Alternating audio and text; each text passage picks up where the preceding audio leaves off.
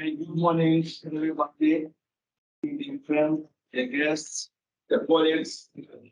It's time to start our morning session, and I'm glad to present Professor Marian Drusa from University of Chisinau, Faculty of Civil Engineering, Slovak Republic. Entitled Introduction to New Sensors Technology Applied in Geotechnical Monitoring based on MUMS sensor and PDR technology was a continuous online monitoring of underground movements, stresses, power, water pressure for the protection and control of critical part of infrastructure. Dear Professor Drusa, can you start your presentation? Yes, Please. thank you, dear Chairman, ladies and gentlemen. We have some echo inside, but I think it will be okay. I will share my presentation with you, and I will speak about geotechnical monitoring and some new approaches, which was done by my team and our cooperation.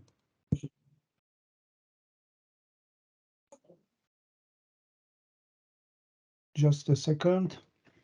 I will run and share.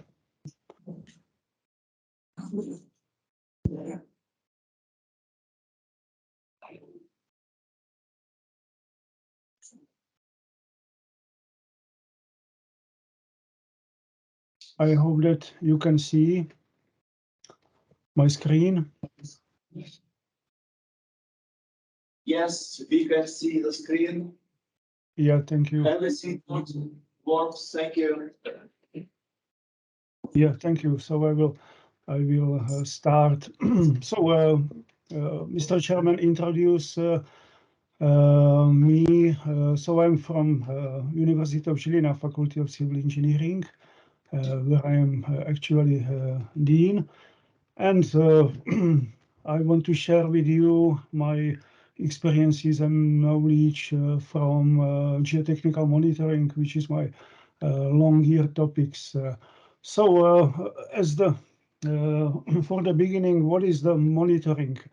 Monitoring is something which is now very important, very popular, and not only in civil engineering and geotechnics, but in any kind of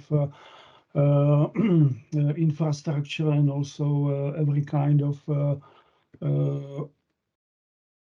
research interest.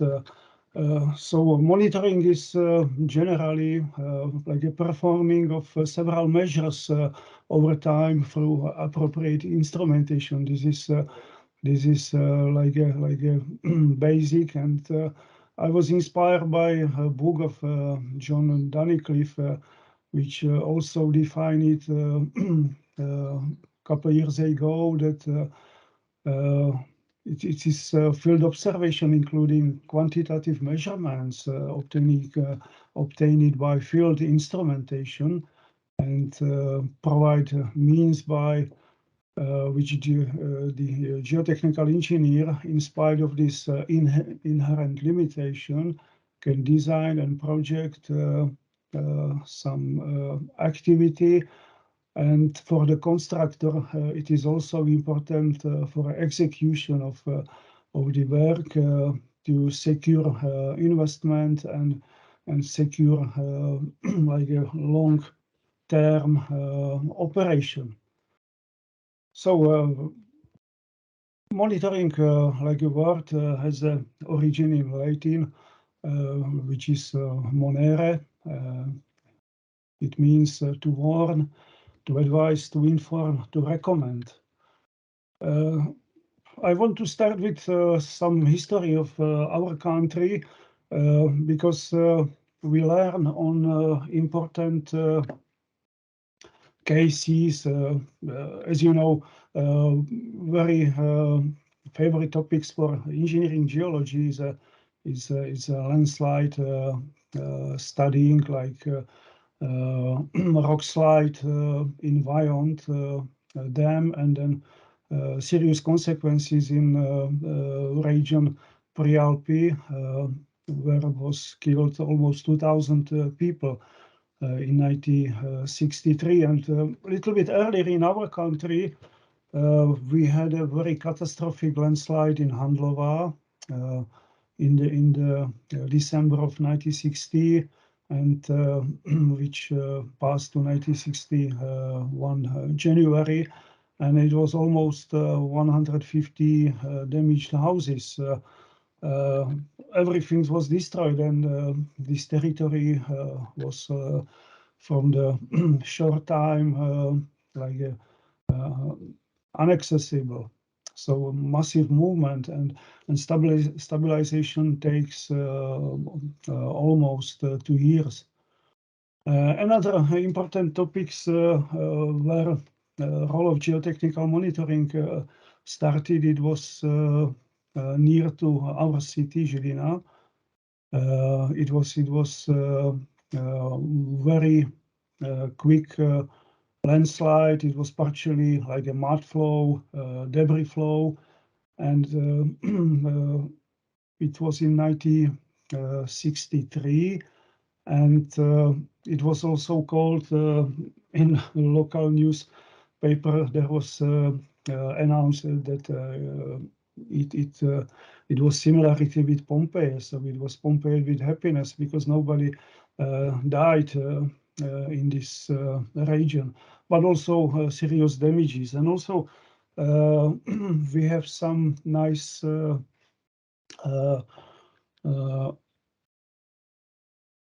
memory of this event because our famous writer and actor Martin Benka draw a very nice picture, and it was quite precise because the map was exactly fitted to this artist presentation. So geotechnical monitoring is now widely used in every kind of important infrastructure. It means underground structures like tunnels, excavation, motorways, railway lines, and also any kind of territory which must be protected.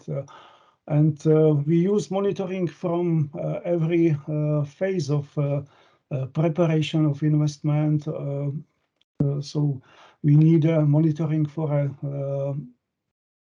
taking some information from rock environment, how is the risk, how is stable this territory, if we can construct some kind of important transport structure or not, or how will be expensive, or how many measures we must take into account in this investment.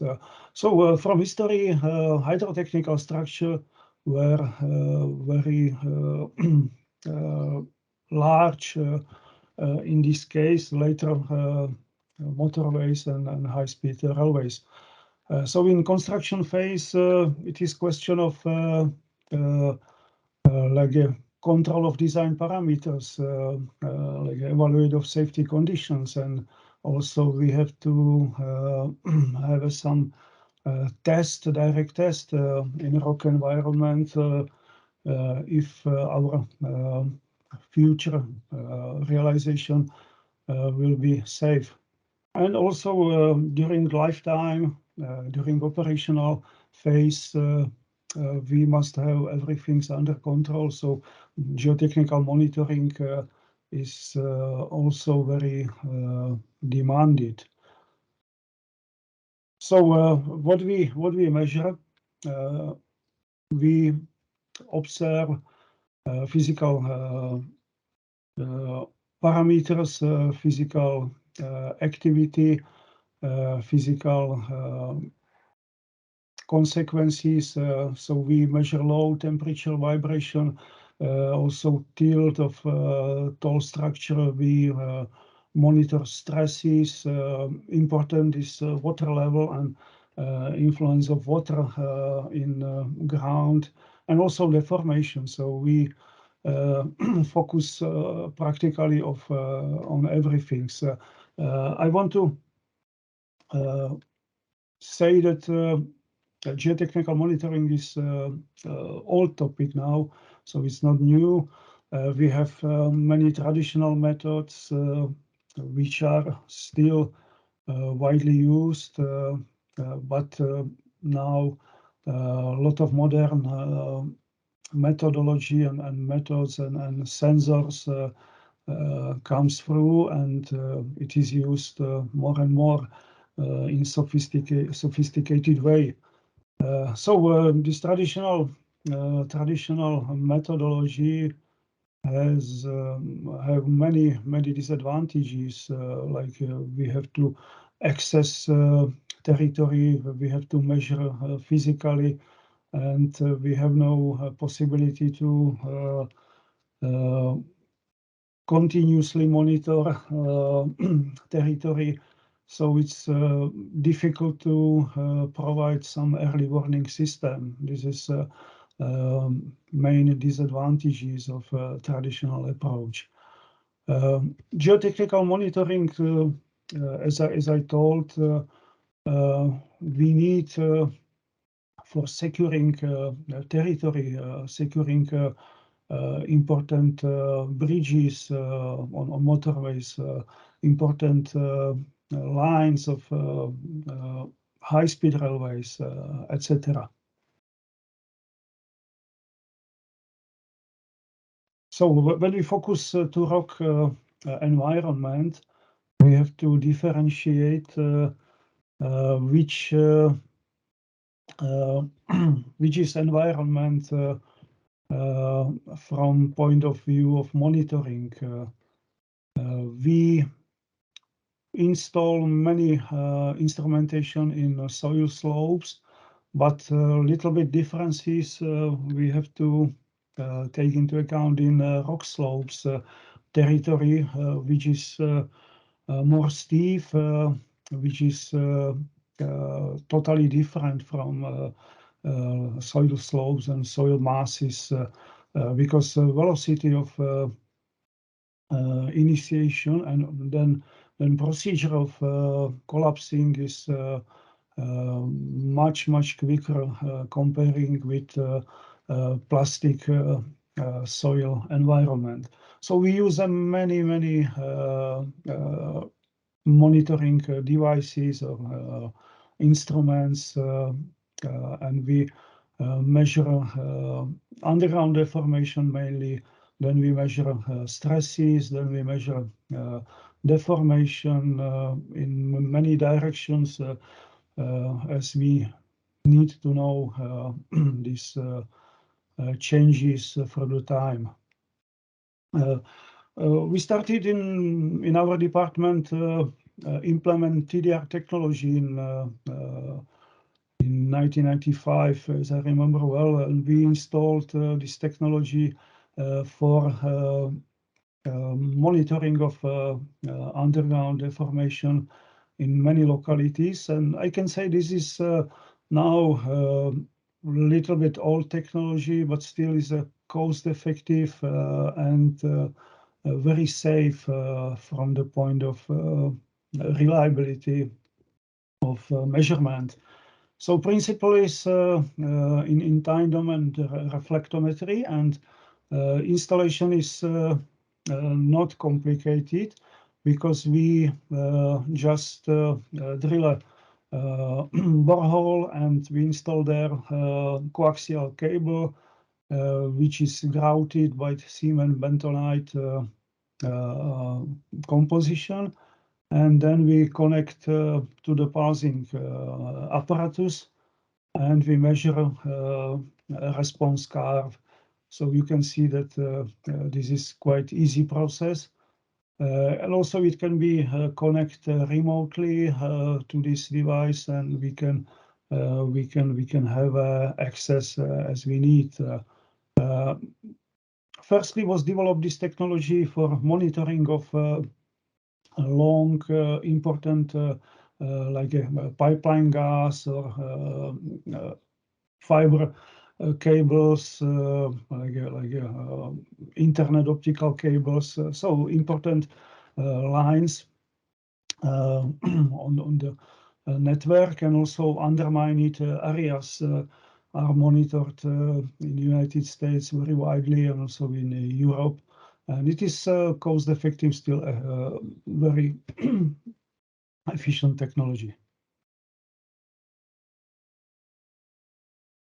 When you want to know how deformations exactly you will receive, sorry, then little calibration in laboratory must be provided. And we created simple calibration tool, and this tool was measured by two different physical principles, and then we can create also calibration curve, and we can say how much exactly deformation occurred in the underground. Sorry, some kind of allergy.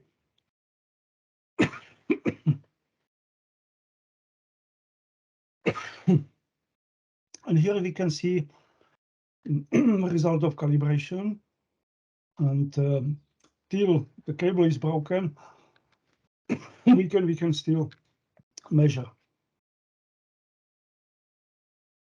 Here is some example of practical measurement. It is in a rock slide area in Šutovo, where future motorway in Slovakia was planned to build. But after our measurement and also my other colleagues, there was decided to move new motorway line to more safe territory, and new tunnel will be constructed. So here we can see this apparatus and simple installation. So installation is very easy. Just we put to the whole coaxial cable. Suitable cables are aluminium, copper cables, and then we can measure. So now I will speak about any other installation or geotechnical monitoring of underground excavation, which is very large part of construction of tunnels. And this is very important to calibrate design and also to have a direct impact of excavation, and you have time to react during the construction phases. So in geotechnical monitoring of tunnels, we measure convergence, which is like a distance of 2 points of excavation. And also we measure very important pressures by load cells. We measure also in longitudinal direction, like extrusion, and also water level is always very important parameter.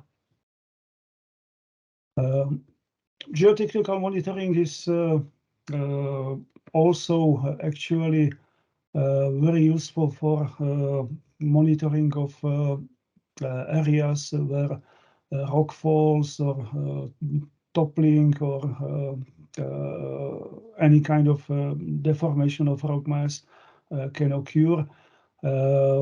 During spring period or heavy rainfall period, debris flow can be a very big problem because our climate changes also create new areas without protection, and if there is a very heavy rainfall threshold, then in many places this can happen. We install like a flexible debris flow barrier, but also these barriers must be monitored if they are still effective and still efficient. So geotechnical monitoring of debris flow can be realized, as you can see in the picture right side down, by monitoring of displacement of horizontal cables, which are like statically important, and then we can combine with other monitoring methods. We can use cameras, we can use water level sensors in the front of behind debris flow barrier, and this can be also connected in real time, and we can use it for prediction of some catastrophic scenarios. So we call it early warning system. When we focus on structural monitoring, this can be applied on existing walls, can be applied on rock cliffs, can be applied on bridge construction or water dam, doesn't matter. So we can measure aperture of discontinuities in a rock environment. We can measure aperture on wall, so we can measure crack opening, everything which is important for safety of any kind of building or structure. So you can see here that also in seismic activity areas, monitoring is also needed, and we can predict some very big casualties and consequences. So it can be used also, can be installed automatic vertical inclinometers during like a construction activity around existing building. This is now like a standard in every construction in the cities where we have no enough space. Important is to plan monitoring. So we have to evaluate in complexity. So which is a structure, which is environment, how frequency, how accuracy, how must be a resolution, how we predict range of measurement, because if we use not appropriate methodology, so we can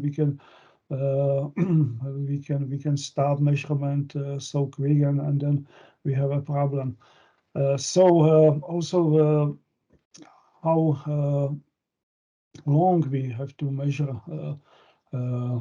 this structure or environment, and we use for this, as I told, traditional instruments which are little bit safe. They are also cost effective, simple, but the future is in new sensors and new technologies, because a lot of disadvantages these techniques, traditional instruments, they have. So when we focus for possibility nowadays, we can use many automatic system for underground displacements monitoring. And also we can monitor like a surface movement, surface activity, very precise accuracy. So, and advantages are in suitability for remote collection of data, some statistical analysis. We can also use a method of machine learning, like a prediction of near future, and we can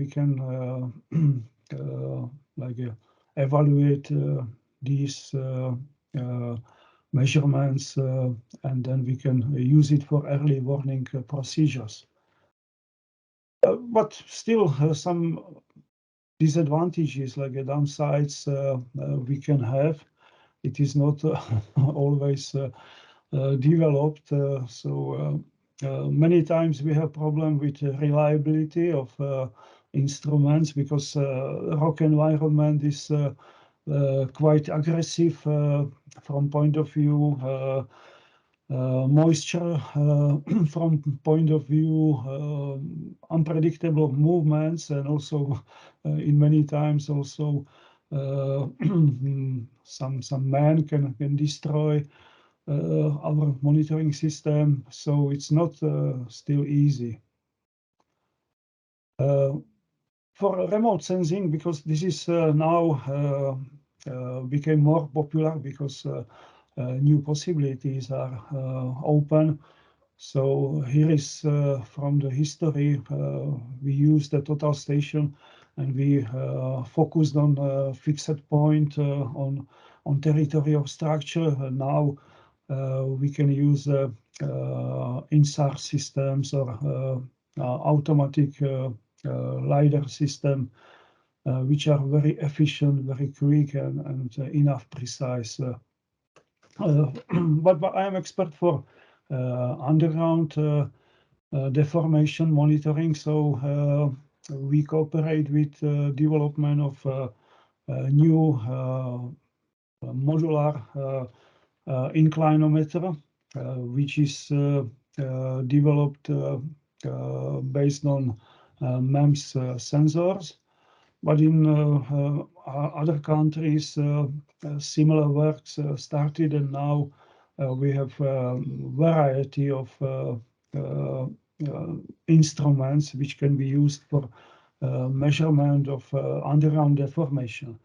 And still, I can say that underground deformation is something which is very important for prediction and for an early warning system, because if something starts, it is started in underground, and then visible influence on surface can be seen, but it can be too late to do some protection measures. So important is to detect precisely some shear zones, some cracking underground, and then we can focus more deeply to the locality, and we can arrange some measures. So at least we can close part of motorway to predict some casualties.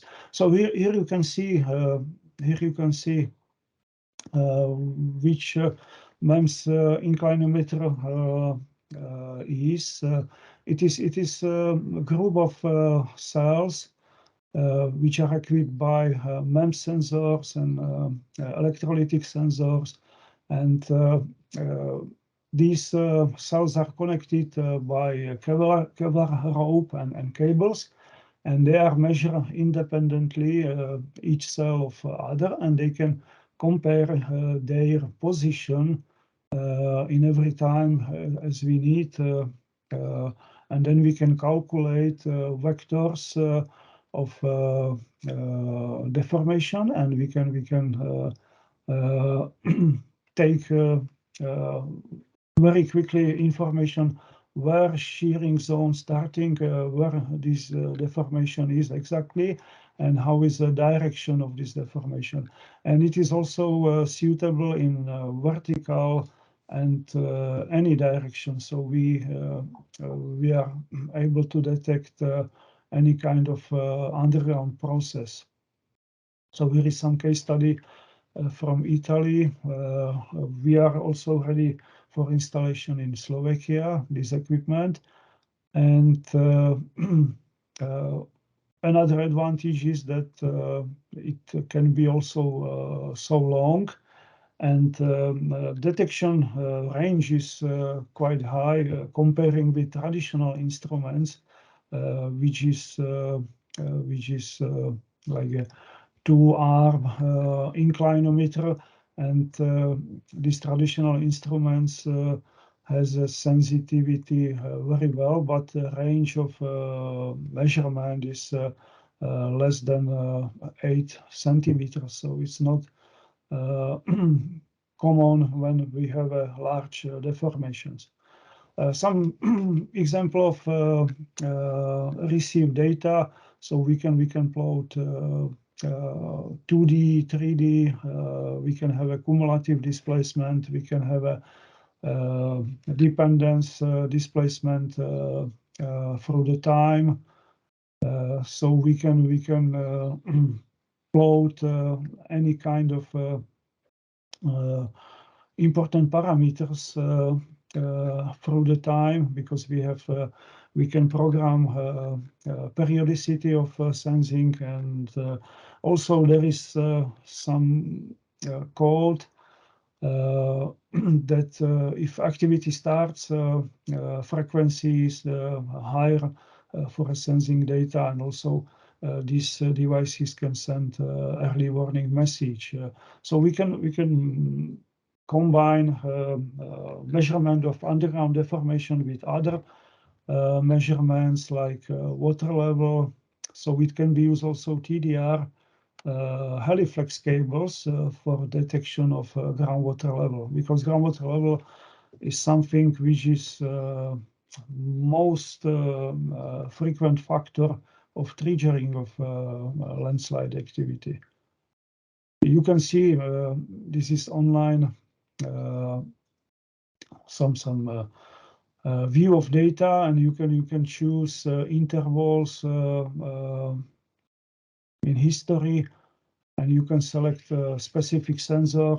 You can select scale of display data. So today's possibility is very comfortable because some not only geotechnical engineer must deal with data, but structural designer, and this must be cooperation, strong cooperation,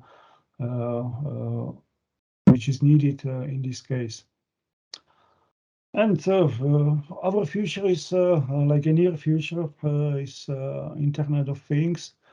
So this is something which can enhance our ideas, which can be more independent. So there is also some warnings about the independency of some sensors, some modules, because always human control is important on everything. But we can say that we can make easy mistakes, or we can be inaccessible. But if system is very well prepared and programmed and designed, it can predict a lot of catastrophes. So IoT can be evaluated as interconnected points through the network, which is very intelligent, which is very efficient, and which can also run warning procedures. So it can be used for tunnels, for hydrotechnical structures, for important bridges, for instance, for important dams, tunnels, etc. So now we use terminology like innovative monitoring of natural hazards, because natural hazards frequency in Europe, also in the world, is now significantly raised, and it is we have many examples also in other countries. In 2018, 2014, a lot of heavy rainy period, lot of landslide activity, lot of debris fall, a lot of floods, etc. So we have to be prepared for these consequences, or we have to be prepared for a nature procedure. So innovative monitoring is composed from like a self-learning software, which can help us in many cases. Then we can use some statistical analysis, and we can set up like alert procedures, and also we have to store this data, because we can analyze history, and we can take some similarity for other localities, and this is really question of learning and prediction of future in different places. So early warning system is not new, and it is used widely in our country for hydrotechnical structures, but also we have example on motorways, and also will be installed in important railway lines. And this is something which must be developed in many places. Here is another case study of application of MUMS vertical inclinometers, and this is application in underground construction activity. So we can measure convergences, we can measure temperature, also we can measure cumulative displacement, not only cross-section, but also in longitudinal direction. We can measure aperture of rock joints. We can measure pressures, water pressures behind lining, any kind of important parameters. Some case study from installed dynamic barriers, because dynamic barriers they are needed exactly when we have a important motorway or road or railway line in like near rock mass, which is very complicated, which is very heterogenic, which is weathered, and also there is a changes through the time. So we cannot stabilize, for instance, 1 kilometer high rock slope. This is not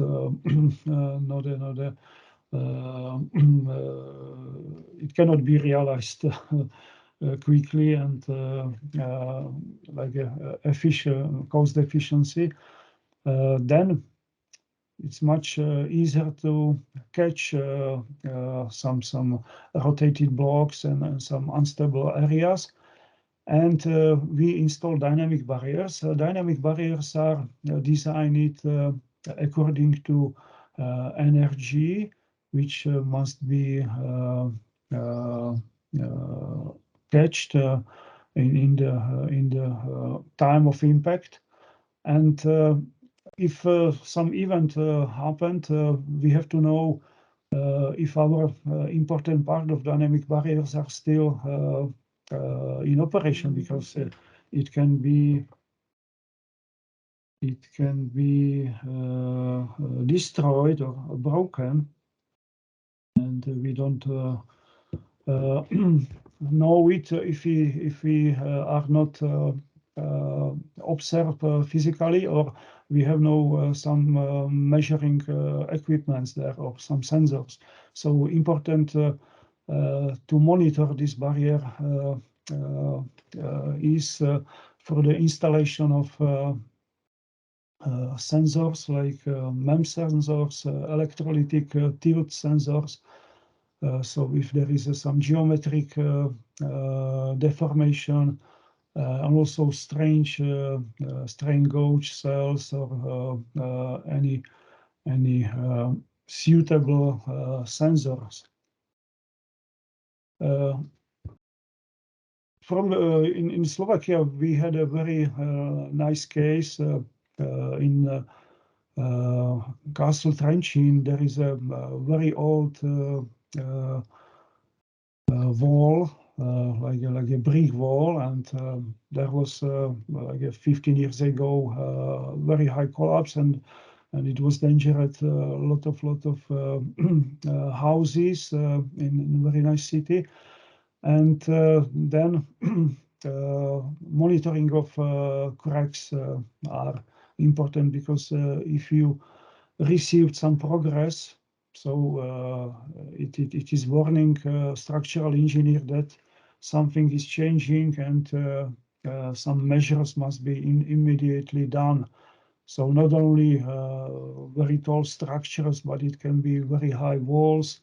It can be some buildings, tall buildings, after events, some like a seismic event, etc. So examples we can find so many.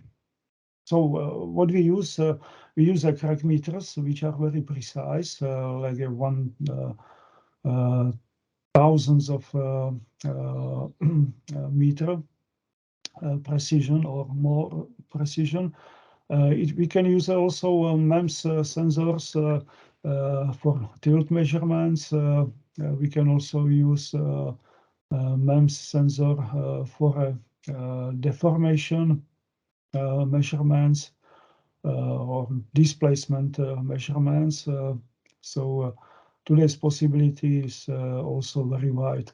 In the end of my presentation, I can show you some collected photos. I have many, but probably you know this. This is area of Italian Dolomites. It is a road between cities Bolzano and Trento, and there is weathered rock cliff and some limestone blocks finished in the area of vineyards, and caused many consequences. Luckily, not serious of like a life loss, but this is frequently occurred like from year to year. I was there in 2018, and almost some rotated and falling blocks finished on state road. So it is not easy to protect areas if there is some like solo houses, and there is no infrastructure, because it's question of money. And if there is a very unpredictable rock mass, which can be dangerous in every time. So this is another example of a very large landslide from motorway D8 from north of Czech Republic. And I was one expert which made an evaluation of this case. This motorway was ready for opening, and just a couple of weeks before opening, there was a like a 2 weeks heavy rainy period in this area.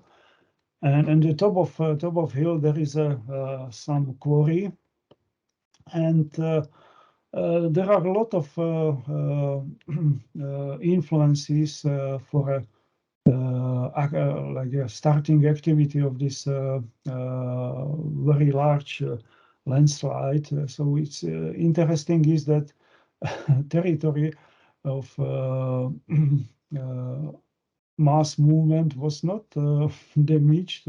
So there was a plastic deformation, and then territory was just moved 100 meters downslope. But consequences you can see here. Consequences were serious. There is a existing railway line, motorway.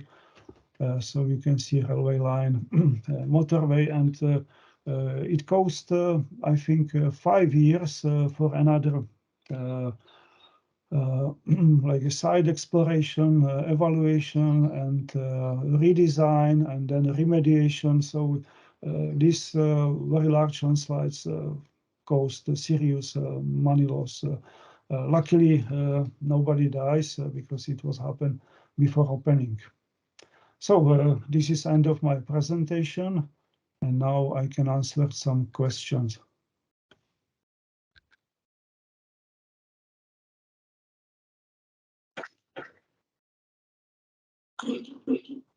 To start the question part of our session. So please, any question? President, please come from the room here. Was we would like to make possible to have a video. Okay, now it's okay. Okay, can I ask? Yes, please.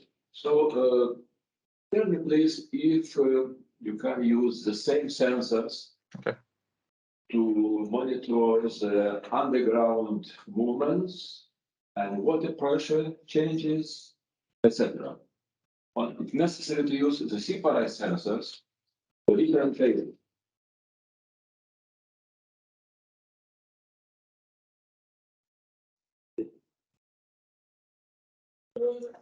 In the microphone. Please, please turn on your microphone. Yeah, thank you. I switched because there was some echo. So I spoke about MEMS sensors, which I have experience with these types.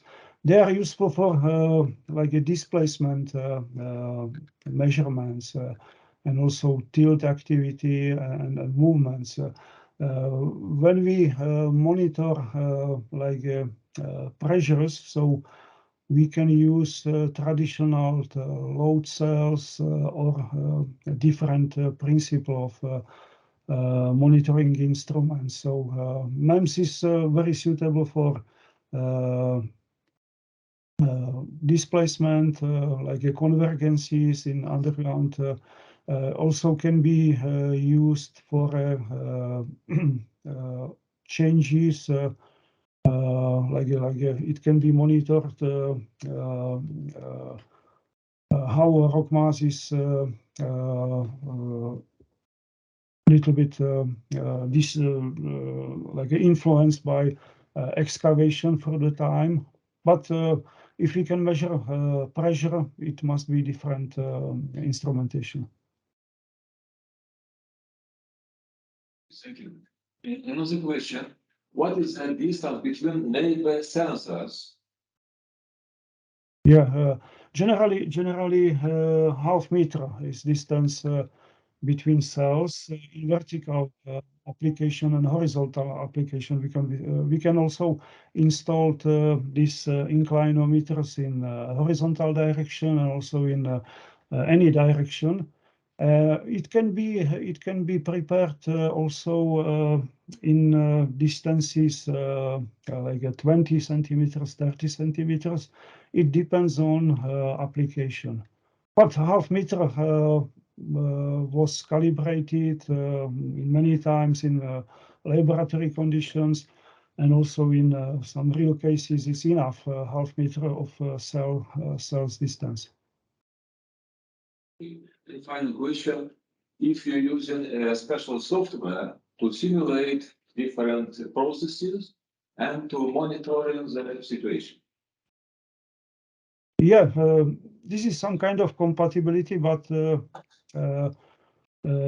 company AZE, which is developed this technology, use their own software and also can implement and can join their software can import also different type of instruments to be geotechnical monitoring like a complex. So they use their own software which combine MATLAB's procedures and some C++ code, and they also try to insert code directly to the cells, because if something happen in connection, and you can have a possibility to like take out your instrumentation when some landslide occur, so you can still read data which are stored inside. Thank you very much. Yeah. Thank you. Any questions? So there are no more questions. Thank you very much for your nice presentation. Thank you again. Thank you. Okay, dear colleagues, now we have a coffee break, but please let's be a little bit shorter than usual. So let's start at 10:15. So 11:15. So just how many? 20 minutes, okay? Not 30 minutes, but 20 minutes. 11:15. We are back here. Positive. Okay, okay, let's have a break for 10 minutes in this case. So 10 minutes break after. După 10 minute revenim în sală. Pauză de 10 minute.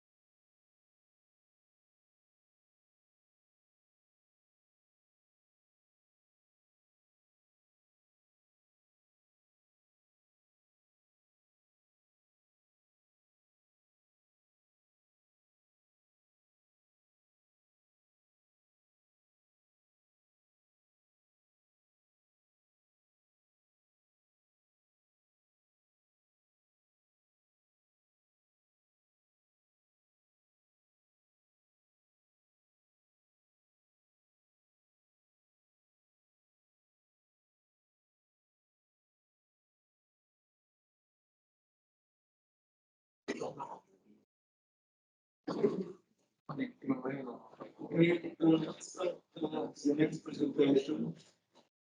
I would like to ask investigator Galan. Can you hear us?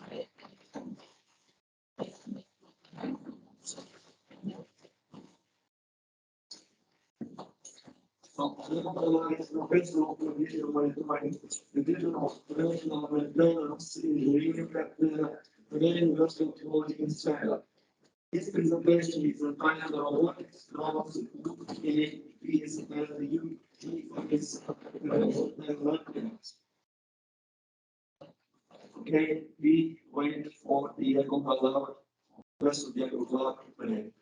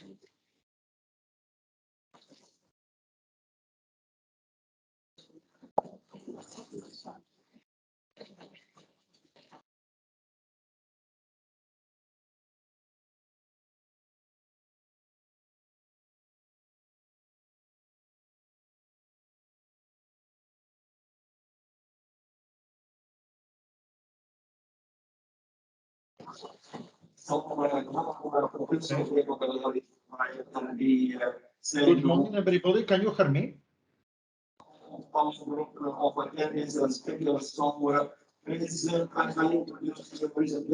Hello, can you hear me? Yes, we hear you. So one results is the next speaker, Professor Diego, best of condition with the individual operational and maintenance engineering of the international and the presentation of the type of robotics, loans, PhDs and PhDs operational maintenance. So please start the presentation.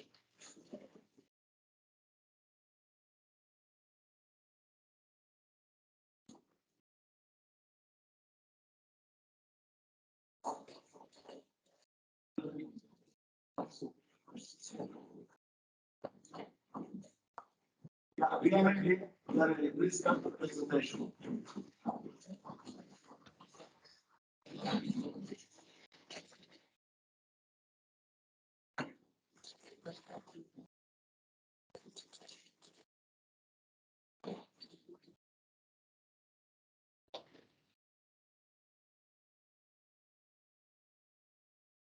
Good morning, everybody. Can you hear me well?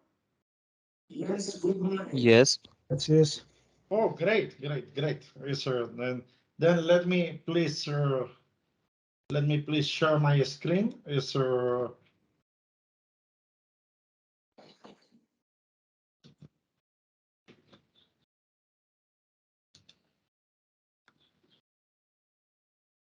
I think Diego is not connected. One moment, let me. Yeah, he's in another meeting. But we are in the same office. That's why we will be together. Okay, sir. Hopefully you can hear me well. I will try to do it on time and try to take 40-45 minutes. First of all, I guess that you can hear me well, right? Yes, Perfect. Please start the presentation. Perfect. Then let me say first, thank you very much for the invitation and participation in this training. Thanks especially to Professor Pasquale da Ponte for the kind invitation, and I will try to explain in this 40-45 minutes my experience in robotics for maintenance. Myself, I'm full professor of condition monitoring in Luleå University of Technology in Sweden, North Sweden, and also I'm the principal researcher in Technalia, the research Spanish institute similar to Fraunhofer, BTT, etc. And I'm going to give you some perspective of what is the progress in terms of robotics for maintenance and what is the information analytics, etc., that we are using in this aspect. Then let me start with very briefly, is we are now in 10 years of the fourth industrial revolution. You know, the fourth industrial revolution is the revolution of the cyber physical systems. Here we have moved from the third industrial revolution, where robotics and automation took over the industry, up to the next level, the cyber physical systems, where the systems are intelligent to some extent.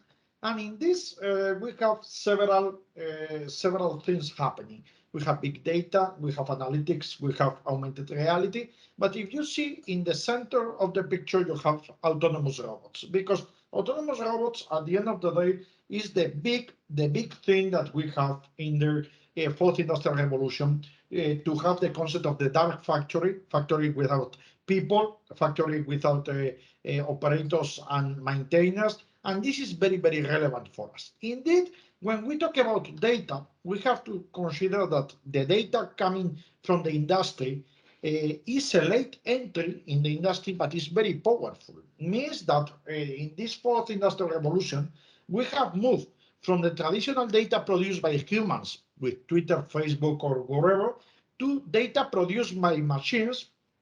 Consider that just a turbine is producing much more data than Twitter in a day. And this is because the machine-generated data is huge in amount, but is very poor in information. Has a very big volume, very big velocity, very big variability, but very poor in information. And this is very, very relevant. Then what happens? We need to have robots to do certain things, and we need to provide this smartness to our assets. How to do that?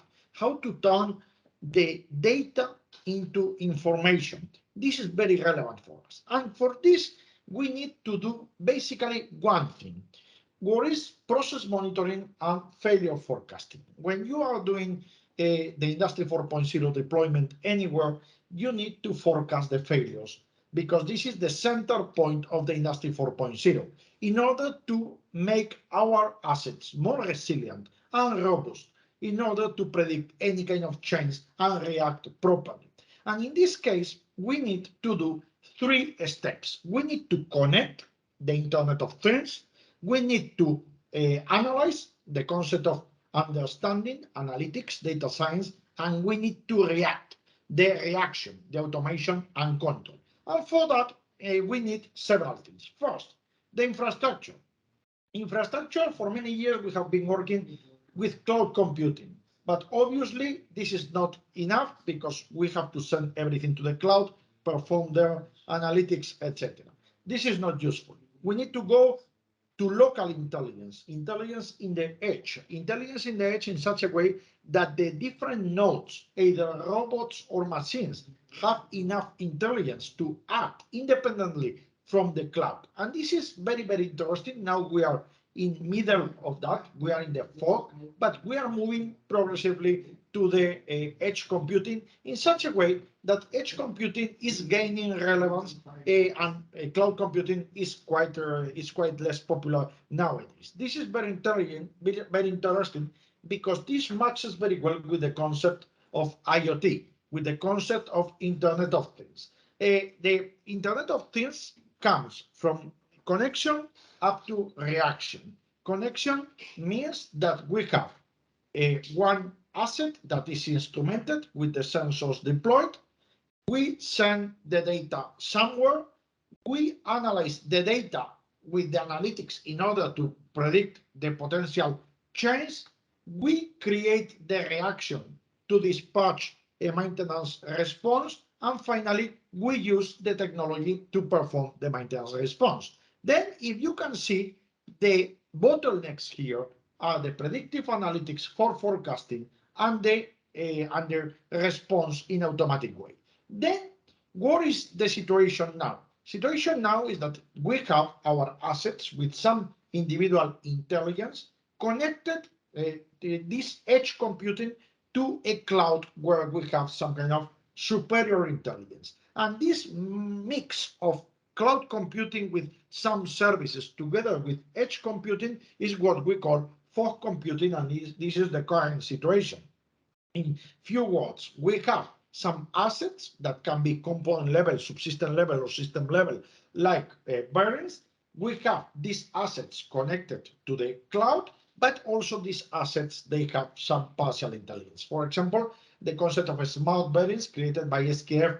I was working in the project since 2012 in order to provide some intelligence to the bearings and makes the assets where these bearings are mounted smarter, is much more intelligent. Then we have the data. The infrastructure is on one hand, but now we have the data. The data has to be processed by the analytics, the industrial AI.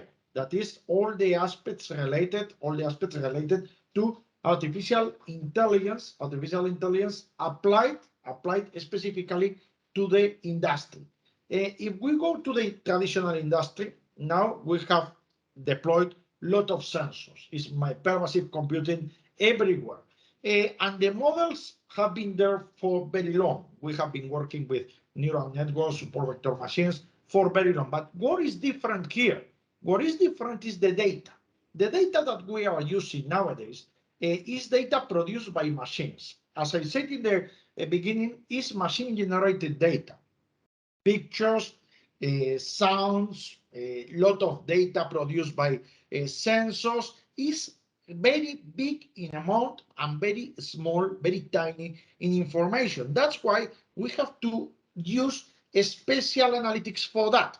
We need to use a special analytics to move from the connection to the understanding. And then for this, we need analytics. What kind of analytics we can provide to our machines? We can go from descriptive analytics to cognitive analytics. And let me say the issues and challenges that we are facing with this analytics. The first one is the challenge in descriptive analytics. In descriptive analytics is when you want to see if something is different. It's just anomaly detection.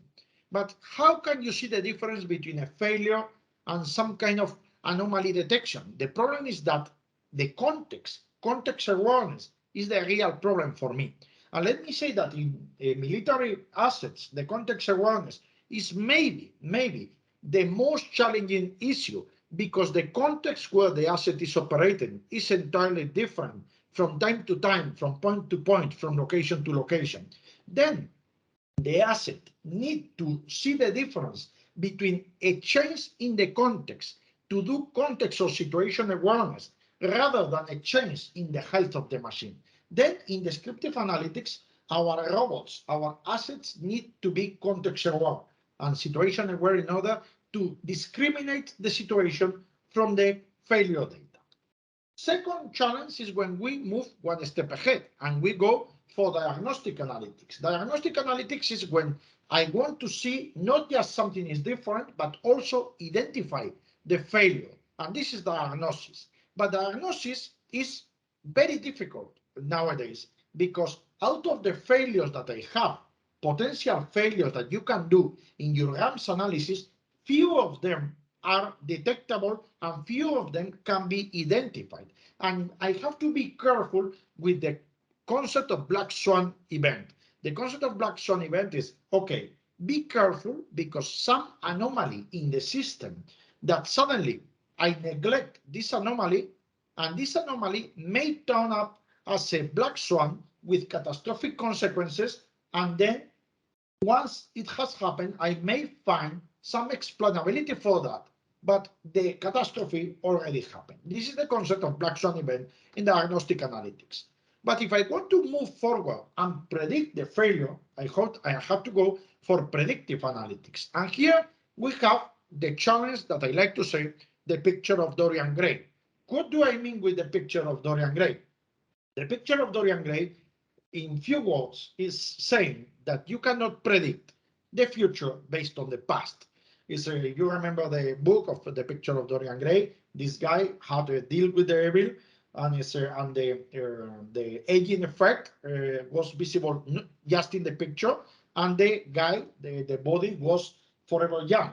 This is what we want with our assets. But are you sure that we can predict the future based on the past? This is not real. This is not real because from now onwards, maybe the mechanisms of degradation that are active are different from the mechanisms of degradation that were active in the past. That's why predicting the future based on the past is a tremendous mistake. And especially when we talk about military stuff, that many times we want to do life extension, extend the life 30 years or 40 years or 10 years, whatever, and we try to use the same mechanism of degradation that have been active for very long. This is really a mistake. And it's a mistake because what I want to identify is the concept of swan song. What do I mean with the swan song? The swan song, you know that the swan is an animal when it's going to die, when it's about to die, is making a specific noise. And this specific noise is unique, and it means that the swan is going to die. This is very relevant because what I want to identify is the swan song of my assets. And for that, one thing that is important is that I need to go for hybrid models where I combine the data-driven with the physics of the failure. And this is extremely important, especially in military applications where for PHM programs or for integrated vehicle health monitoring, we need to integrate also the design and manufacturing phase in the form of physics of the failure to produce this kind of predictions. But one step ahead is the prescriptive analytics. That means, okay, if I want to predict the degradation, but in different operational tasks or operational scenarios, then I need to know something. I need several scenarios because I want to predict how my asset is going to react in different operational scenarios. And for that, the challenge that we have is the challenge that we call the digital butterfly effect.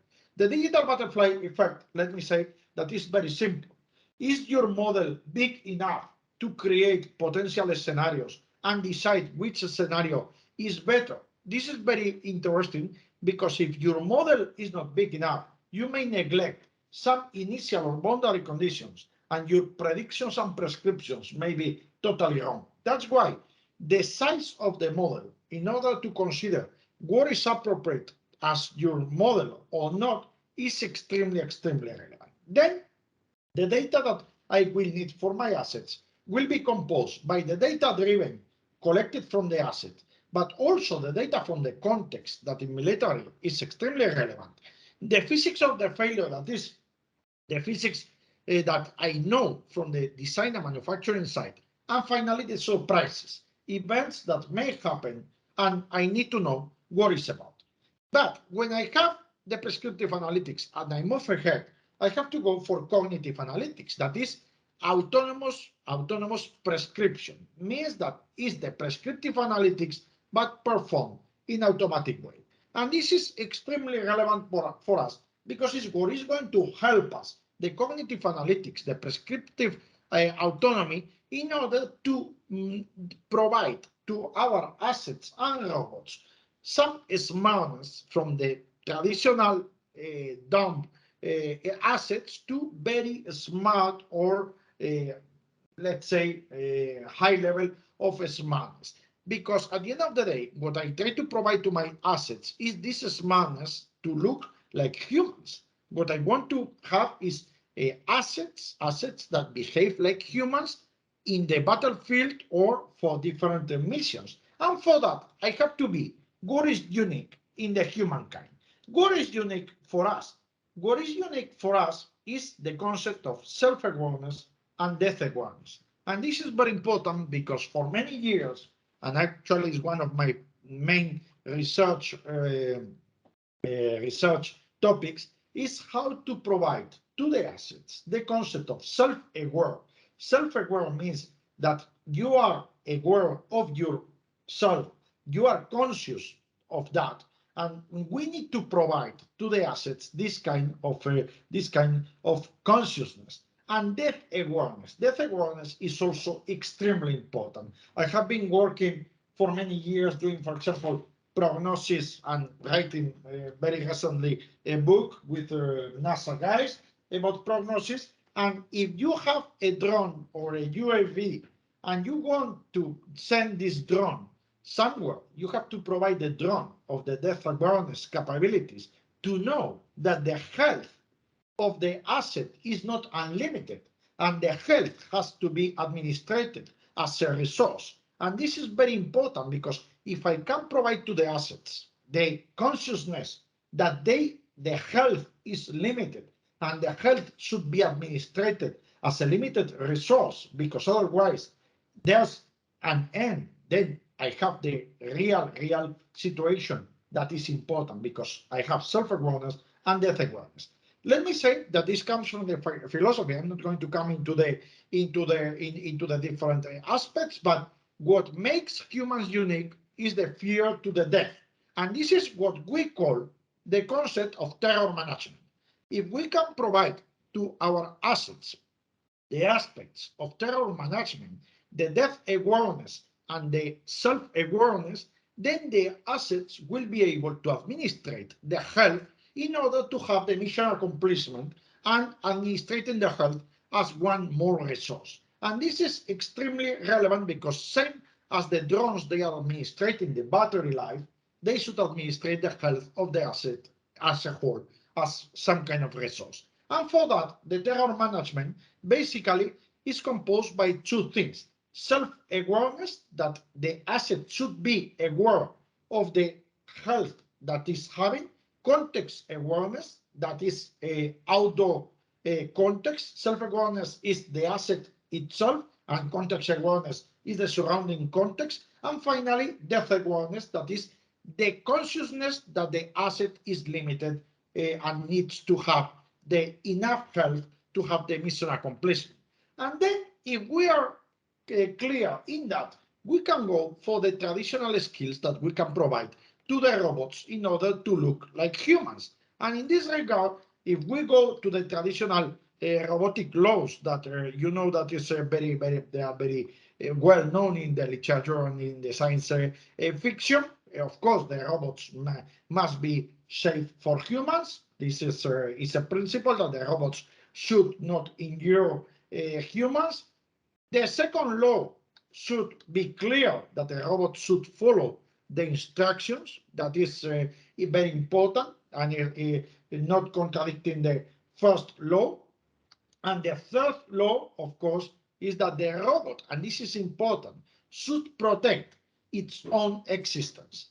And this is very interesting because if you look in military assets, the law 3 is below the law 2. That means many times the asset is going to be destroyed on duty, but the asset should follow your instructions. And then the law 3 doesn't apply because the robot is not going to try to protect itself because it has to follow your instructions first. Then it's very clear what we have to do with the different laws, and because otherwise we will have problems with that. Indeed, the laws 2 and 3, they are pure asset management. We are considering that the mission accomplishment and let's say asset integrity is pure asset management. We have to balance what we want. We want mission accomplishment, we want asset integrity. What is first, mission or asset integrity? This is very important, and it's a matter of risk management, risk assessment, that many times you have to do that. And of course, is the full picture of the asset management we come to the military assets. But we have to be aware that the rule 3 many times is killing the performance in the military arena. We have to be aware that in many assets, the programs that are in the assets are totally wrong, and the asset is trying to protect its own existence. Let me put one example. Your computer may go for hibernation or suspension because the battery is almost dead. and suddenly it's trying to protect its own existence, but automatically it's killing your performance. It's killing your performance because it's putting the protection of the asset ahead of the mission accomplishment, and this is a real mistake. Be aware that your asset should have the law to follow your orders before the rule 3, and this is extremely relevant. Then now from Technalia, you are going to let me please show you some applications in the robotics arena that are very useful in the maintenance area, and I'm going to give you some glimpses of the different aspects that we can see in the robotics applied to maintenance and what is the last deployments of that. Let me say that in this case, the robot programming first is much easier than in the past. The robot programming, we are lucky that nowadays we don't need to have very complex robotics programmers in order to do certain programs for different missions. That's why it's interesting for us to have the concept of robotics in such a way that anyone can program that. For example, the interaction between humans and robots just by gestures, moving hands, arms, etc.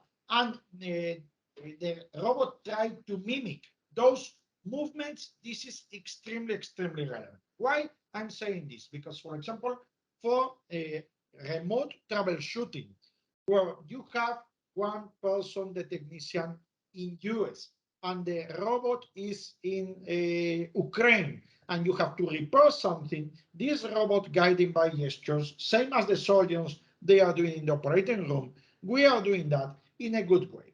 Same, we have to be aware that in this case, the autonomous industrial robots, they are very easy to program, very easy to modify the profiles, and this is something that we have to be aware that now the programming and modification of the programs is very automatic. That's why this repetitive task that can be performed by robots can be also programmed in a very accurate way for maintenance people.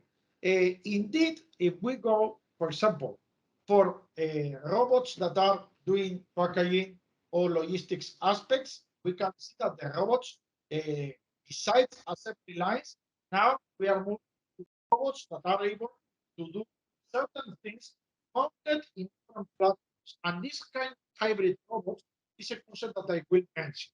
The robotic arms, together with some mobile platforms, they can be very useful for maintenance purposes, as I will mention later. Then, in this case, let me show some key technological trends in flexible robots.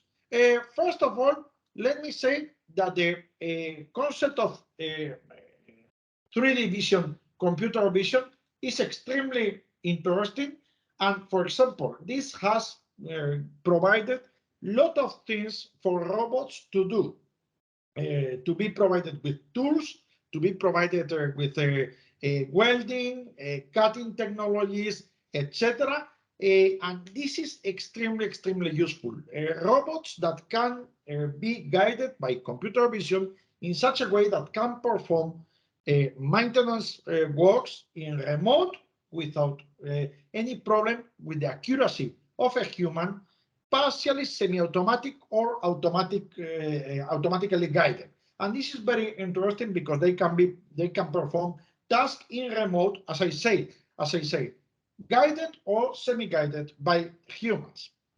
Also, we have to be aware that these robots, they can perform actually with the computer vision tasks that they require a lot of accuracy. And this is very important because now the robots with the different computer vision methods, they can identify the context, they can identify the surrounding environment, they can do a good mapping in 3D, not just in 2D, in 3D, and also identify some points where they can do grasping, etc., in order to pick some tool, some parts, or whatever. This is very relevant because once the robots are provided 3D vision, then they can change the tool, they can take spare parts, and they can be provided a number of things that is very, very relevant. It's in this case, for example, it's a random placement of some parts. You can see that the robot, in this case, can be with 3D vision, can map the 3D environment, and in a random way is going to grasp the pieces, the right one, take the proper tool, and then use this to mount in the different parts. Then what is interesting is that even in random situations, in scenarios that are not very controlled, a factory is one scenario that is very controlled, but even in a scenario that are not very controlled, with random positions, we can use this to take, for example, this part, and you can see that the robot is perfect in this case to do some kind of screwing of a spare part and then perform any kind of maintenance task. This is extremely relevant nowadays because the precision that is provided for this kind of mounting in remote, semi-automated or automated is very interesting. What else is trending in flexible robots? In flexible robots, we have to be aware that for maintenance we have moved very much in the different type of grippers. Now we have different type of grippers in 2 dimensions, in different degrees of freedom, and this is allowing us to have enormous potential for maintenance actions. Indeed, if we go, for example, with this kind of grippers that are really versatile gripper, this kind of gripper is helping us get different tools, different parts that are very small, for very different ways, and even though we are able is helping us change tools, change parts at the same time. Okay, this is interesting. This is interesting because when we are talking about different grippers, the same concept that the animals they are doing, we can think of the same to some. It's quite relevant because consider that we can take tools, we can take spare parts, but we can also take fragile and manipulate certain things that are really so it's extremely interesting. The different capabilities of the different grippers that we can have. But what else we can have in key technological trends? Of course, the dual arm robots is when we try to do robots. At the end of the day, we are trying to do something similar to humans. And the robots, the dual arm robots for maintenance are very interesting because they have 2 arms. And with 2 arms, we can have the possibility to keep different type of tooling, but also the different type of spare parts, and also the transition of exoskeleton to dual arm for semi-automated or totally automated is very relevant. Indeed, when you go for semi-automated or automated dual arm robots, is much more flexible because our maintenance tasks in general are such for people with 2 arms in order to be performed, and maintainability issues have been designed for that purpose. That's why the dual arm robots, they are interesting as long as we can transfer the maintainability technology for us in a very simple way. And also dual arm robots with computer vision is very actually funny that they can mimic the movements of the people, as you can see, and definitely the transference of maintainability to dual arm robots is really interesting. These dual arm robots can be of many sizes, but definitely for maintenance purpose, the dual arm robots are maybe one of the main assets more relevant that we can have embedded into many aspects. Is in this case the dual arm robots, for example, is in wind farm They are very popular, the dual arm robots in a crane. They are mounted in such a way that they can perform maintenance tasks without humans. And for example, in nuclear plants, also dual arm robots are very popular to have this kind of dual arm capability that is very similar to humans. And at the end of the day, we have this capability of the two arms to keep different tools that require two arms, or keeping, in this case, the tool plus one spare part.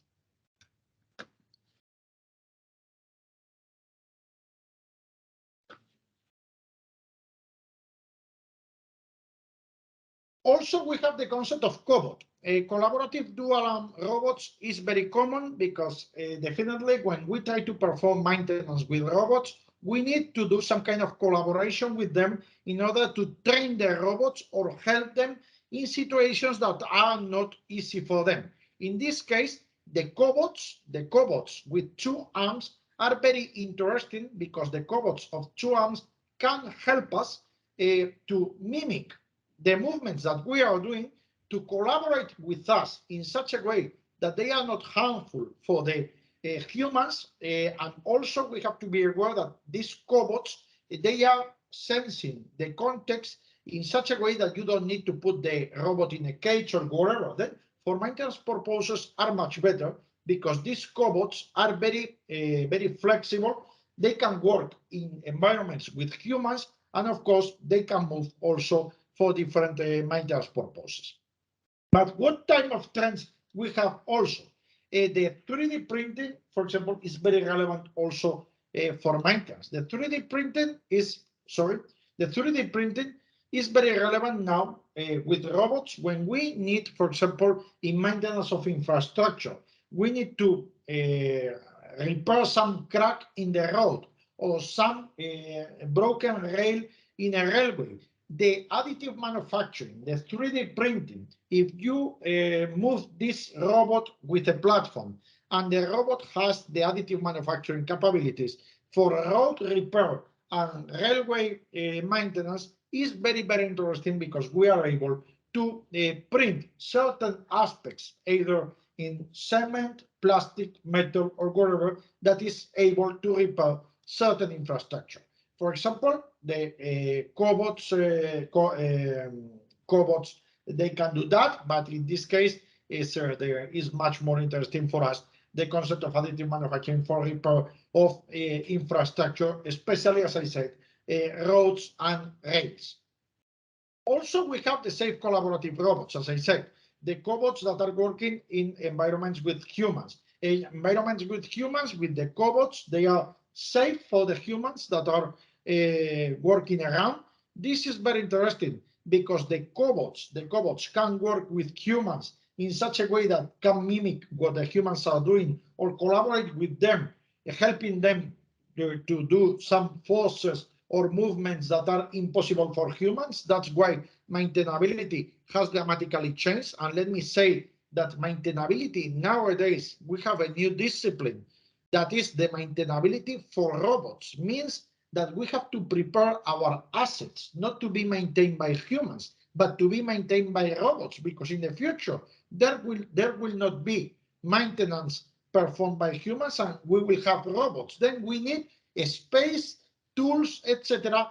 Prepare everything for robots in such a way that the robots can maintain the machines. Then we don't have to think of robots that are mimicking just humans, but also machines that are going to be fully maintained by in this case, by robots. And in this case, it's very interesting that nowadays we will have for some time this kind of robots that are sharing the location with the humans, and for that purpose they need to be safe.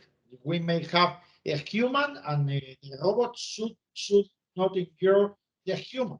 That's why the cobots are very important. In the future, maybe we will not have humans, but nowadays we have, and we need to have this kind of collaboration. And of course, for maintenance purposes, where humans and cobots, they are working together, the cobot has to be very aware of what the human is doing in order to protect also the human, because otherwise we don't have room for these robots. But what else we have as training in robotics. We have also the robotic arms, either, for example, you can see here, dual arms or single arm mounted in a platform. And this is very, very interesting for maintenance because the robotics in maintenance, they cannot be just mounted in one place. We need that the platform is moving everywhere. For example, here in Tecnalia, you can see one platform that is moving in different parts and performing with a robotic arm certain maintenance tasks. And this is very interesting because it's very accurate, can go to different points to do certain tasks. It's a mobile platform, is recognizing 3D scenarios, and then has very accurate position for the platform and for the robotic arm. This is very interesting because for mounting, for spare parts replacement, etc., is providing huge capacities, and also the mapping that is doing is very interesting because can map not only the environment but also 3D in order to do grasping and also the humans that are working there. That is very relevant. You can go for more sophisticated aspects. For example, mobile manipulator. You have KUKA.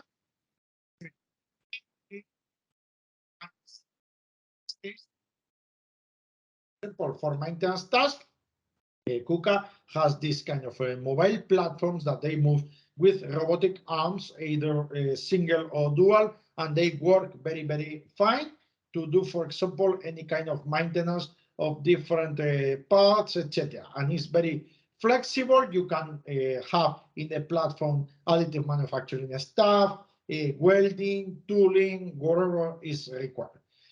Also, we have this concept when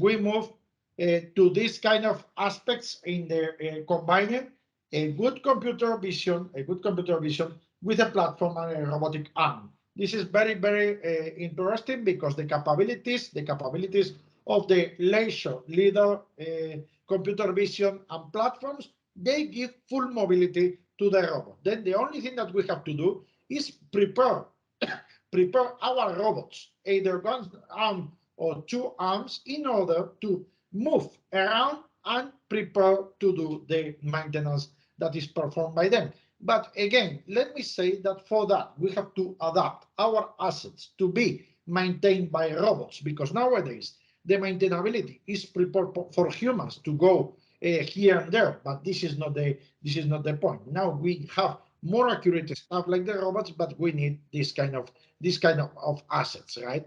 And in this case, we have to be aware that the computer vision and laser capabilities, they have provided this kind of 3D and 2D perception that is so good that we can move with, as you can see here, with a dual arm robotic in a very complex and changing environment in a very good way. Here is a case for maintenance of aircrafts, and this is really, really interesting for us. But not only that, now we are providing, as I said in the beginning, deep learning capabilities to our robots. And this is because we want the robots not just following a program, we want the robots to learn what is the environment and react without any kind of human intervention. That's why autonomous vehicles and robotics manipulation, they are learning and they are having in the edge computing deep learning algorithms in such a way that, as you can see here in Google, the robotics, they can learn in changing environments with deep learning algorithms in such a way that you have to train the robots the first time, but the second and third time, when they are able to perform failure forecasting, etc., you don't have to train the robots again, and they will be able to perform the maintenance task if the prescriptive and predictive analytics is saying that this task should be performed. This is very important because the deep learning can provide this kind of autonomous prescription to the robots. And what robots, just to finalize in 3 minutes, what robots are maybe the most, let's say, popular nowadays for maintenance? Let me show a few things that maybe you consider relevant. For example, the crane bot is a very interesting solution that is a cable robot that is hanging from the cranes, and with this this cable robot is able to move around the working place in all directions, moving stuff and accessing most of the places in the place. Is very useful for maintenance because you can move anywhere, anytime, accessing quite good accuracy. We can go for the traditional platforms that have been used in nuclear power plants for long, the traditional rovers with robotic arms, either single or dual, but also, for example, in railways or in roads. This is very popular. For example, in railways, we have rovers moving in the railways performing inspection of that. That is very interesting. We have the traditional UGVs that is quite interesting. Sorry, let me. The traditional UGVs that is really interesting to move the stuff and to move the robot arms. Here you have a platform that is not moving any robotic arm, but of course the autonomous driving is very interesting for us in order to have autonomy in a working place. This is very interesting also for logistics because it's this is very popular. What is very interesting is when we have in place in a seamless way, they learn with deep learning what to do, as you can see there, with the computer vision capabilities. You can mount any platform on top of this, any robotic platform on top of these autonomous vehicles, and this platform combined with the robotic arm can provide access to all the ground floor relevant for us. We have to be aware that in this case, when we are moving with this kind of platforms, we are moving either with platforms that are like the crane bot, hanging from cables in the cranes, or platforms that are mobile platforms in the surface. In both cases, for warehouses, etc., of course, these manipulators with deep learning, they can manage perfectly even maintenance warehouse for spare parts without any kind of problem. This is something that is very common to have this kind of either cable crane bots or this kind of bots. And just to finalize, let me say that these robotic arms mounted on platforms is maybe the future when we come to maintenance of infrastructure, because definitely with the platforms we can access everywhere with either single or dual arm. We can mount a number of tools on that, including additive manufacturing or 3D printing, and in this case we can even go for something really complex.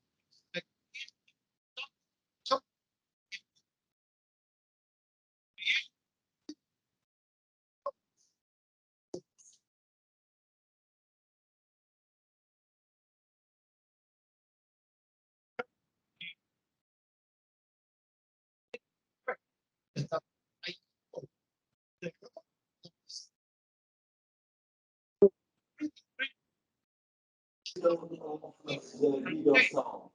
Was it not hearing you? Your video sound.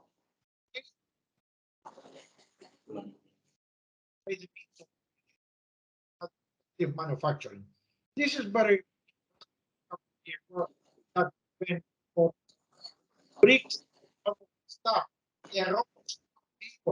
to use in construction using traditional techniques or using 3D printing of additive manufacturing, then I guess that for the infrastructure is going to be extremely useful. Besides the fashion stuff that we can see with post-quantum dynamics, like the androids, etc., that are very useful, but of course very fashion. But we have to touch the ground, and many times maybe it's interesting to consider that a simple platform with 1 or 2 arms is enough to perform most of the tasks that we need. Then let me summarize that the robots definitely they are going to be crucial for the maintenance of the infrastructure after the COVID and in these crucial times. But we have to provide the robots with industrial AI. We have to provide the robots also with information about the physics of the failure in order to provide the robots predictive and prescriptive analytics, because they are going to go with deep learning, moving forward and performing the task in a different way. And also, let me say that if we want robots that perform maintenance, they need to look like humans. Look like humans means to have self-awareness, be aware that the robot cannot do whatever they want, but also follow the orders and have this kind of health assessment of the situation, and also provide this death awareness. If I send a drone or a robot to repair the infrastructure, the robot should come back maybe with some integrity in the asset, or maybe should pass away on duty. But I have to do this kind of programming in the robot to know the robot what is the priority in terms of mission accomplishment. And sorry if I took a bit longer than expected. Thank you very much. I will be very happy to provide any additional information. I'm really happy to have been participating in this NATO program, and definitely thank you very much for the invitation. I'm really open for any question. Thank you.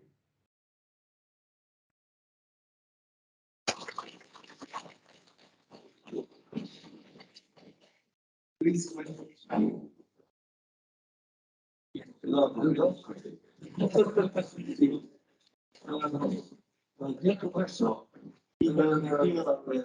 And see you. Okay.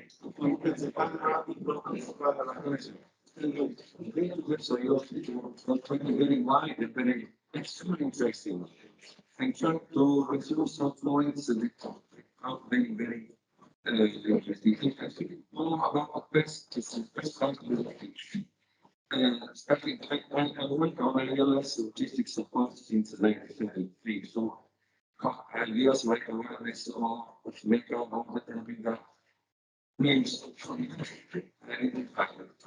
point, the different point for me is the relation between advanced diagnostic, artificial intelligence, and next one. If this is something is relevant because the diagnostics in diagnostic situation are, are all elements that you in some way tracing during this action. I'm very excited because the catastrophic effect of the next one, when artificial intelligence applied to robots or to complex systems. Also, it's very interesting your creation with the Asimov laws, very cultural aspect. Those aspects was identified the late 1980s when the first neural supervised begin with artificial intelligence. And the problem between the deterministic analysis was a problem at that time, understanding for complex system to be applied the neural application or not, because at that time it was not common, but still there's a let's go that concept is the concept of let's go. Personally, I'm working also on training, deep learning, and so on. Let's say you will have some on the creates about keeping failure, not identified failure, objective conceptual failures, and understand which is the limit to use a robot in an open market. Because all the sources like are not which is closed like an industry. But if you do like wrong in a land or in open area, and like the road start, understanding the law, understanding the interference, understanding how to manage this law, also the legal terms, it's a tremendous problem. And it will be very interesting to discuss with you more in details of those topics that everyone is really complex and potentially to analyze the algorithm and how to identify those dangerous elements. Basically to avoid to be harmful when you use a robot in an ambient which is not protected.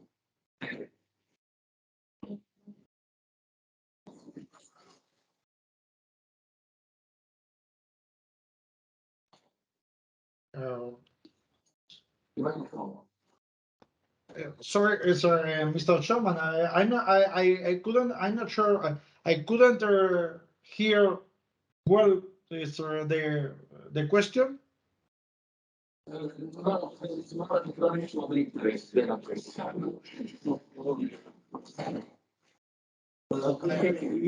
repeat, but if you can hear the question, please just at the moment say us that you can hear it, because we understood that it's everything working properly. So I think we're going to repeat. Can you hear me now? No, I got. There's quite much noise. We can hear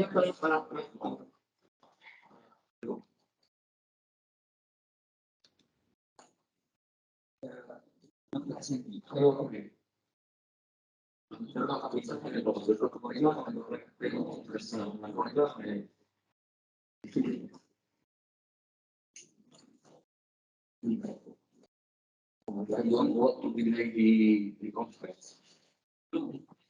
I'm not sure. Maybe can you use the microphone on the computer, or just write it in the chat, and I will try to answer. Maybe it's How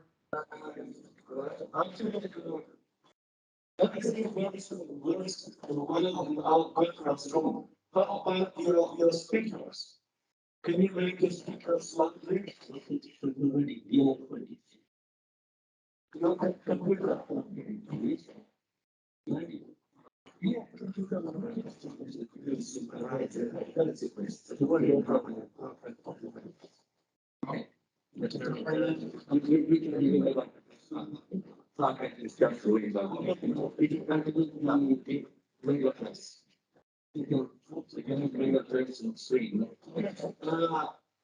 I understand when you are less, when you just can quick discussion is our speaker in the conference room, okay?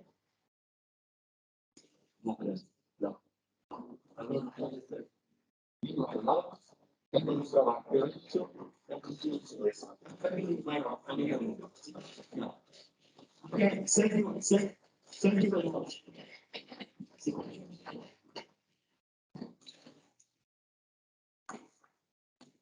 So now we will go to our next video. The business of Antonio will cover the Department of Civil Architecture and Environmental Engineering of the University of Netherlands, Federico Second School of Polytechnical Basic Science of Netherlands. The presentation is part of the article for user legal ways, state of the review and practical aspects. Young person, young people, can you start the presentation now?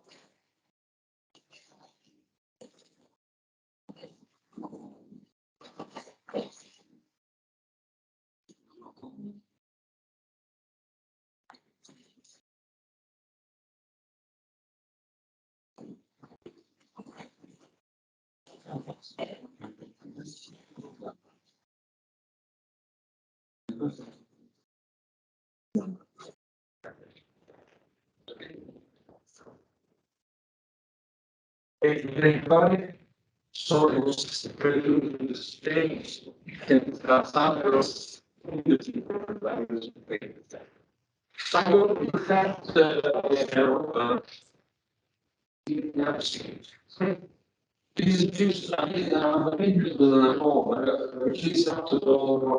we have this is sense of area.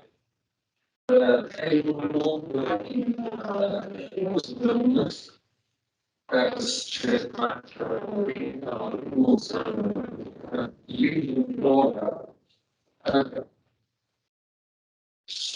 really about chemical sensors. Okay, I will start with signals.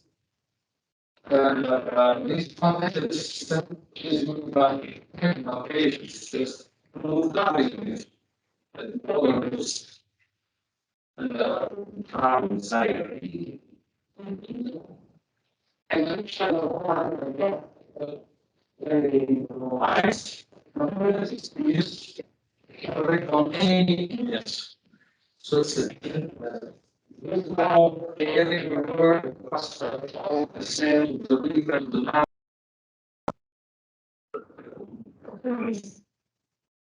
nothing is and I know the average is zero, you see the always really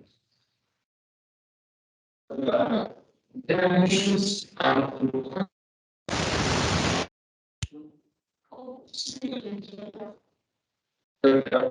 also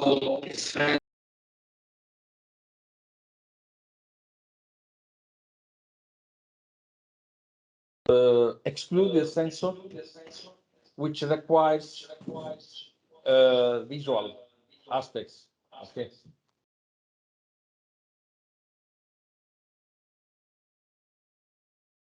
Next.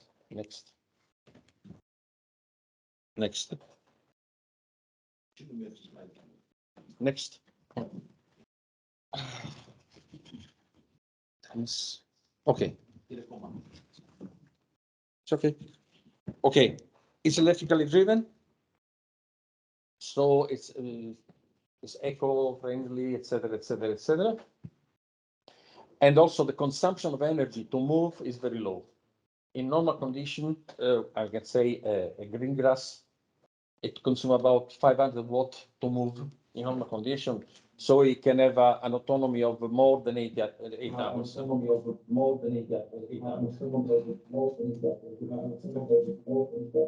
There are multiple Eduardo which are speaking.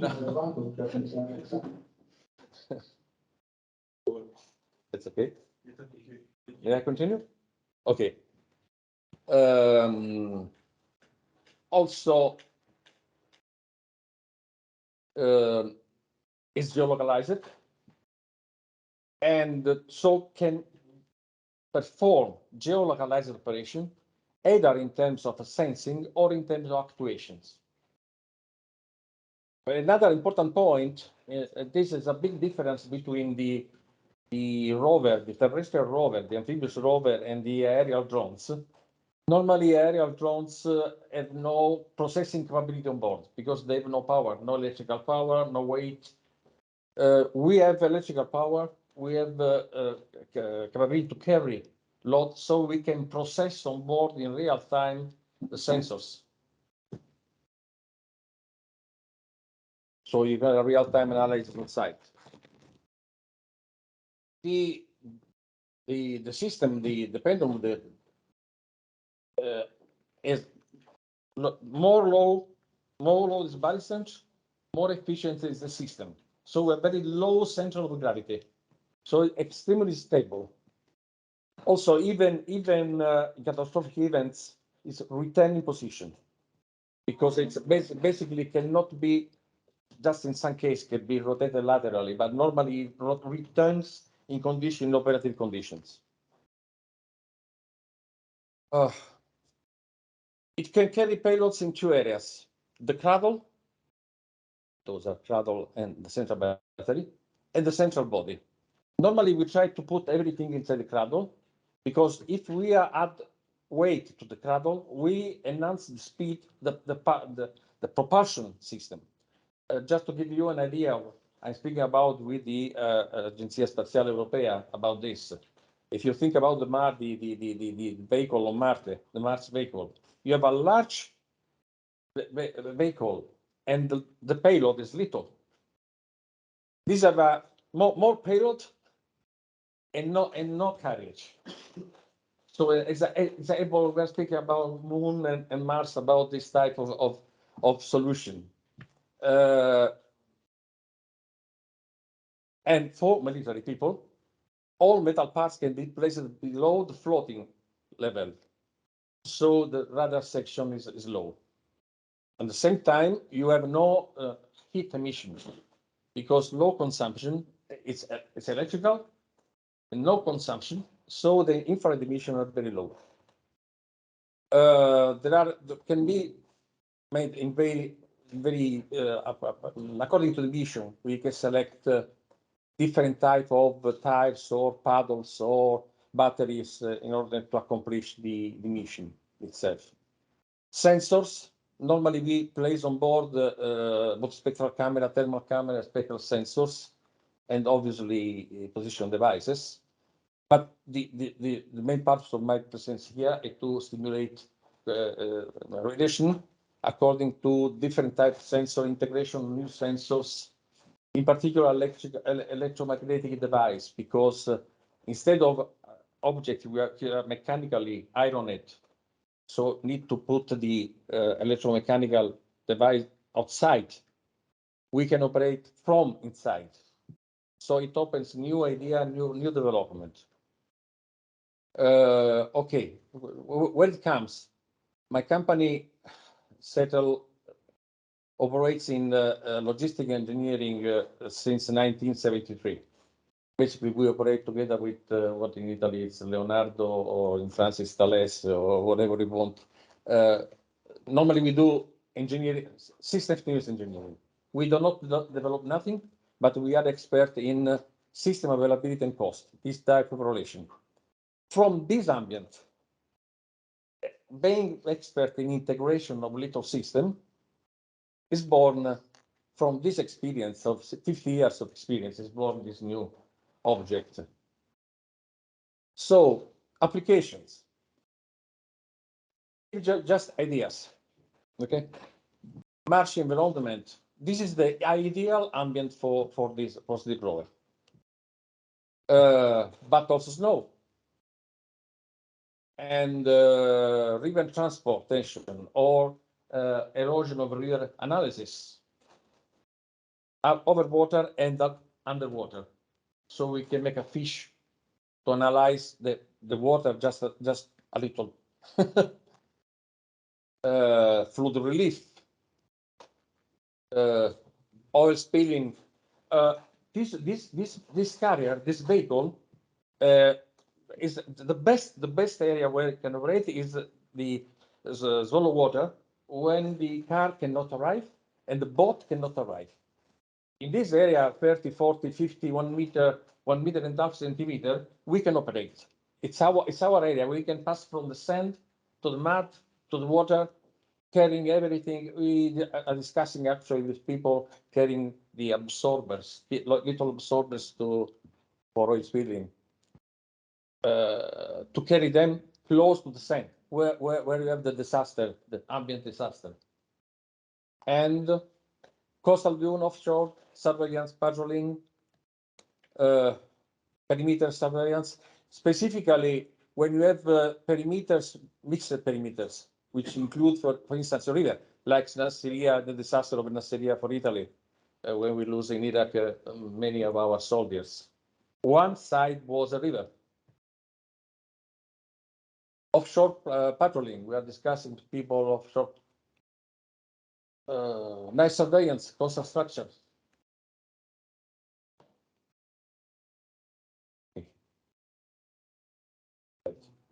Desert area, we have a large, the wheel are very large. We have two propeller wheel on two wheel. So we can move on terrain which are very inconsistent. Okay, also there is the area of agricultural, mussel culture, aquaculture. We are operating also in this field. And a unique capability, which is this. Normally, when you operate in swallow water and in water, it's quite impossible to maintain the position, accurate position. I speak about centimeter or decimeter position, because the boat anyway floats, moves. we can do this job. This object is symmetrical, and the center of gravity of this object is symmetrical. So we can orient the speed in respect to the leeway. This is the current flow. I orient the speed and go against the vector combined between flow and wind. I can maintain the position in those conditions. It depends on the strength of the sea and so on and so on. But this is a capability which is not usual, because normally I come also from submarine, from counter mines or something like that. Anyway, we have a complex system to drive the boat to remain in position, not to drive against the mines. This natural propulsion can be totally oriented. So, what? Let's go.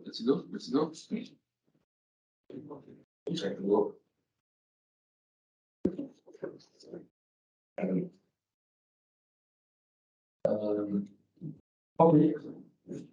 In synthesis, let the video speak for me. Okay. There is a nice sound on the back, but not sound. My company operates in aerospace and defense. This is the last version. And this gives you an idea of what I am explaining before. It's able to move also complex sensors. We found money in the agriculture. So we are developing actually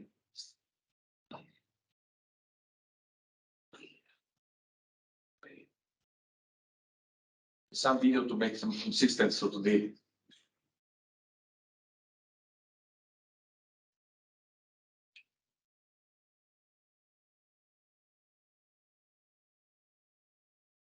just a synthesis of what I said before.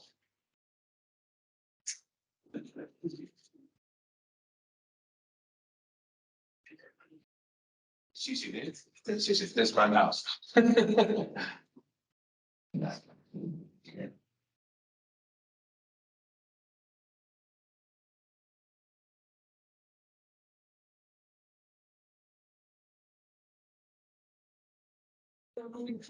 Consensus. Applications, processes.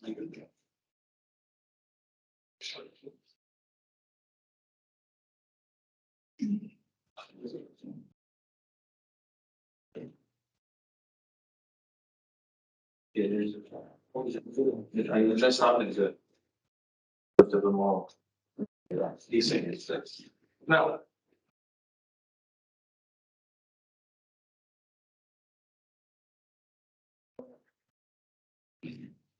Yes, okay, so the last resume, unmanned amphibious can operate in all season any time. High mobility or all environment. Stable because low center of gravity, applies very low pressure to the ground. In some conditions like mines can be important.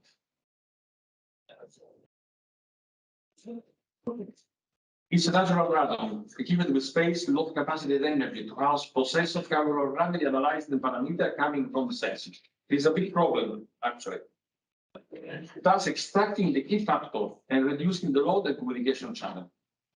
In application where you have not the high power channel through satellite and so on, the use of drone is strongly limited. So what we are doing is to process on board, extract parameter like agricultural field, for instance. Instead of transmitting multiple multispectral video and cameras, we extract the vegetational index, which is a little matrix, which is the synthesis of everything. And this can be transmitted by a standard communication channel or standard 4G, 5G communication lines. So this allows a new model, which is connected to discussion made by Professor before the Vasco. The analysis of sensors, the standardization of the analysis is a term. So we are looking actually to have a mobile analyzer which generates standard analysis to be transmitted. And it's not so expensive. So it's a medium expensive. So for some operation can be considered in military terms expendable. Okay. And finally, we work on maintainability, reliability, supportability. So we have this in mind when we speak about systems like this, because 50 years of experience in maintenance, life expectancy of the systems. Okay.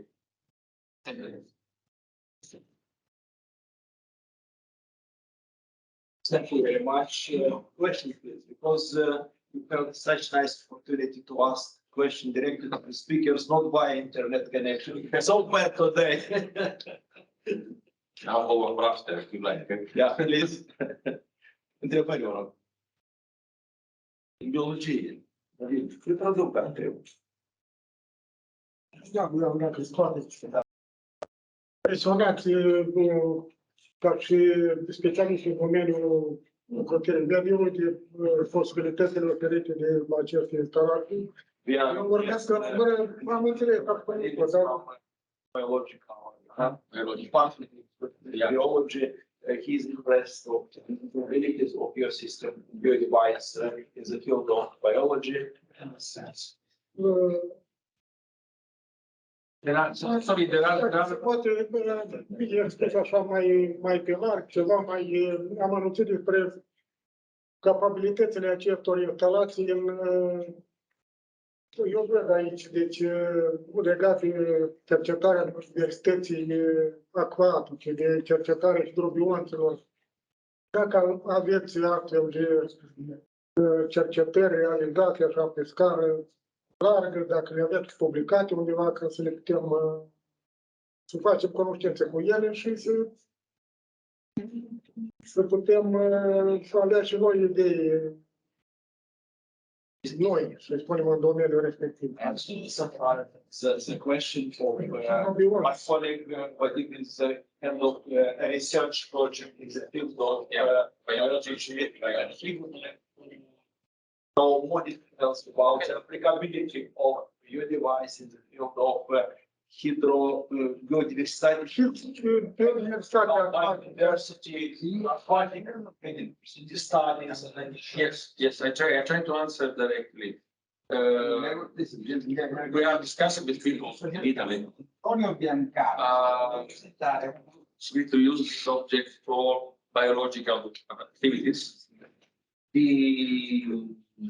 The rover actually in the actual form, which is 120 meters diameter about, can contain up to 150 liters of liquid. Those elements can be used either in acting, for instance, on muscles, antibiotics, on agriculture, or can be used as a pickup of samples. And this will be done in the liver, for instance, that's collecting. You can also try to make on-board process to analyze. It's a discussion we made. Este că noastră puteți în acest dispozitiv pune deci o substanță antibiotic sau ceva de asta și folosit pentru curățare, pentru capturare, și pentru de altă parte pe capturare. Și puteți programa în diferite locuri la anumite interval de timp să capturați anumite mostre de apă, de exemplu. We are trying also to connect the level of water, how deep it is, to the biological aspects. Center of the river, close to the river, which is different type biology. The mud, you come and you have the mud very close to the coastal area, or you are in the center of the river. And you can maintain the position. In the same position, you can find tomorrow the same place. This is the type of discussion we have actually with other research centers. Discuții care are în altul cu alte centre de cercetare este de a folosi acest dispozitiv pentru a studia, de exemplu, râul la diferite locații, dar la aceeași adâncime. Că se păstrează, de exemplu, înălțimea deasupra nivelului apei, dar dumneavoastră puteți studia suprafața respectivă în diferite locuri. Centrul râului, la mal, la intervale intermediare între centrul și mal și asta face un tablou integru al situației. Nu doar la mal, de exemplu, influența unor factori biologici. And we are open to any cooperation. Și dumnealui este deschis pentru orice cooperare. Any happy to do. Okay. Thank you. Thank you very much. Grazie. Sorry about that. I don't think they mistake that. Yeah. So now I think it's fine. That's using our presentation? No, because he was in the he was speaking to Italian, I'm not the Moldova one. I think it's time to lunch. It's late, 90 minutes late. 1 p.m. lunch. You can start the new presentation of Many of the subject of the discourse.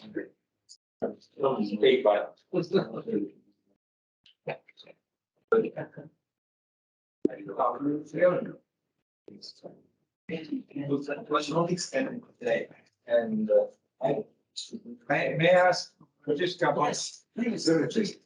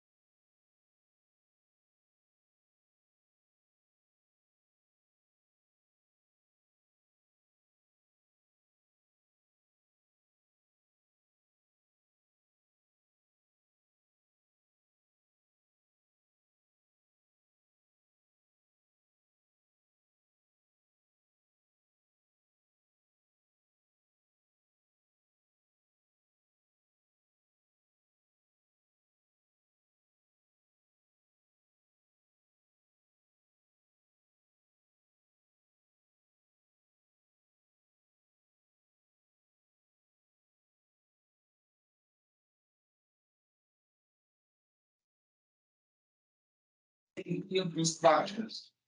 Francesco, the floor is yours. Please start your presentation.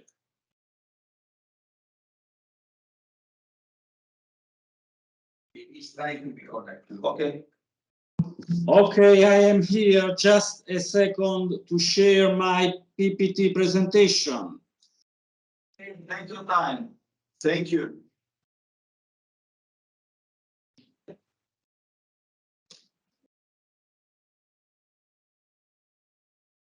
Allora,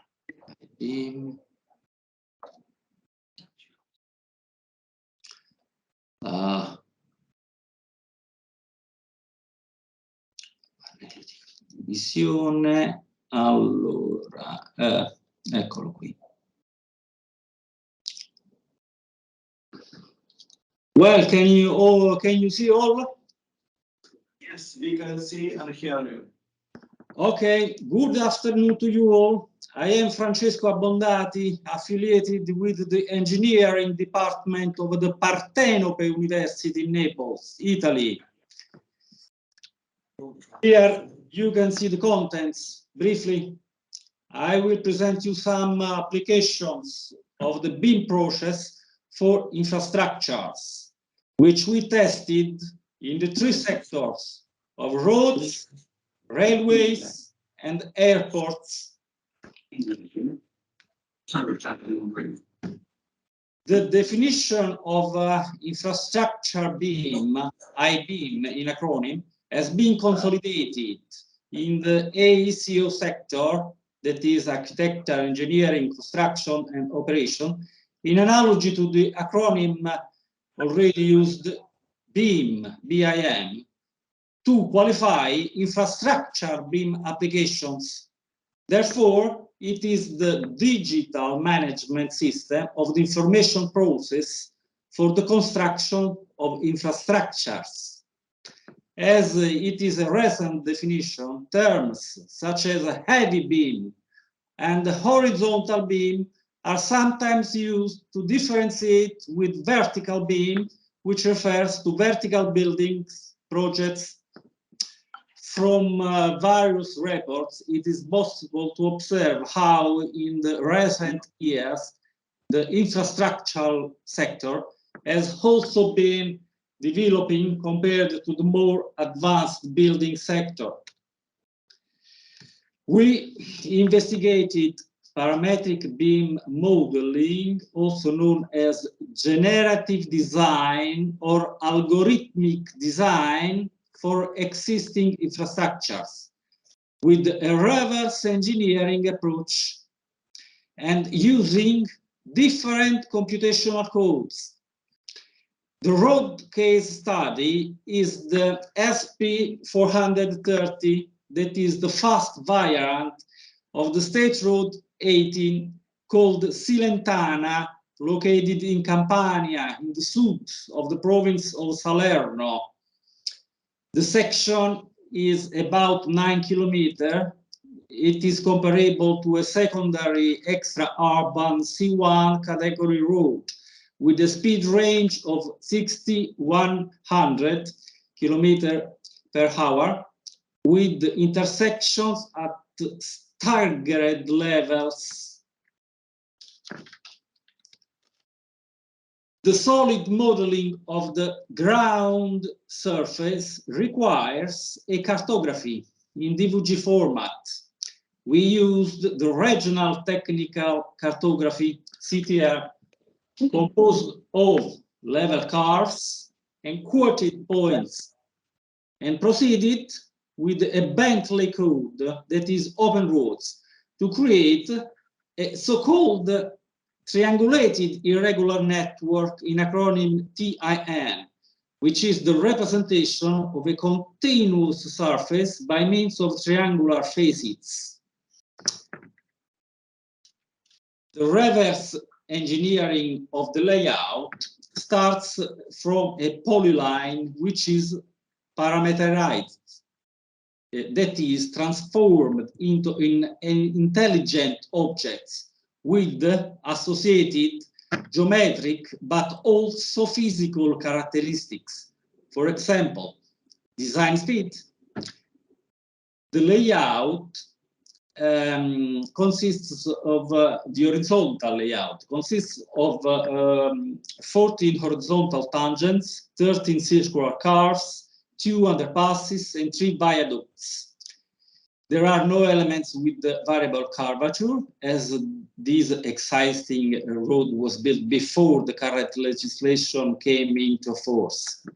In the same way, in the right side, you can see the elevation profile parameterized on well-defined properties such as slopes on the vertical tangents, design speeds.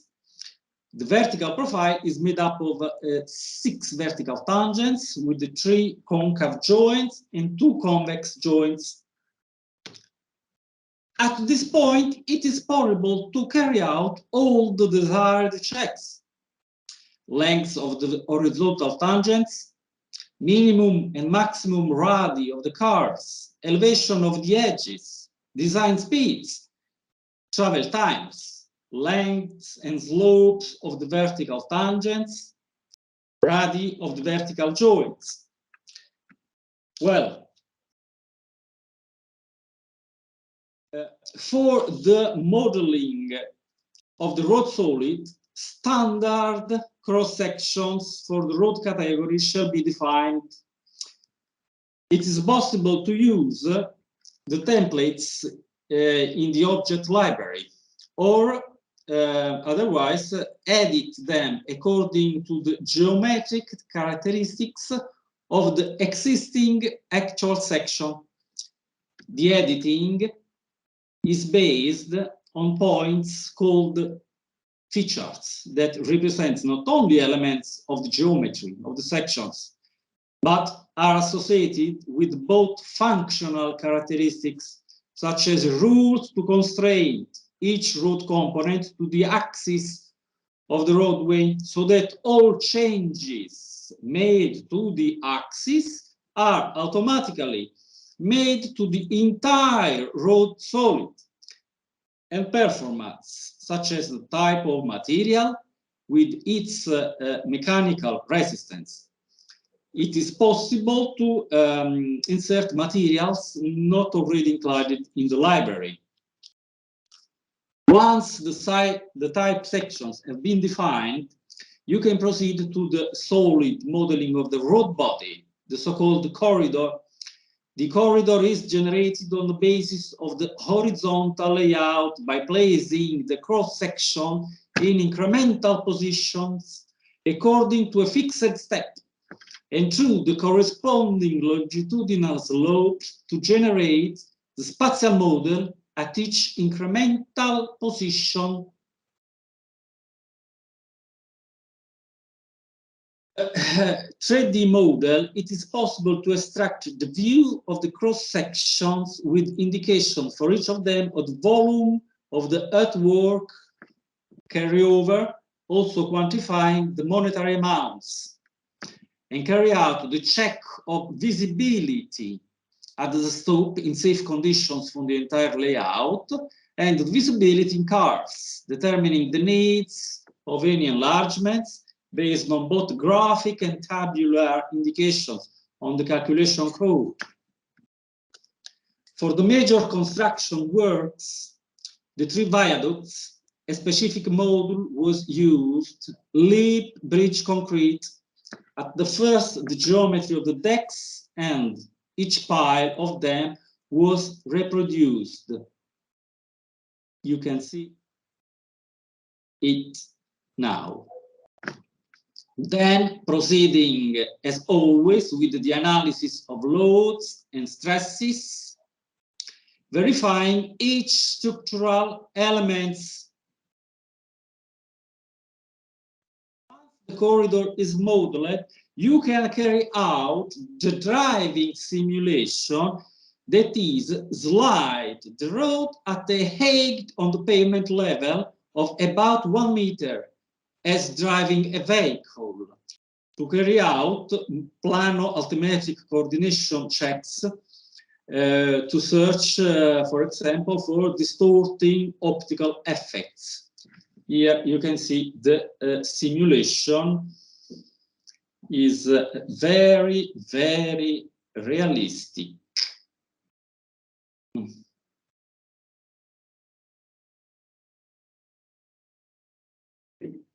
Okay, I can stop it and go to the next simulation. Once the corridor is modeled, you can carry out, okay, the driving simulation we already see. Now, instead, you can have a more realistic view of the work, being designed both for the purposes of evaluating the impact on the territory and for presenting it to the stakeholders. Autodesk InfraWorks was used here in combination with the Lumion, and through InfraWorks you can insert horizontal and vertical signs, insert detail elements such as guardrail and vegetation along the roadsides. Through Lumion, on the other hand, it is possible to make a faster, better rendering of the climatic and lighting conditions, also analyzing how sunlight affects while driving.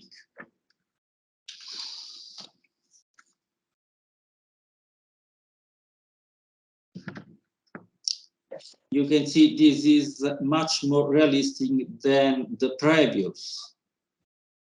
Okay. We can go now to the railway case study. railway case study is located in Ljutomer in Slovenia on the border with Croatia. It is part of a European project aimed at the railway interoperability of a connecting line from Lyon to Budapest and beyond to the border with Ukraine. Near the Grlava station, it was planned to build a railway underpass with widening of the road, sidewalks, connecting stairs, and a plant for the collection and lifting of water.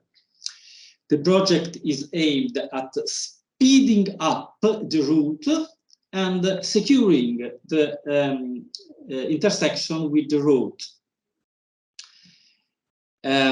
Pre-existing, there was an intersection regulated with level crossing between the railway line on which freight and passengers trains traveled and a local urban route. Well, here are two images during the construction and at the conclusion. In realizing this model through the BEAM methodology or BEAM process, the central theme of interference with other linear infrastructures or anything else on the ground was reproposed as always. In fact, it was necessary to model also the intersecting road section for a length of 300 meters. The sequence of application we used is shown in this flow. In the first part, we proceeded to the georeferencing of the work and to the modeling of the ground using Autodesk Civil 3D. The modeling of the cross-section was developed using a specific tool, that is the Samba Assembly Composer.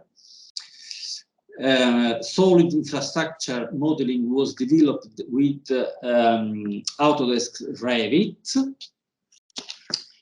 The extraction of information from the models created, that is the queries of the models themselves, was tested with BEAM Plus by your plan, that is an open BEAM platform.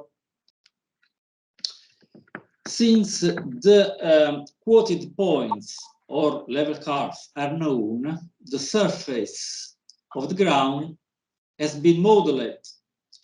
The planimetric layout of the railway followed it.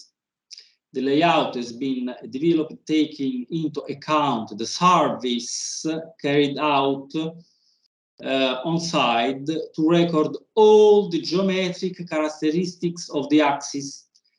Then the altimetric profile, which we see in the figure, well centered on the underpass. The modeling of the cross sections, here we see one of the road and one of the underpass on the left and on the right. For those complex elements that cannot already be present in the libraries, is carried out with the specific tool by associating properties and parameters to a series of consequential links between geometric elements, such as points and lines, assigning them a customized coding. In practice, it is necessary to program a flowchart that relates geometric elements with the definition of constraints and rules to automate the development of the section itself. Here we see the modeling of the retaining wall that in the underpass holds a pedestrian path. And here we see the modeling of the road superstructure, that is the pavement. Once the complex elements have been modeled, they are imported into the general environment while retaining their properties. This means that from this moment on, it is possible to dynamically modify the parametric objects. At this point, you have all the necessary elements to create the model of the single corridor, or choose to keep the models of multiple corridors, for example, street and wall. By querying each model, it is immediately possible to obtain the dynamic section of the road or the wall supporting at a given progressive.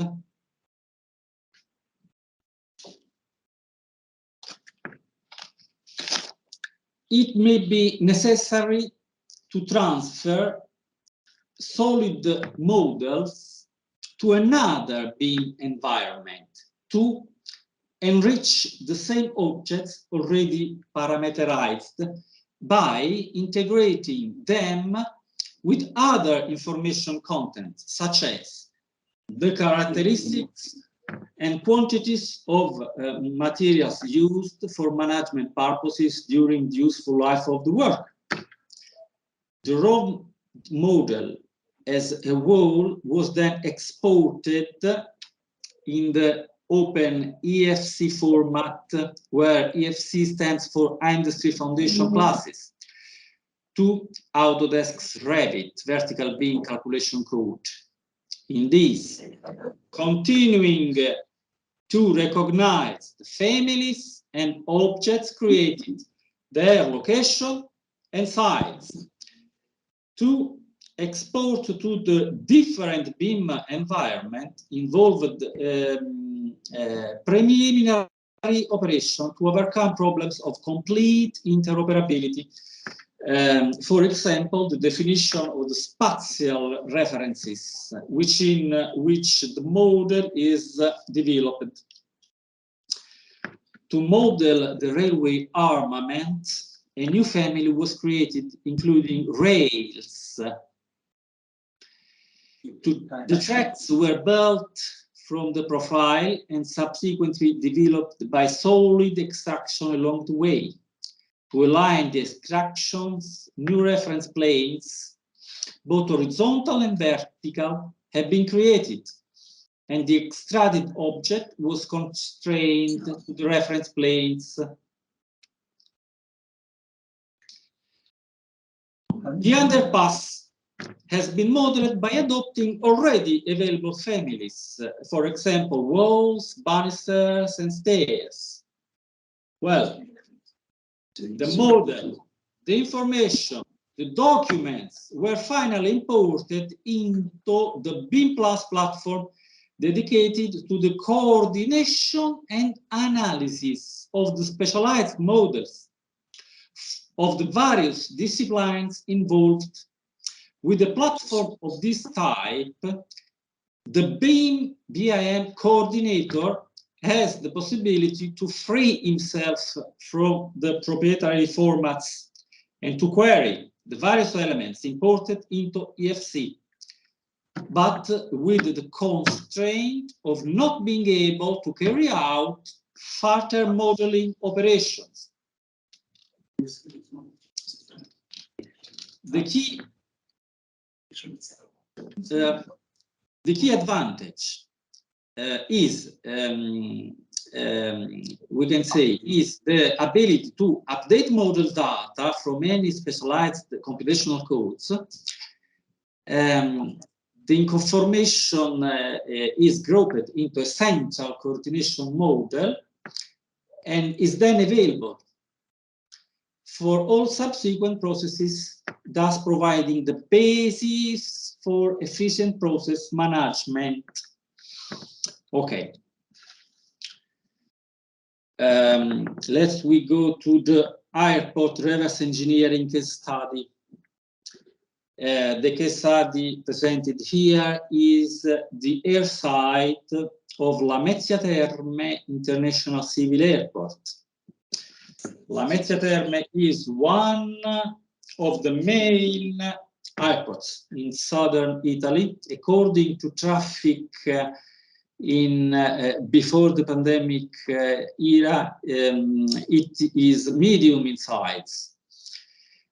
LICA is the assigned ICAO code, where ICAO stands for International Civil Aviation Organization. The runway is 2,400 meters long and 60 meters wide. Then it belongs to the 4D class, where the number 4 refers to the length of the reference file, and the letter D refers to the dimensions of the wingspan and the rear landing gear of the critical design aircraft. The next step is, as always, to create the vertical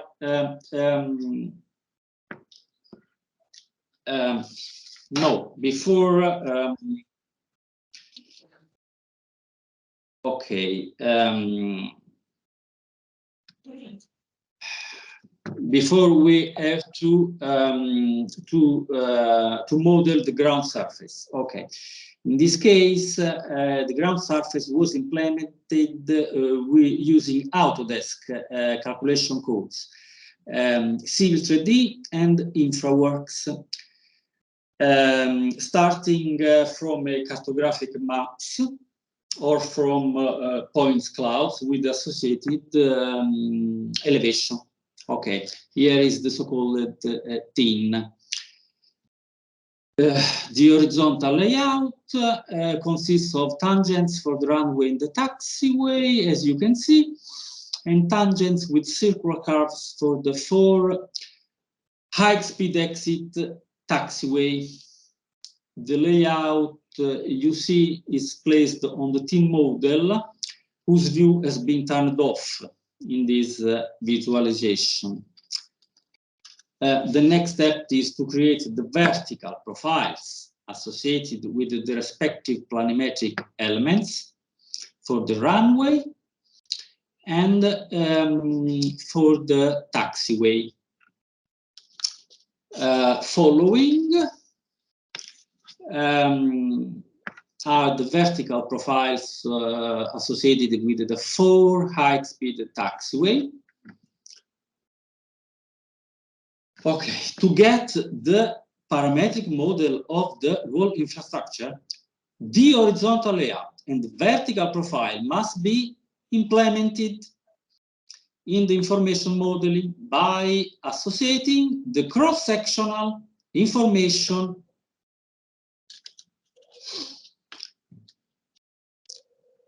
analyzing file service performed with a ground penetrating radar. It was possible to identify the information of the layers of the pavement, obtaining the scheme from which to edit the cross-section template in terms of different materials and thicknesses. The corridor model is based on and uses the various objects and data of Civil 3D, ground surfaces, layouts, profiles, cross-sections.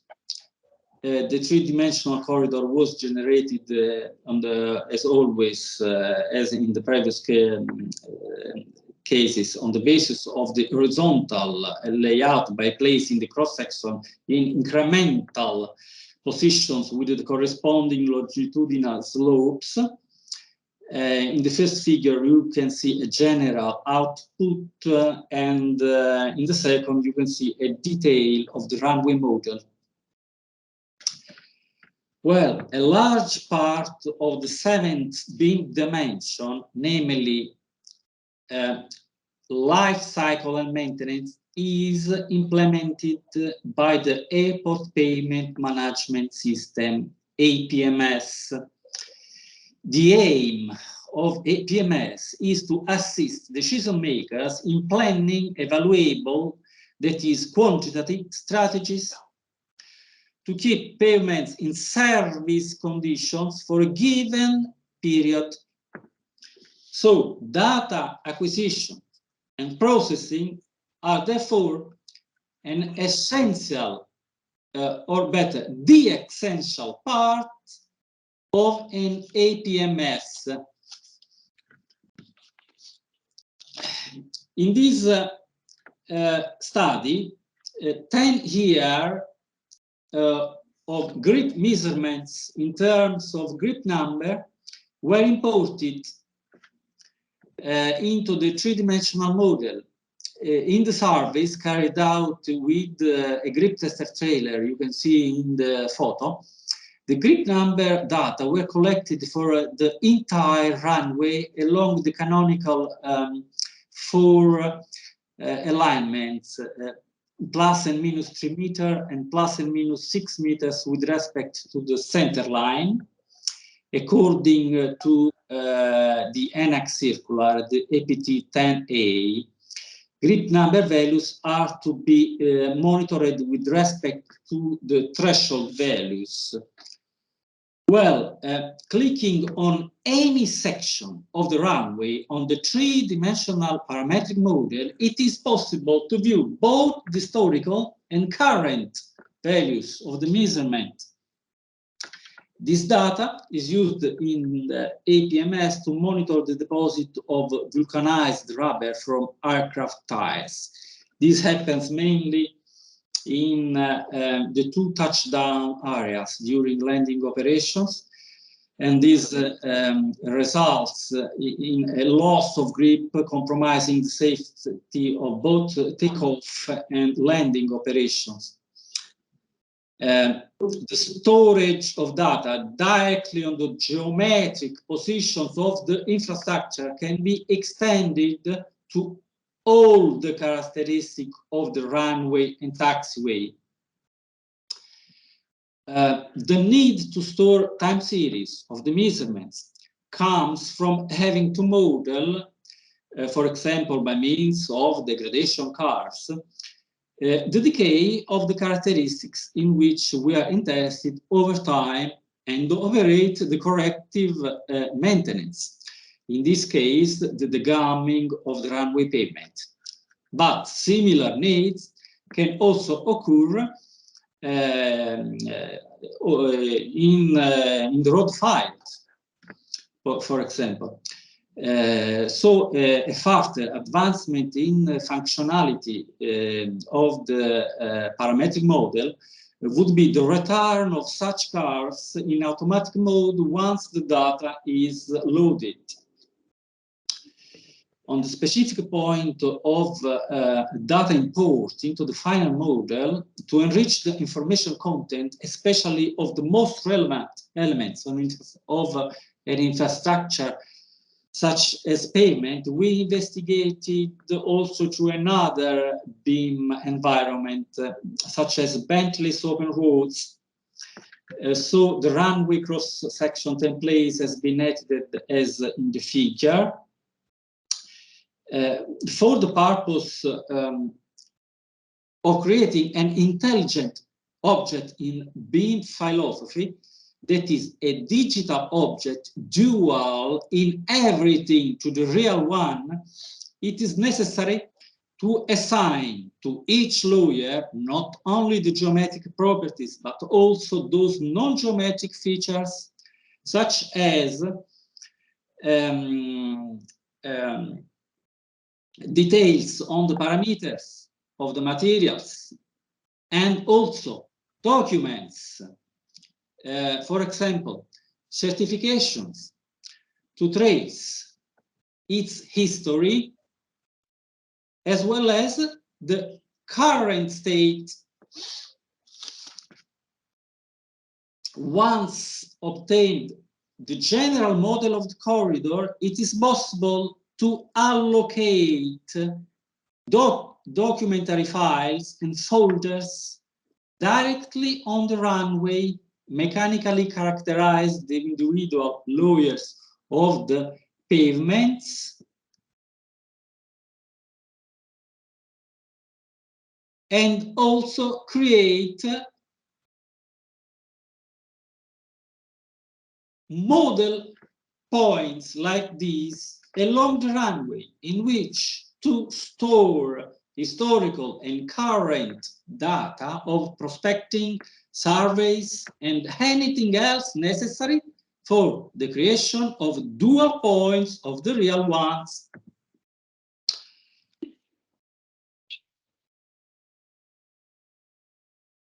Well, the InfraWorks environment helps in visualization of the project design and in cloud-based sharing with the whole stakeholders for the purpose of real-time feedback.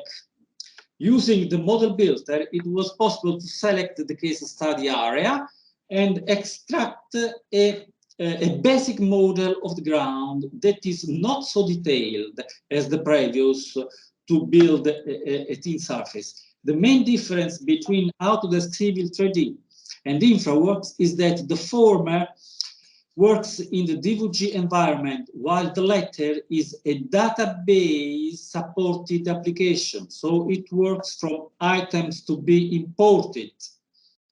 The three-dimensional model has been improved with detailed objects such as road elements, vegetation, and transport components. Contextualizing the model is fundamental for the study phase of expansion projects. Since 2015, several works have been planned and partially carried out at Lavenzia Terme Airport by the management company to support the foreseeable increase in air traffic over the next 20 years. The first of these planned works was the lengthening of the threshold 28 from 2,400 meters to 3,000 meters, and the connection between the taxiway and the new threshold. These two images show how to implement the two extensions in the preventive phase of study. Summing up, also in this airport study, we saw the steps of creation of a 3D digital model of the ground from the point cloud, creation of the horizontal layout, vertical profile and editing of cross-sectional models, modeling of the corridor, importing data into the model, and visualization of the infrastructure in the real territorial context. The IBIM process has been a powerful tool to optimize and validate the model, to manage the life cycle and maintenance, and also to study how the infrastructure works in case of expansion projects.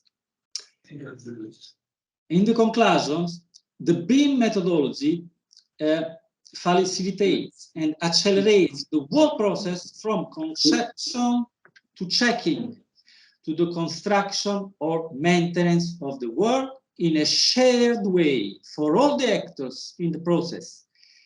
It certainly requires very high processing capabilities.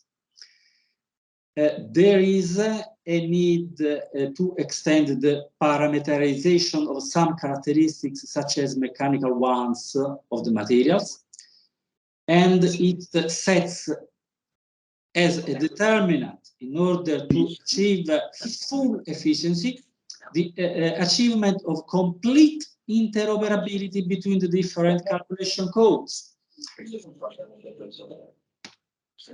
For those of you wishing to deepen, some publications of the study conducted in cooperation between Partenope University and Federico II both in Naples. Thank you to you all. Thank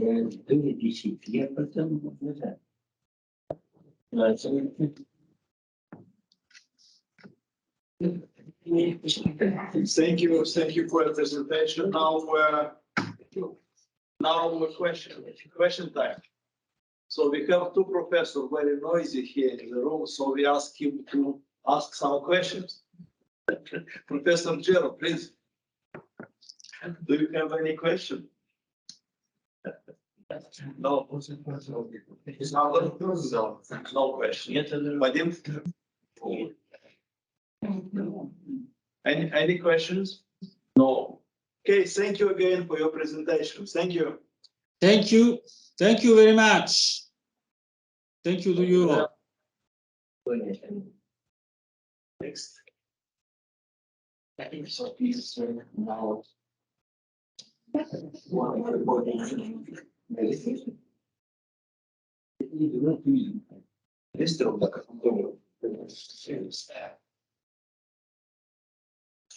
Eu am să facem pauza la prânz, puțin după târziu, fiindcă avem încă o prezentare care trebuie să o vedem.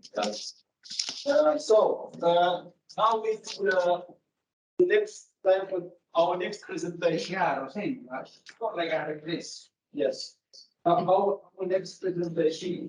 Professor Salvatore Antonio Biancardo, Department of Civil Architecture and Environmental Engineering, University of Naples, Federico II, School of Polytechnic and Basic Science of Naples, Italy. The title is BIM for Roads and Railways, State-of-the-Art Review and Practical Aspects.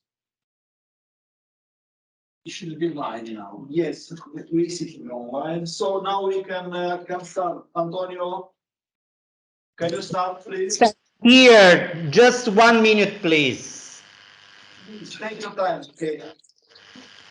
Yeah, I'm sorry, but I made confusion with the time. I was referring to the Italian time, so I was not connected on time. So sorry for that.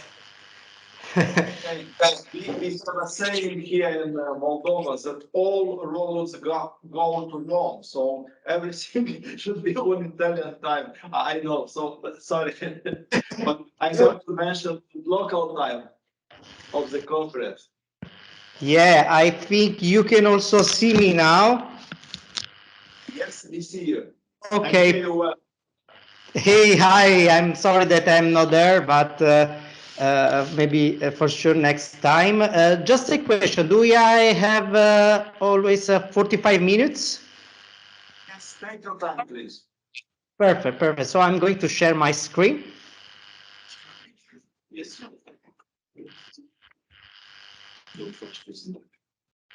Okay.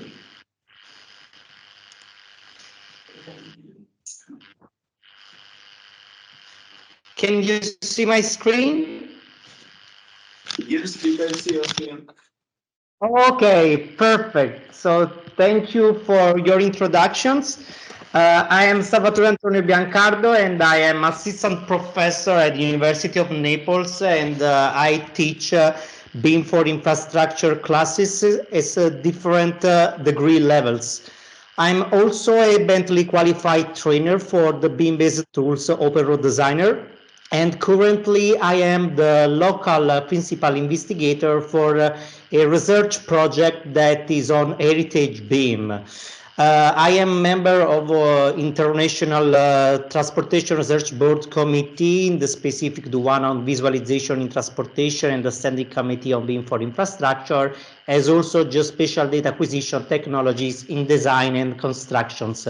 For who is interested in this topic, I'm currently also leading a special issues on automation, information, knowledge model technologies in construction engineering. So don't hesitate in contacting me. Today, I'm going to present a work that it will be divided in 4 sections. In the section 1, there will be an introduction and I will answer to some general questions about BIM. In section 2, I will deal the interoperability, a key element for BIM to be successful. Section 3 deals with standards, the rules defined at international and Italian level. And section 4, I will show some case studies that will be carried out by my research team. So, starting by the definition of building information modeling, that is a methodological approach that acts on the entire life cycle of an artifact by optimizing the design, the construction, the management and maintenance phases of a work till its demolitions. The core of the methodology is the management of building process information through a shared digital model. The father of BIM can be considered Charles Eastman. He introduced the idea of using digital systems for creating buildings in 1974. But the first time that was used this term, BIM, was in 1992, where the central theme was the modeling of building process information.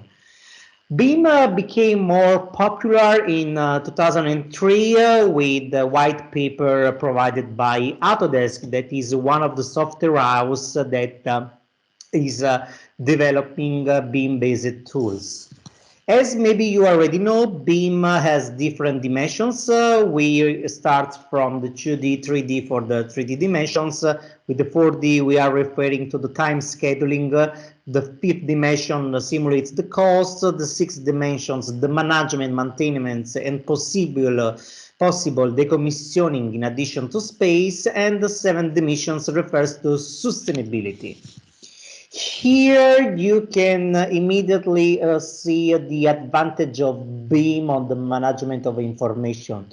In particular, the Eastman graph shows how the use of BIM dramatically reduces the loss of information typical of conventional workflow. Indeed, BIM allows for a continuous and intense exchange of information among the stakeholders involved in the project from different fields of expertise. Through a much more use of computer technology, dramatically improving the coordination of the design activities, the integration of simulations, the setup and control of the construction process, as well as the handover of building information to the operator.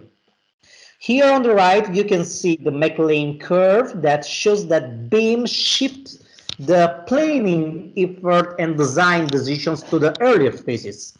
This allows to influence the design, performance, and cost of the resulting facility before implement.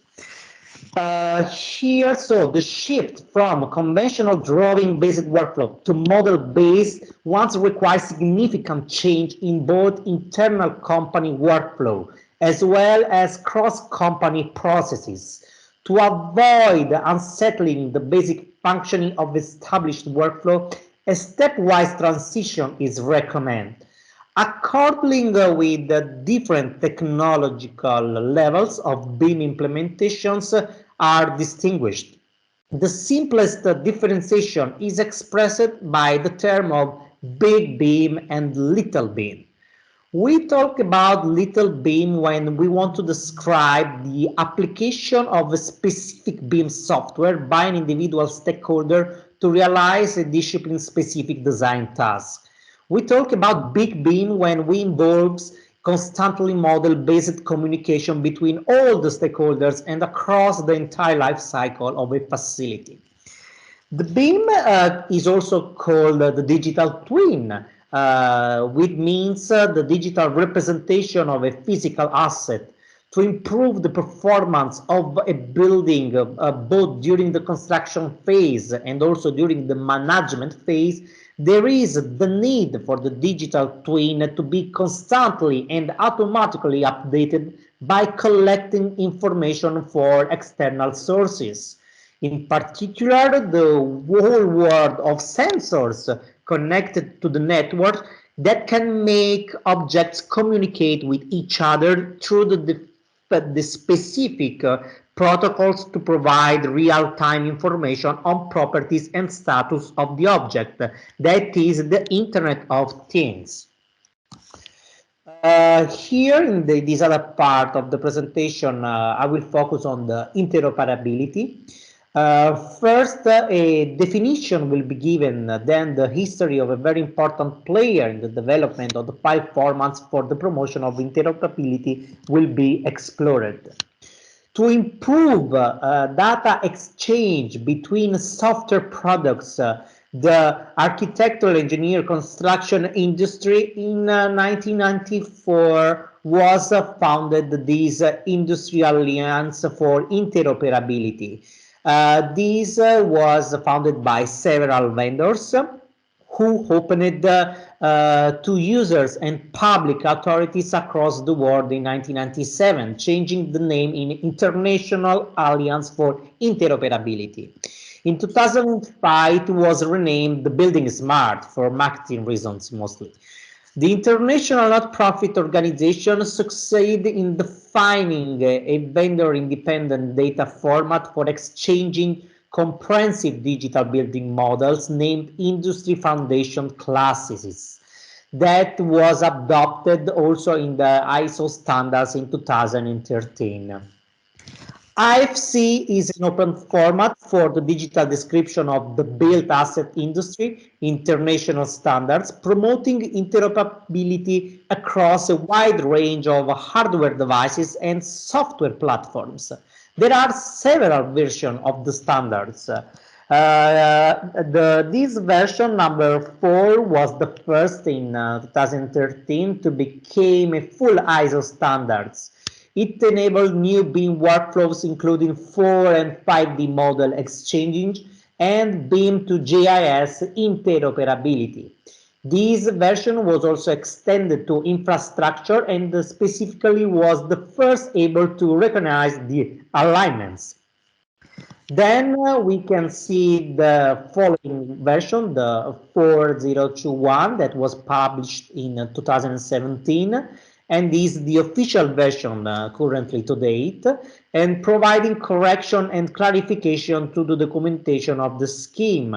In particular, the version 4.1 was published in 2018 and had the purpose of providing a basis for various infrastructure extensions, rails, roads, tunnels, ports, and waterways. The second one, the version 4.2, was published in 2019 and had the purpose to include also bridges, as you can see. Here I can see that in this section I will present an overview of the main BIM standards. The regulation types in the world are divided by international, European, and national standards. The international standards are developed and published by the International Organization for Standardization, the ISO, and can be adopted at the national level by each member state on a voluntary basis. Then we have the European standards, which are drawn by the European Committee for Standardization, and each member state is obligated to transpose them and withdraw the standards in force, typically national, in contracts to them. And then we have the national standards that are developed by the recognized national body, and they have to value on the national territory and are written in mother tongue for each country. In Italy, we have the Italian National Board of Unification, UNI, Ente Nazionale Italiano di Unificazione, that is the one that is responsible for writing standards. Thanks to the recognition agreements between ISO and CAN, it's possible to activate the Vienna Agreement that allows a joint publication of standards both at European and international level. In this case, the acronym for Italy will be UNI-ISO. Through the direct adoption mechanism of Vienna Agreement, the ISO 19650 becomes an European and national standards for each member state during 2019. So today it is referenced for all the others that already exist before this year. Concerning the level of BIM implementation in Europe, I can say that Finland has pioneered and introduced mandatory use of BIM for new construction in 2007. Then Denmark and Netherlands introduced it later in 2012, followed by Austria and Spain in 2015, then the United Kingdom in 2016, as also for Norway, but also France, Russia, Germany, Czech Republic. So you can see that little by little, all the countries are planning to introduce BIM in our regulation. Regarding our Italian regulation, everything started from the European directive that introduced the use of specific electronic tools. We have received this directive by publishing in 2016 a legislative decree that is BIM for public procurement as electronic methods and tool using interoperable platforms by means of not property open formats. And then very important this degree, because with this degree we also defined the time for introduction of the BIM, as also the others that provided additional information. In the specific here, you can see that based on our current ministerial decree, there is defining the time frame for the mandatory introduction of BIM. We are in the mid step, so actually is mandatory for all the projects with more than 50 million euros, but from in a couple of years it will be a mandatory for all kind of works. These Italian standards is composed by several parts. At the moment there were published just 6, and the recent one is the part number 7 that also provides a descriptions of the new job positions referring to BIM. In particular, we have the BIM managers, the BIM coordinator, the BIM specialist, that is the one that is more popular here because works on to individual projects cooperating continuously with the specific organization. And then we have on the upper level the CDR manager that deals with the common data environment to implement by the organizations. In conventional planning processes, the drawing scales provides a well-established means for describing the geometric resolution required from a certain project stage, which implicitly defines the degree of elaboration maturity and the reliability of the design information to be delivered. So we talk about level of development that was used for this propose. This defines the extent of information provided, but also give an indication of its maturity and reliability. In most cases, the load can be associated with a specific design phase, and this concept was then overpassed with a new acronym that was defined in the current standards, the ISO 19650. And now we talk about LOIN, that means a level of information need. The Italian standards dealing with this LOIN is the UNI 7412, that is divided in 2 parts. Here there are specified prerequisites played as a fundamental role in the contractual legal sphere, as also defines the use for which the information has been requested and then produced, as well the time frame which must provided and who is the responsible for it and what it must to be associated with. In the second part of these standards, we have three types of information content. We have the geometric informations, we have the alphanumeric informations, the documentation as a set of documents. So in this way, only the information that is needed according to the context and at a specific instant of time can be obtained, improving the efficiency of a digital project. Now, in the final part of my presentation, I want to provide some case studies that we have carried out at the University of Naples. In particular, I have created two sections, one for railways and one for roads. We are going to start by discussing a research work that was published last years. And here we have investigated on the possibilities offered by the different beam-based tools for parametric modeling applied in the railway sector, whereby an example of a railway section model is present. The focus is to create parametric objects representing railway components. For doing this, several BIM software have been used and procedural modeling for parametric geometric has been exploited.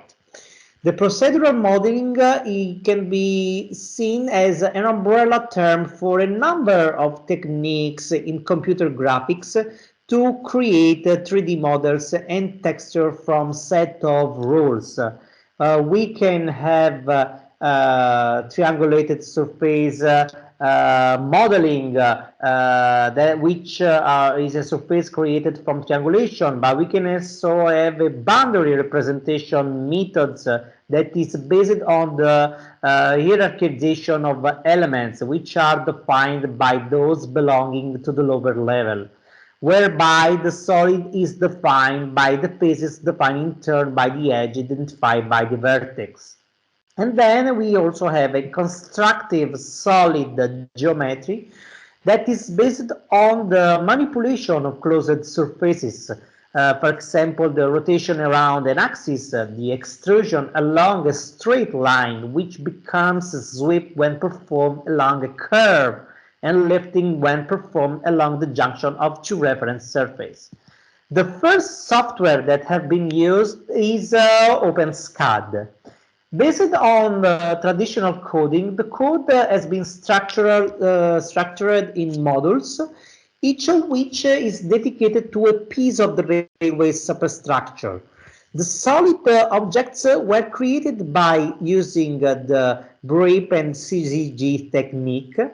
Indeed, the first vertex were created, then the segment, the polylines, the 2D surfaces, and these were extruded to obtain the solids.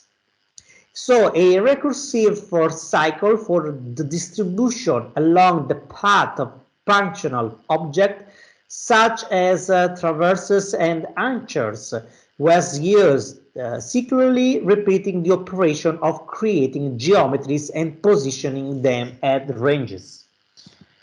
Grasshopper is another software that was investigated, is for programming, is a visual programming language environmental. This means that the user can define a script with a graph consisting of nodes which represents the logical instruction of the code and links which connects these nodes. Grasshopper is an extension of Rhinoceros and was used for geometrical modeling. The script can automatically generate railway superstructures, having as user input only the standards and the standards for materials. Then the scripts is divided in a first part for user input and the second part which processes the information and sets the geometrical inputs consistently. There is a third part which performs the modeling and exports the object to rhinoceros. Also in this case, the distributions along the axis of the crossbars and the anchoring systems took place by means of recursive cycle. Rhinoceros was used to assign the semantic qualities to the objects as the type, the name, the layers, the materials. The project was then exported in IFC 342 format in Visual Arc and then was viewed in Beam Collaboration Zoom, that is an open source Beam viewer to prove the successful assignment of the IFC standards. Then Civil 3D by Autodesk was used and in particular was provided an example of topography using the TSM mesh. The alignment and the elevation curves were created by extruding a model section along the axis the corridor was obtained through. From this extrusion, the traverses results in a single beam-like object. Using Dynamo, a Civil 3D extension based on Visual Programming Language environmental, the geometric model of the railway sleeper was created with all the properties and exported in the correct position along the axis. The script involved the creation of customized nodes using Python language and the exchange of input and output with external files in CSV format. In conclusion, about this work, we can see that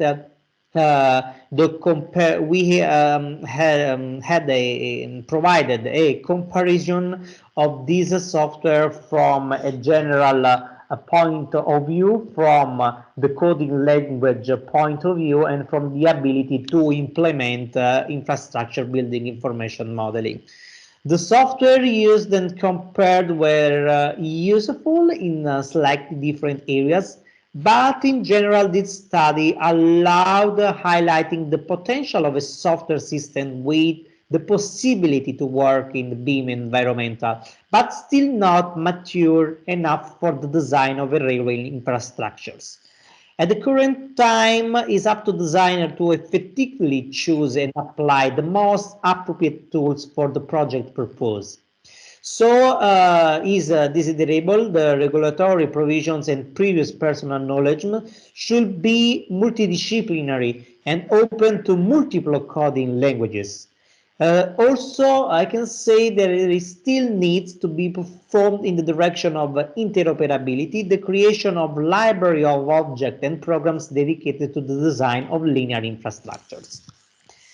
Another interesting work is the one presented here that aims to create a possible framework to marry the cost-benefit analysis with building information modeling. These want to be something of innovative contribution to help in making sustainability and resiliency decisions related to an infrastructure. So I will first define what we mean with the cost-benefit analysis, that is a process used to measure the benefits of a decision or taking action minus the costs associated with taking the action. So why do this correlation? Because we want to unite the infrastructural side with the transportation planning side. So this can be useful for the stakeholders engagement as a central planning activity and aims also to reduce the subjectivity of the analysis. So this kind of marriage will contribute to ensure the maximum transparency of the reason for the project realization, improving the public debate of the parties through the involvement of all the stakeholders, to simplify and standardize the decision-making process and automate the calculation process, accelerating infrastructure planning times, and also to better better understand the potential impact that derives from the realization of the infrastructure long before the design phase, combining the planning and design dimension of BIM. Here you can see the different steps of the research. So we have started from a digitalization of a design project, integration of the CBA input data into the geometric model, creating an algorithm for the CBA automatizations, and then comparing different design alternatives in a single models and then the output results.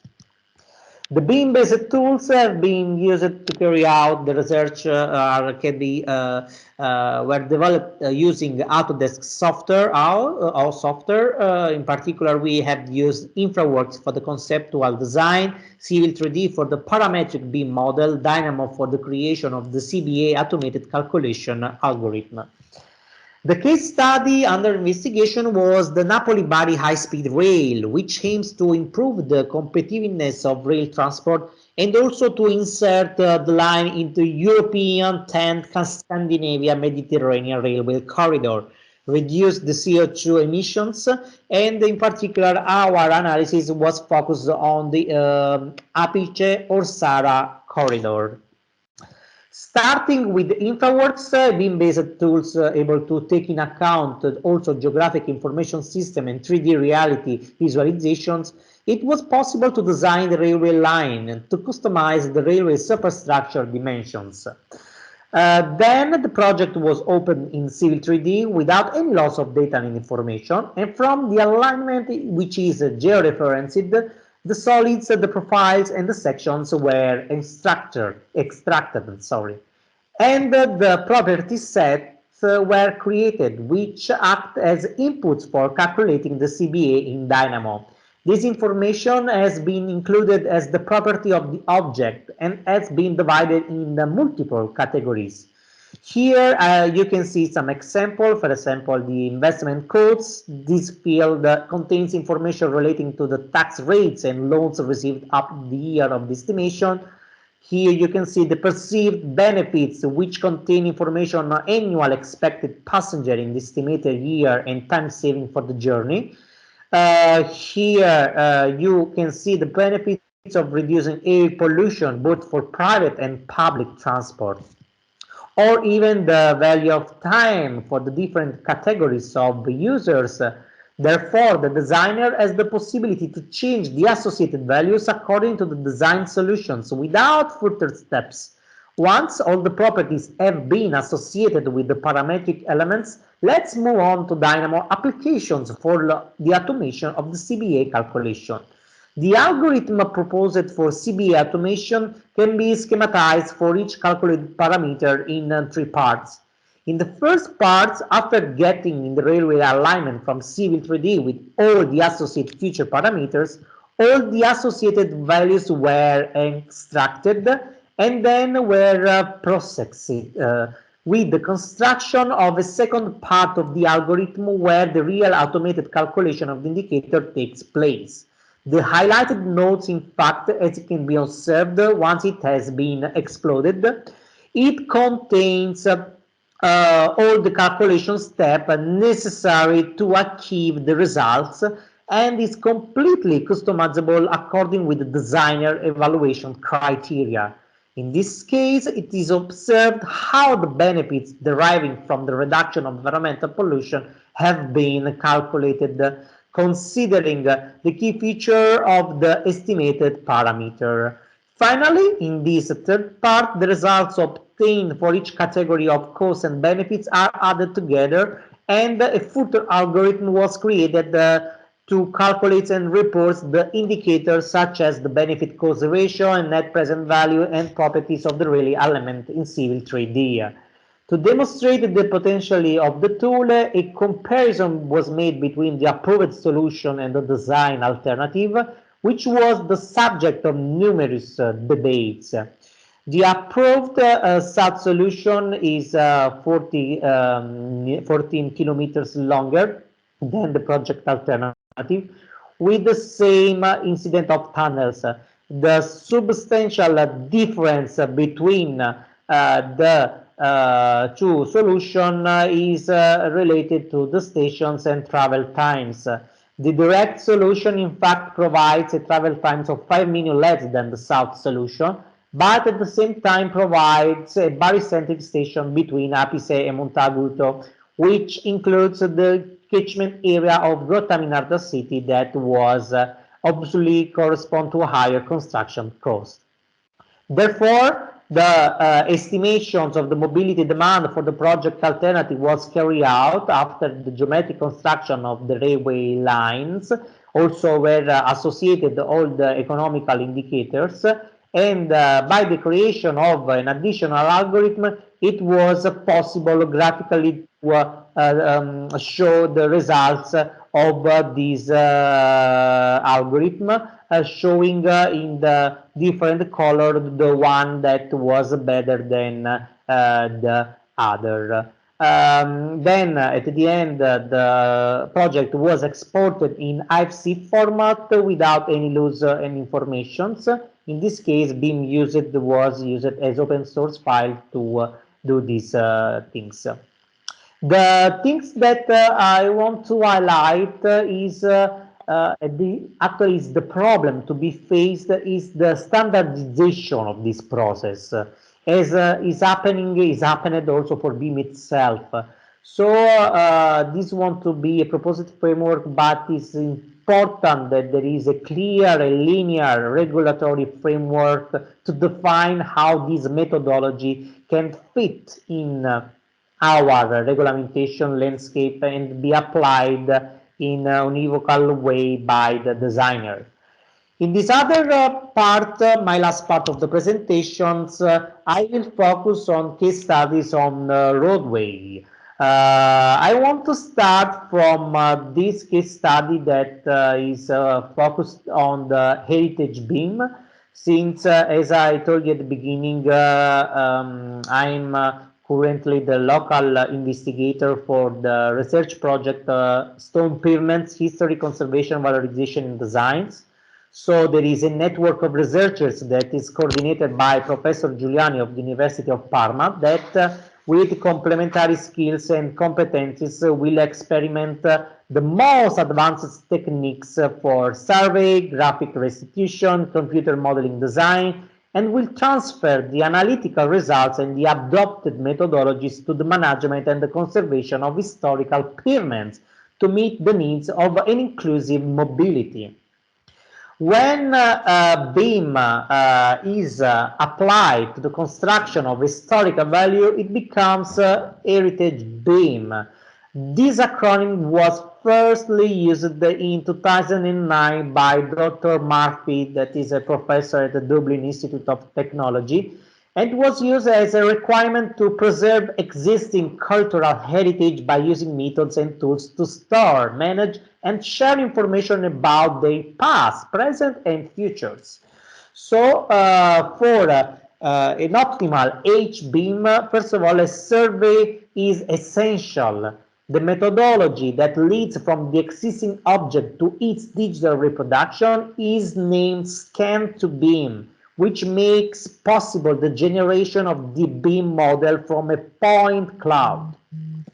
The road under investigation is Via Stabia, that is located in the archaeological site of Pompeii, that for sure you know. If not, I really invite you to visit this beautiful archaeological site.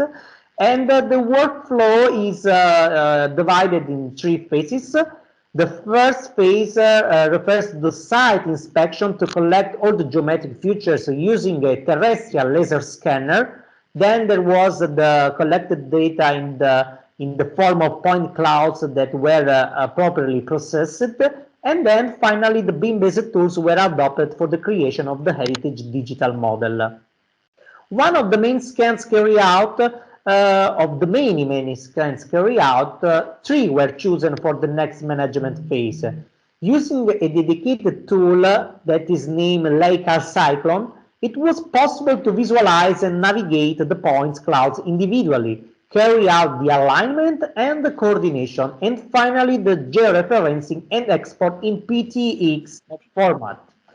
The output of these first operations is a comprehensive point cloud which, however, needs of a segmentation, that is to cut the unnecessary parts and eliminate redundancies due to alignment operations. So two IT tools that allow for visualization and analysis were used for trimming and cleaning the point cloud in the specific Cloud Compare, that is an open source, and Recap Pro from Autodesk. Each beam model was realized using different beam-based tools from Autodesk. InfraWorks for the digital elevation model creation, subassembly composer for the parametric section and type creation, Civil 3D for the 3D geometric model, and Dynamo for modeling semantic information.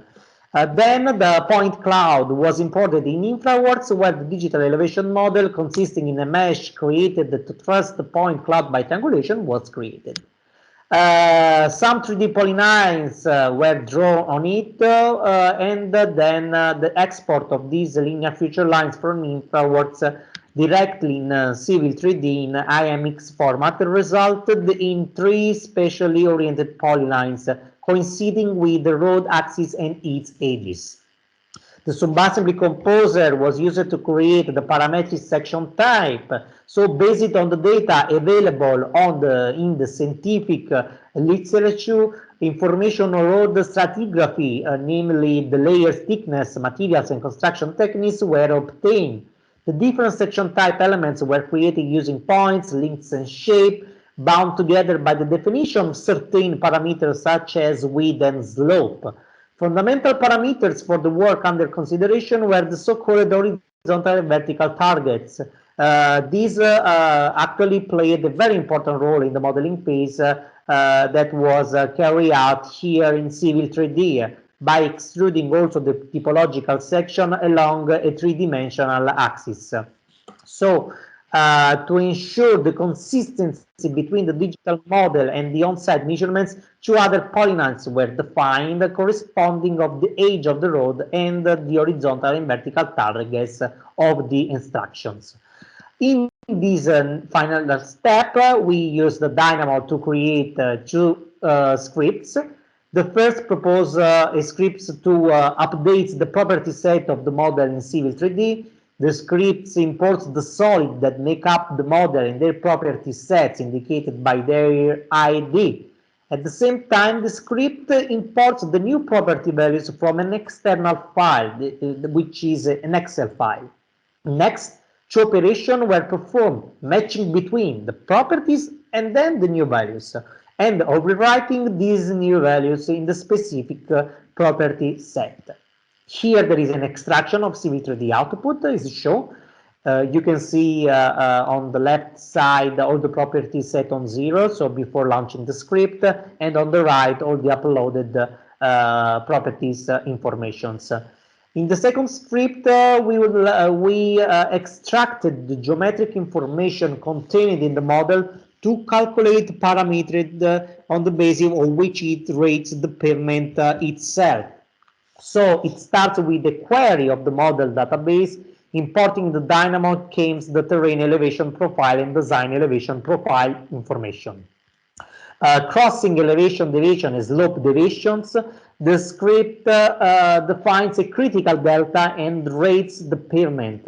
This gives information about the roughness and the irregularity of the pavement. Here is shown an excerpt of the script. There is here the first part that refers to the data imported directly from the model, and here there is a second part which are 2 Python scripts, one for the critical delta calculations and the other for the pavement rating. The first evidence that emerged from the present work is the sustainability of this methodology for the production of a heritage building model. This model can be an effective as a database and can be checked, queried, and updated. Anyway, I want to always highlight some specific issues that the IT tools used for design, for modeling in horizontal construction with continuous paving. Also, the quality and the quantity of field service must be expanded So not only using a laser scanner, but also using other technologies. Also, there is a problem related always from the lack of templates for structuring data in the BIM model. The last case that I want to show you is related to another investigation that is pretty new in the state of the art. And here we want to create an integration about BIM and the life cycle assessment. In the specific, we want to identify a specific sets of parameters to extend the informative context of the BIM object that enable the integration of more accurate environmental assessment, also allowing a distinction between traditional and innovative or recycled materials. Then the improvement of the flexibility of BIM LCA tools, so can user can apply, change and update project specific data. The automation of the life cycle assessment calculation and the bidirectional exchange of information between the BIM platform and the analysis tools, as also the calculation of a greater number of environmental impact category indicators, quantifying not only the global warming and climate change effects, but several environmental issues that could be associated with the project. So this research work aims to fill some, as the mentioned, gaps that still hinder the possibility to apply life cycle assessment methodology to an asphalt pavement using BIM workflow. So this is what we are expected to do, to develop a methodological framework for the extension of the informative content of the BIM object, but also to create a flexible and dynamic tool useful to estimate the LCA impact indicators of the asphalt layers of the pavement solutions. Solution. So the BIM workflow begins always from the traditional BIM modeling steps for linear infrastructures. So the first steps involves the creating of the terrain surface of the area surrounding the project. Then there is the horizontal and vertical alignment, and then I have the part related to the road pavement section assembly. Therefore, we have an informative framework that aims at achieving an adequate level of details of the road pavement. So here I have all the information, main characteristics of the materials that are expressed by several environmental indicators. For this purpose, several custom property sets were assigned to the beam of the pavement of the object. Looking at the BIM lifecycle assessment integration framework, a custom script was developed using visual scripting software. In particular, in addition to the information already integrated in the model, an external database was created with all the environmental impact indicators referring to each unit disaggregated process of the life cycle and can be easily updated by the user by Excel. So the dynamic life cycle assessment tool matches the properties of each materials of the road pavement with the rows of the external database that contains the impact category indicators of each unit process of the life cycle. The execution of the analysis tools update the property sets of the elements of the road pavement with the calculated environmental impact indicators. So the visual script developed in this case study is composed by 4 modules that gather the needed information from the BIM model and the external data sources. After running the scripts, the user can visualize the updated set of environmental impact indicators for each element of the pavement section by clicking on each element's properties panel. So the present works want to be an effective framework to help assess the potential environmental impact of an asphalt pavement in the construction or maintenance phase, providing a report of several environmental impact category indicators of design solution. I can say that the developed BIM lifecycle assessment framework is automated because it reads the information directly from the BIM model and does not require any manual inputs except updating the custom parameters, is dynamic because it updates the results and the consequent data output contextually to any change in the model in terms of geometry and additional properties, is flexible because it leaves the user the choice of customizing any of the parameters used to define the level of information need of the pavement beam, and is also multi-indicator because it returns the values of all the internationally recognized environmental impact indicators involving different environmental issues.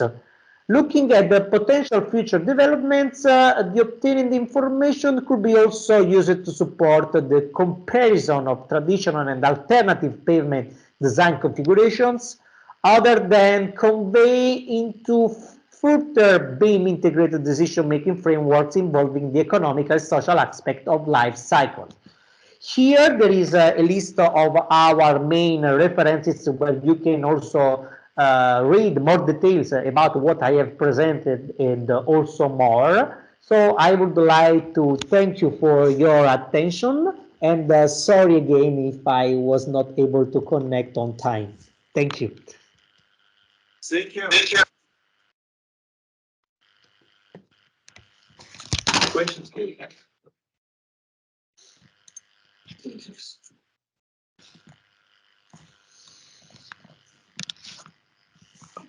No question. Okay, maybe we are a little bit tired today, so thank you very much again for a nice and very informative presentation. Thank you. Thank you so much. Thank you. Enjoy the rest of the day. Bye-bye. Yes. Now we have a lunch. Deci, stimați colegi, avem prezul. O leacă întârziat din cauza că trebuia să facem prezentările la timp, care dimineața, dar a fost o mică reținere. Vă rugăm 30 de minute pentru prânz, peste 30 de minute revenim în sală și continuăm, fiindcă avem încă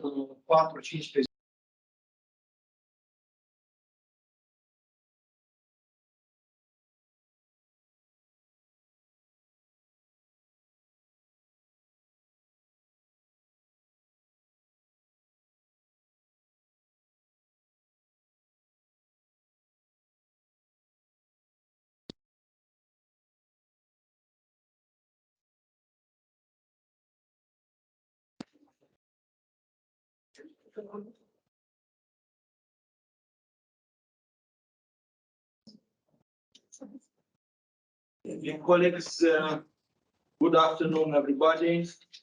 Now we start our afternoon session, and I am pleased to ask Professor Vincenzo Gattuli from Sapienza University of Rome, Faculty of Civil and Industrial Engineering, to present the report entitled Detection of Steel Defects by Enhanced Monitoring and Automatic Procedure for Self-Inspection and Maintenance. Professor Gattuli, please start your presentation. Thank you very much for joining our workshop and being with us today.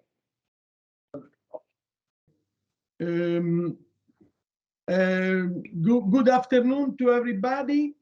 I'm going to share with you the result of a European project that I managed as PI. The title, the acronym is Desdemona. The project was started almost 4 years ago, and now is concluded, and the results are under review of the referee. So today I'm really presenting more or less all the achievement that we reach within this project. The European call that financed this project was a call related to steel, coal and steel. The project, due to COVID, had some delay. So at the end, it was working. It was the people worked for 42 months. I was the PI, the principal investigator of the project. The funding is a research fund for coal and steel under grant agreement 80687. The project started on 1st June 2018, and we had some delay. The cost, actually, the estimated cost was 2.2 million. Actually, we ran to over cost. 8 partners from 4 countries, in particular Sapienza, University of Rome from Italy was the leader. The other beneficiaries were University of Castilla-La Mancha, University of Porto, Portugal, University of Pisa, University of Gustave Eiffel, France, 3 industrial partners, Avio Group, Six Sense, and Echisa company from Spain, and some third party such as University of Chisinau, Alicante, and Iria. The objective of this Desdemona was the development of a novel design methods, system, procedures, technical solution to integrate sensing and automation technology for the purpose of self-inspection and self-monitoring of steel structures. The challenge in the project was to take advantage in the area of maintenance and monitoring. A classical approach use large human activities, is based on large human activities, eventually performed in unsafe condition. At the beginning of the project, there was some mechatronics available, so ground mobile robots, UAV, or on-site contactless global automated measurements for self-inspection and vibration measurement for structure identification. The Desdemona want to develop a paradigmatic integrated system and procedures, novel steel structures equipped with the instruments for automatic damage identification and some self-maintenance actions. The project was conceived in 6 work packages. The first one related to understanding the context, lab prototyping. The second one, concept was designed for real scale, experiments and modeling. The 4th work package.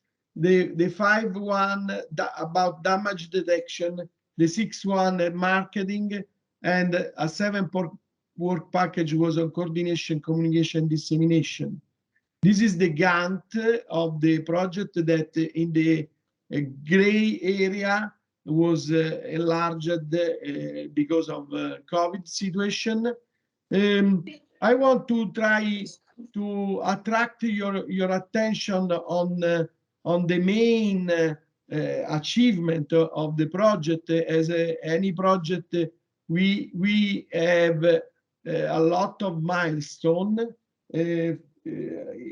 From my point of view, the main achievement of the project are in relation with the development of new robotic solution for automatic inspection, and also new results, new novel approach related to image processing, some novel ideas related to monitoring, and likely we have also developed a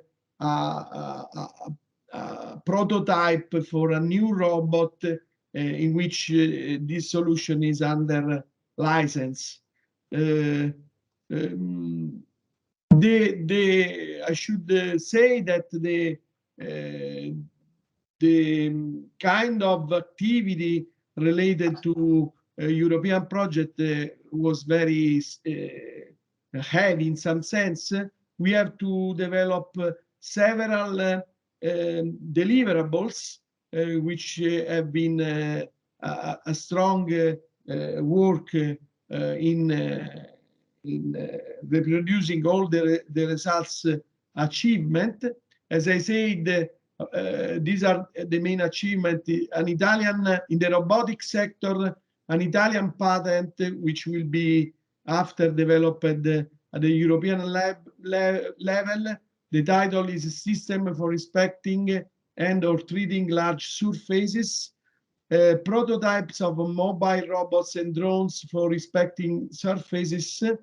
Autonomous robots, which are in reality in relation with a new project that was financed by NATO, for which I want to spend some words at the end of the presentation.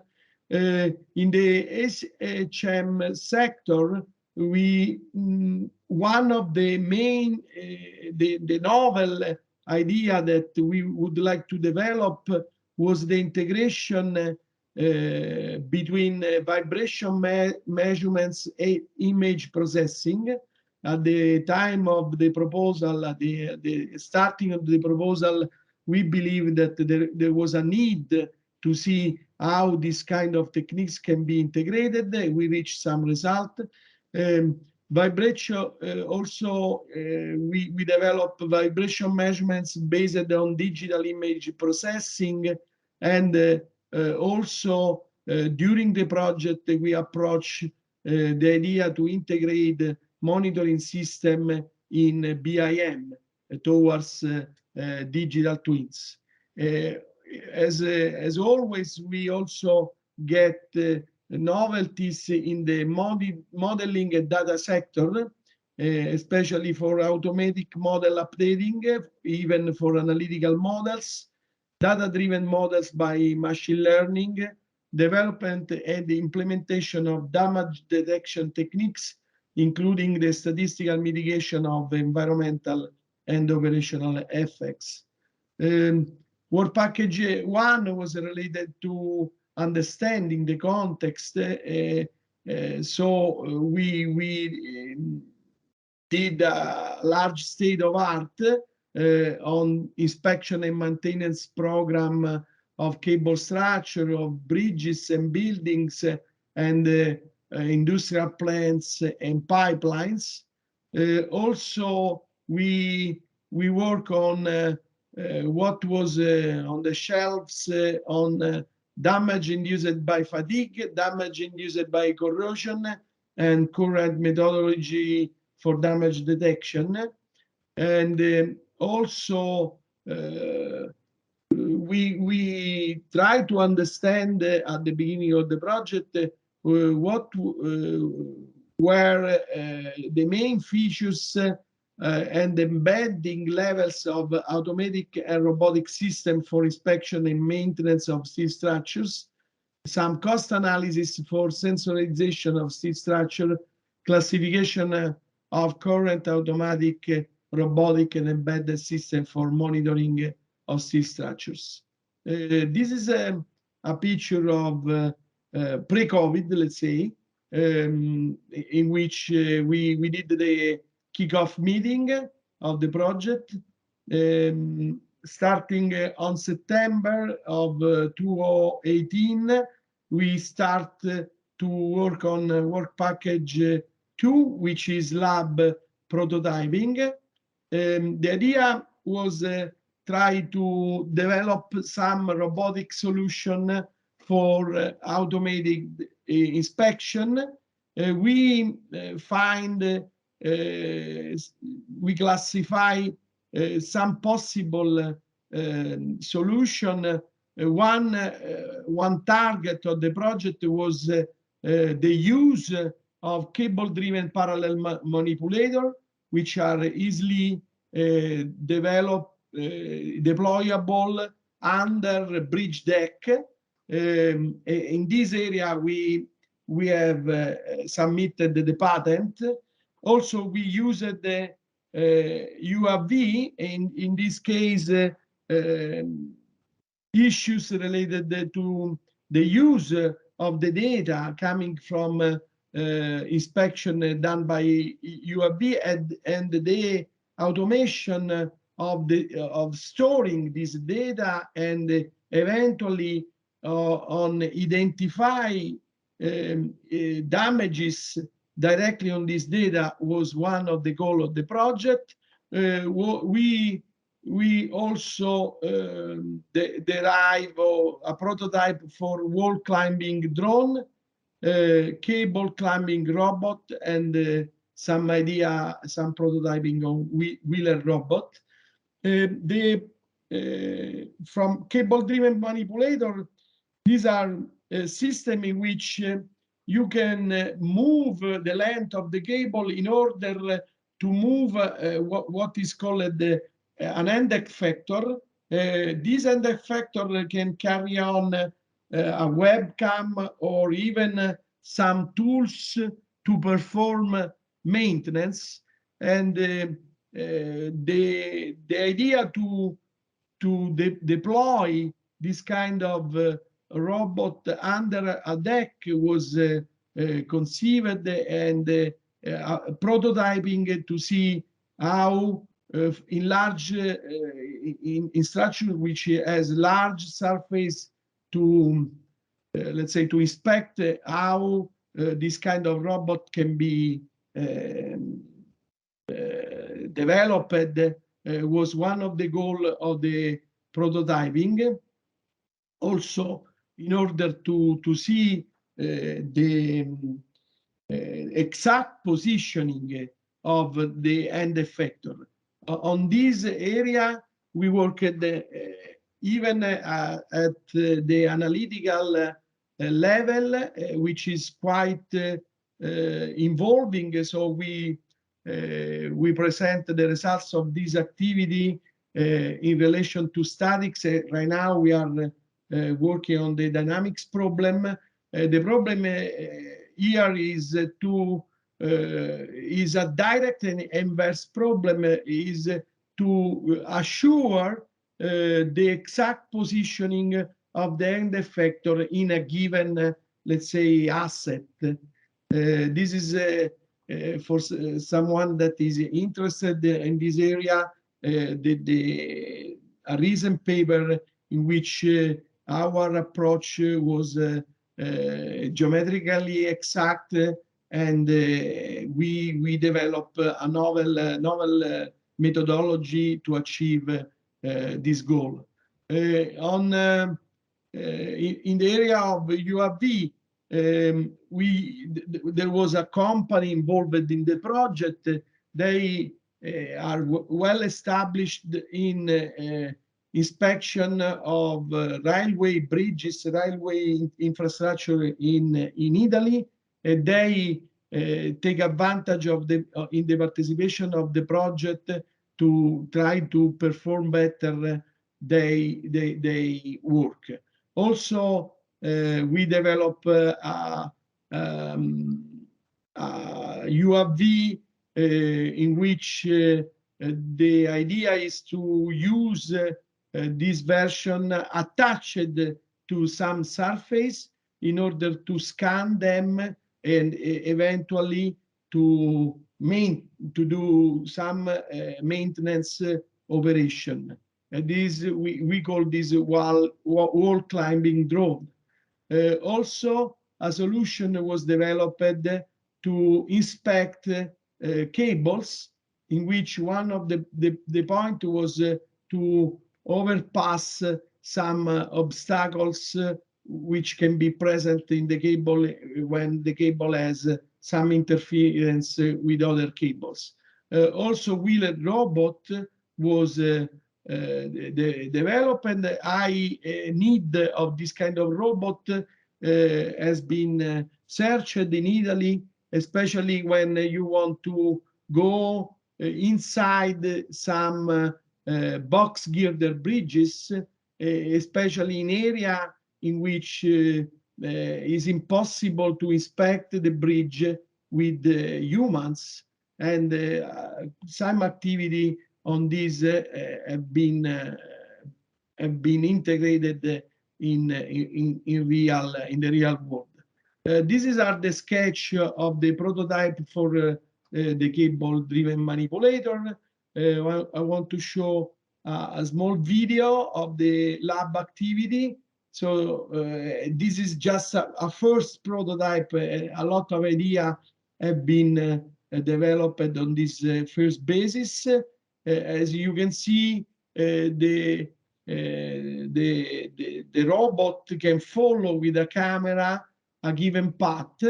This idea seems to be nice because you can do inspection in the exact same position recursively during the years. So if you have such kind of robot, you can inspect by camera the same position during the life of the structure.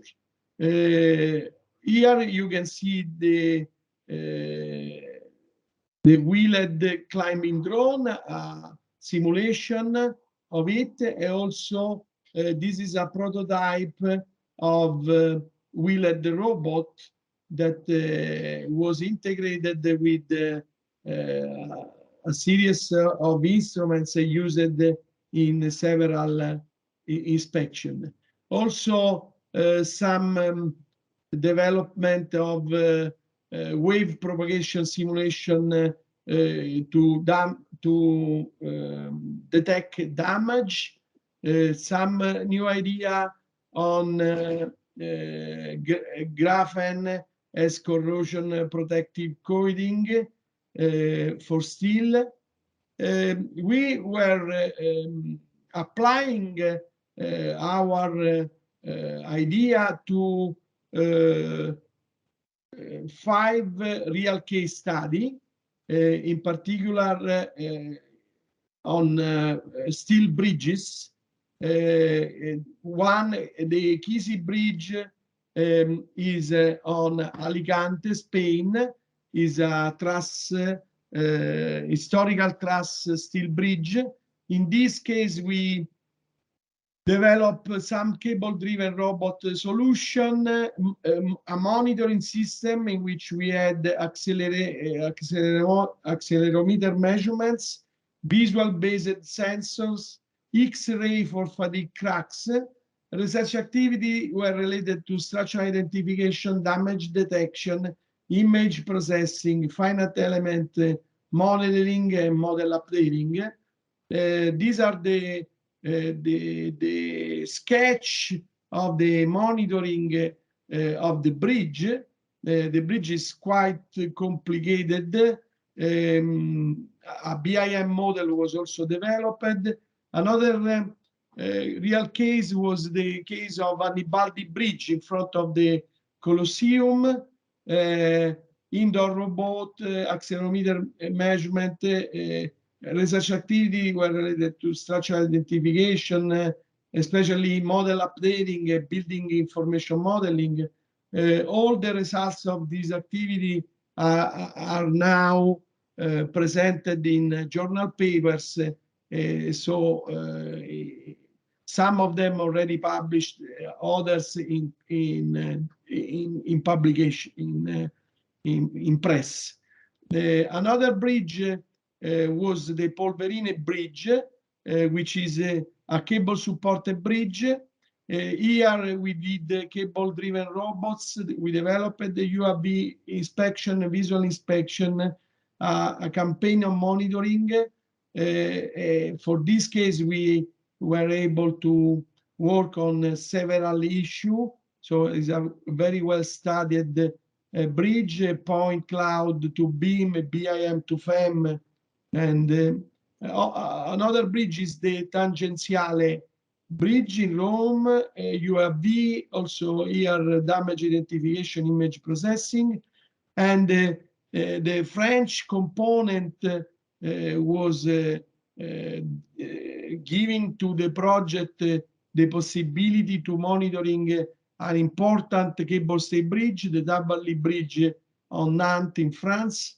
And also in this case, we had a continuous monitoring system that was the data which were used to develop some new methodology in the field of machine learning and model updating.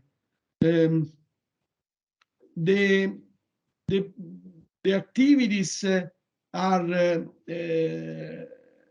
also stored in a database for automatic inspection and monitoring. This is the database is presented in the website of the project, which is still active, and there are 3 sections: automatic inspection and maintenance systems, steel structure defects, and automatic solution for defect identification.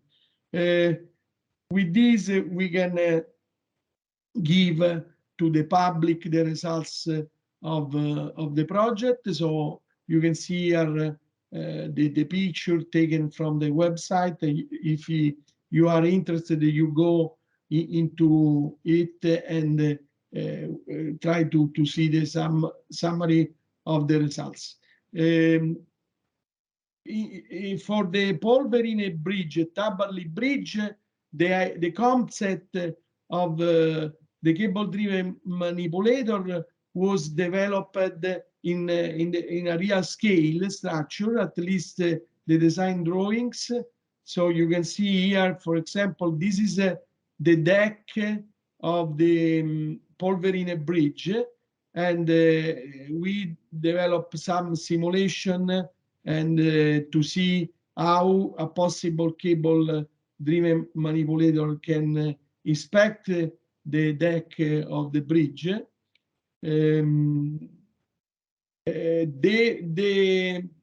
This bridge was also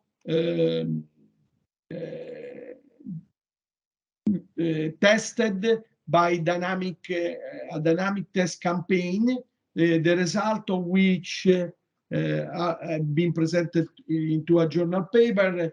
The bridge is quite interesting to look at the interaction between the suspended cable and the deck. So some novel results related to the interpretation of the dynamics of this kind of structure have been presented in this paper, especially because we were able to derive both an analytical model and a finite element model. And this model were interfered by dynamic data. Data coming from the reality were used to enhance or update both the analytical model and the finite element model of the bridge.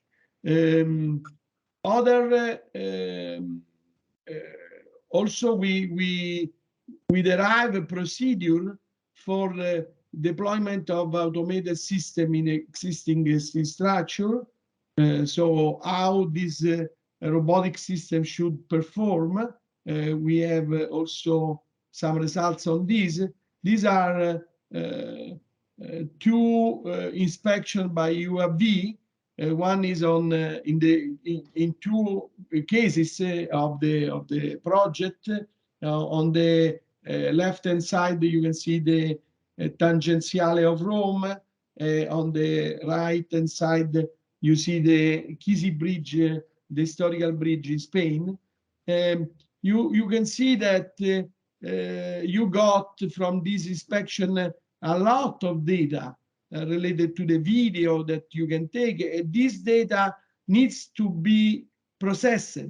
This is, in my opinion, is still an open area, to work, because most of the problem that we have now, in my opinion, is to manage this huge amount of data in a right perspective. You can think that any image of the video has a lot of pixels. Each pixel contains data, for example, on color, and this data on color can be processed by RGB techniques or image processing technique based on this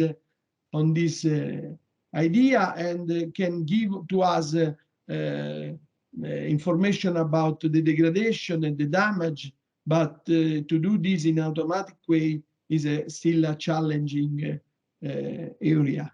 The idea of cable supported structure is actually one of the main interest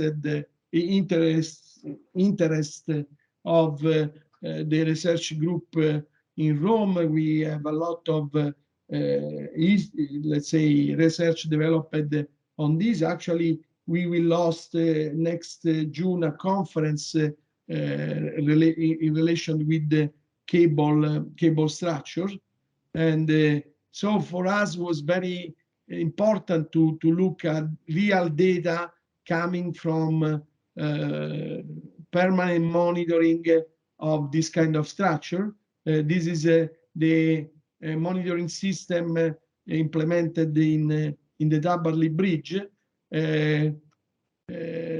We derive for the Tabarly Bridge also a BIM model that was used to storage the data, and also used to design the robot solution to do the automatic inspection. The monitoring needs a management of the installed permanent system. This is an issue of one deliverable. So global digital data repository are an issue, as I told you, in the storage of all the information coming from either inspection by UAV or permanent monitoring, in which we generally get information from vibration, for example. The monitoring was the data coming from the monitoring was used to exploit the possibility to derive model directly based on data. This is generally done by artificial neural network. So we work on this area to see how the real data coming from the monitoring can be used to derive this kind of model, which can be used to predict the behavior of the structure, in particular to predict the distance, so to predict in some sense difference from what we expect, how we expect that the structure will have to perform, and what we got from the permanent monitoring. This difference can be used for develop some alert systems that can be used to prevent, for example, collapse, as the disastrous one occurred at the Genoa Bridge in Italy. Also, we put a lot of efforts in direct inverse modeling and integration in BIM environment. You can see some picture here of BIM model, and used to develop through interoperability FEM models. and also in the case of the Kisi Bridge, to derive global and local models. You can see that the model is very accurate at the node of the truss structures. Here, this double use from global to local one is used to compare this result coming from modeling from results that comes from the real field. In particular, these data are again vibration and images, in particular in this case X-ray images, and we have submitted a paper in which we tell how we believe these two different data can be used for damage detection, so vibration and image data. Also, BIM was developed in the case of Polverine Bridge, and the BIM was used for interoperability, transfer of data to finite element model. The concept of digital twin was developed and also experienced in the case of Tabarly Bridge, in which a permanent monitoring has been used to transfer the data into a BIM representation of the bridge. Damage detection was developed with non-parametric method, parametric method in time domain and frequency domain.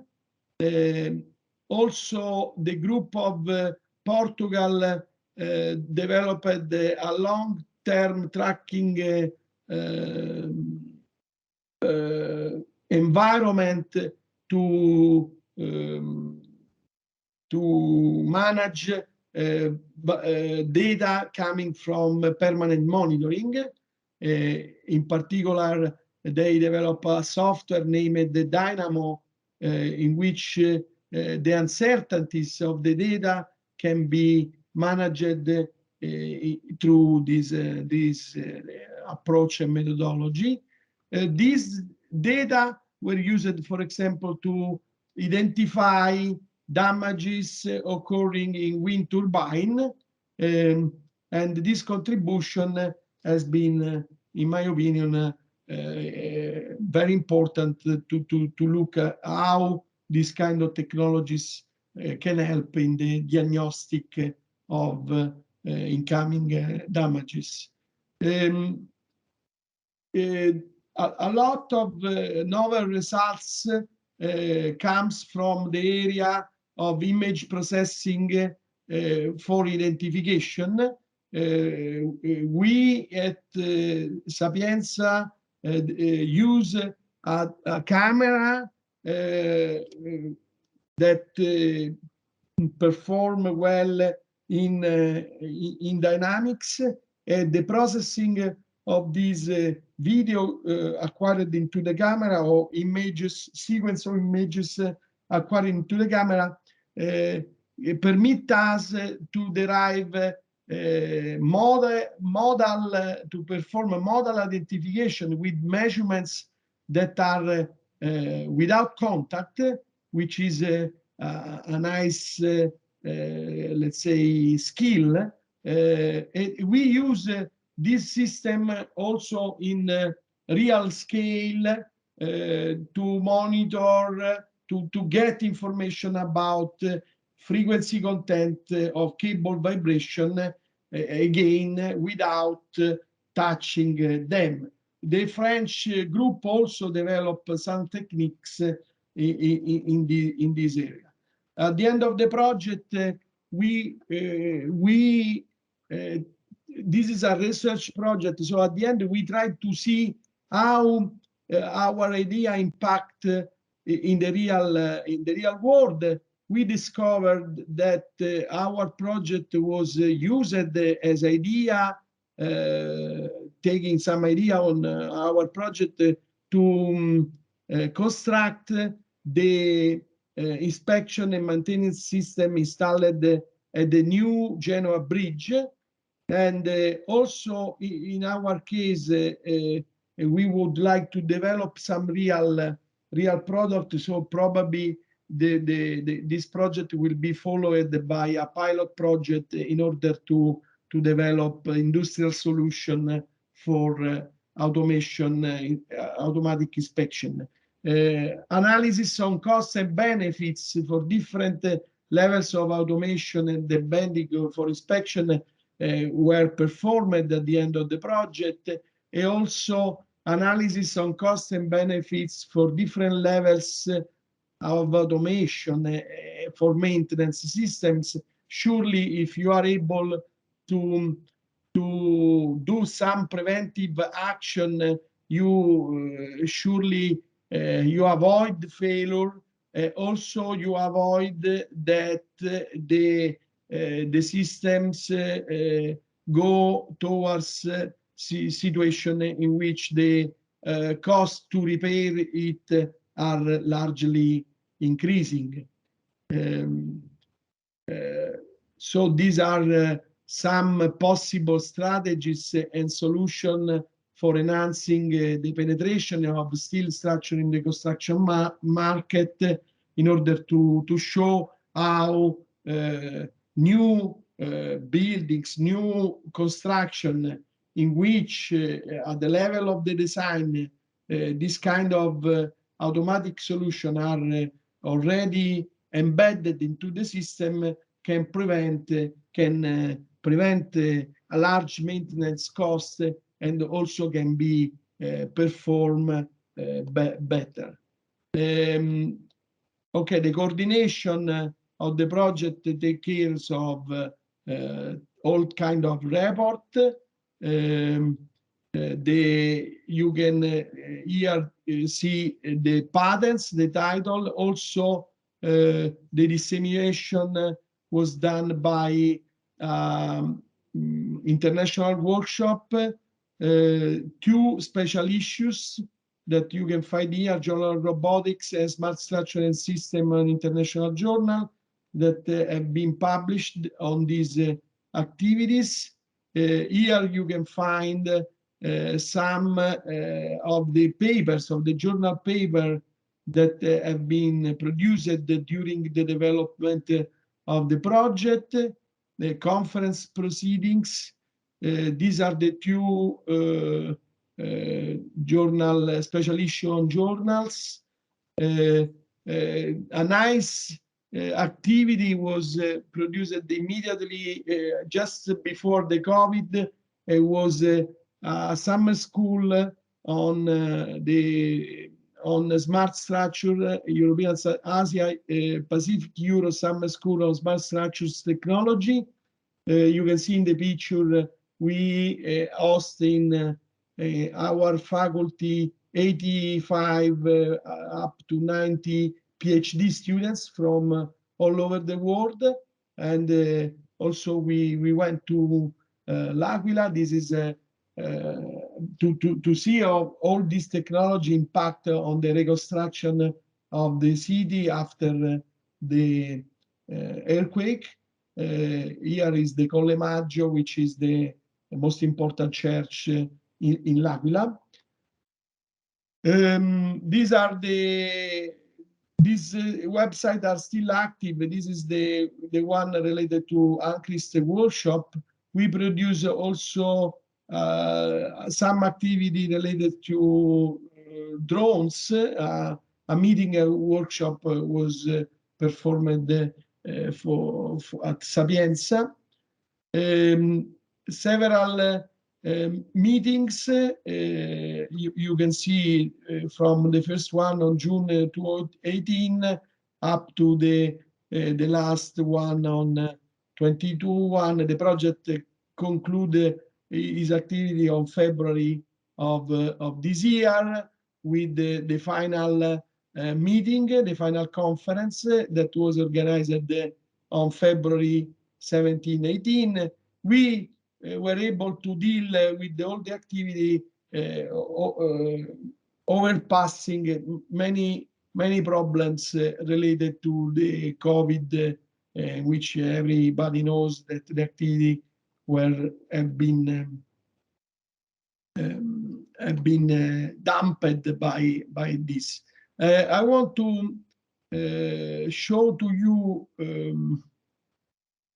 the one of let's say also product of that project was the idea to continue to work in some area that we were developed in that project, and in particular we thanks NATO to accept our proposal of IRIS project, which is inspection and security by robots interacted with infrastructure. Digital twins is a current 3 years project in the program Science for Peace and Security.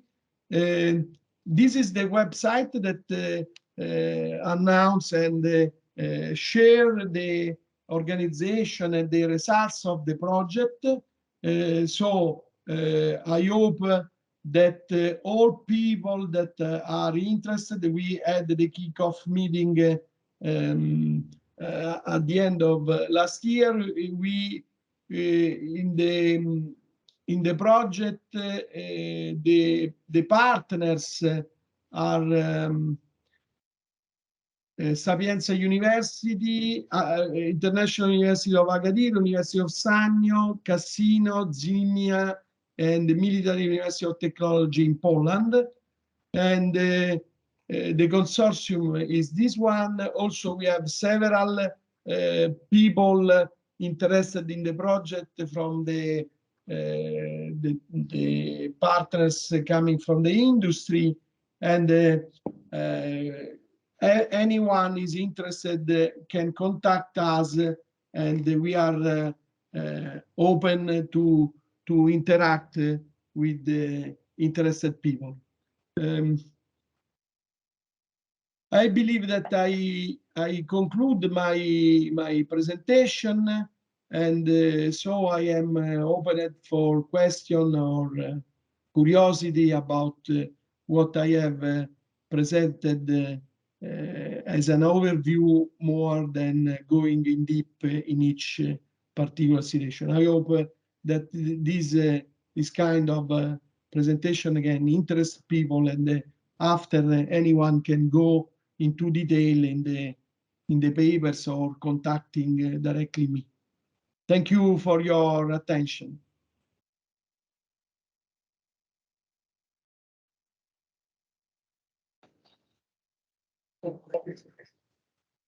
Thank you. Dear Professor Vincenzo Gaturi, and now it's time for questions. Please, any question? Professor Alexandru Basu. I will try to translate. Для мостов и особенно когда есть тросы, чрезвычайно важной является проблема устойчивости, особенно динамической устойчивости. For the bridges, especially when you have this supported, violated support, it's very important to study the problem of stability, especially the dynamical stability. Дает ли система, которая здесь была представлена, возможность контролировать степень устойчивости системы? Потому что мост может быть абсолютно без каких-то дефектов, но за счет потери устойчивости может разрушиться. Is the proposed model in the for system guarantees the stability of the system because of the bridge, because even if everything looks stable, because of the continuous bridge. That loss of stability, the bridge can be destroyed. So actually, the question relates to the dynamical stability of the bridges. So your question is related in relation to the dynamic stability. Yes. No, I don't know to which bridge you are referring. The Polverine bridge, the one which is cable supported, is a pedestrian bridge. What you know, dynamical stability is a special question in relation to wind. I don't know if you are mentioning or referring to the problem of flutter. In our case, what I can say about this problem of dynamical stability, I think that the case of Polverine Bridge can be, at least from my point of view, was interesting because the dynamics of the cable, because that bridge is a small scale classical suspension bridge.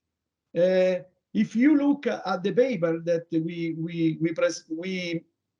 I can send to you the paper. So we were able to derive from real data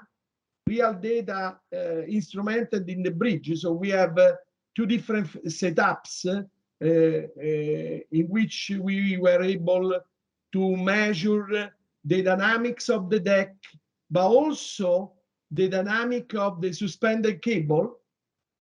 Also, because it's not easy, you know, to measure both of them. From this data, we were able to derive a dynamical model for the bridge, and you can I can show to you, if I have one moment, I can show to you some results specific on this. Let me see.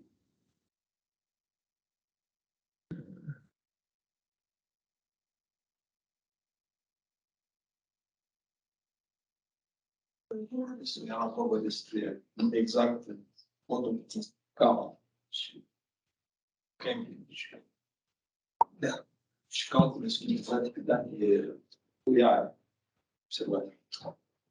So you can see my screen.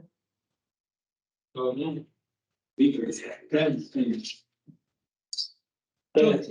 this is the paper about dynamical models of suspension bridge, that bridge. You can see here that we have an analytical model of the bridge. And see your screen. We cannot see your screen. Could you please share? Let me share the screen.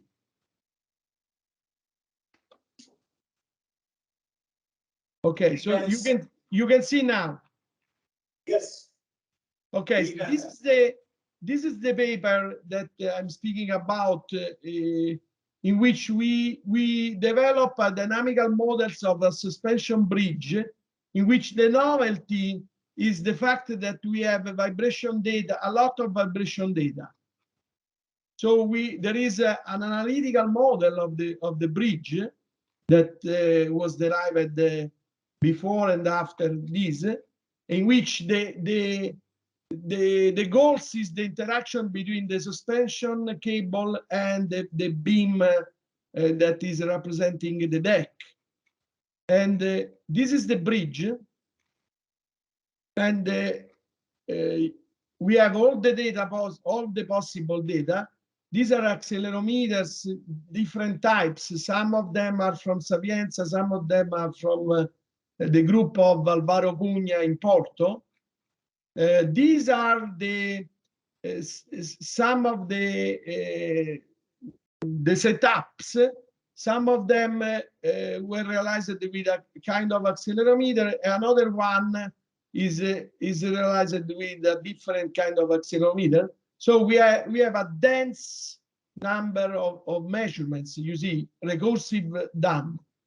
From these measurements, we were able to identify the modes of the deck, but also the modes of the cable, and looking at which kind of interaction were contained.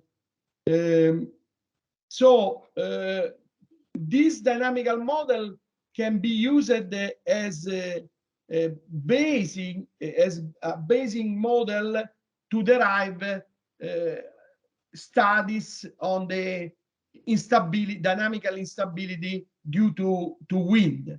In this case, you start from the linear model in which you are almost sure that the model that you have derived match with the real data taken from the field.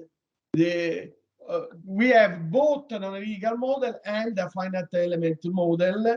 These are the modes of the finite element model. So you can see, for example, that the first mode is anti-symmetric because the cables has a large seg, and for the Irving theory, in this case, you have the first mode, which is follow the modes of the cable. I don't know if I have completely answer to your question, but from my point of view, this is this study is one of the results of this novel way to look at the problem, in which we should use both data coming from real experiments or permanent monitoring, and data coming from classical mechanical approach. This is one of the novel challenge for civil engineer. Professor Catholic, please share this paper with us. Would you please share this paper with us? Absolutely, I can send in the chat. Please, thank you so much. Okay. Any more question? No, thank you very much. Thank you to you. Thank you.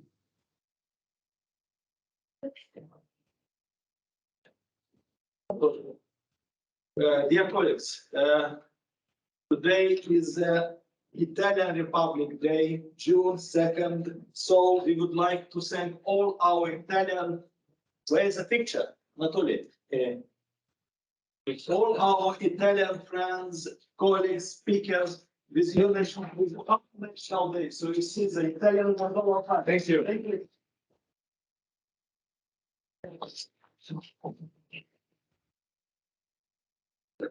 You want force during it all. Are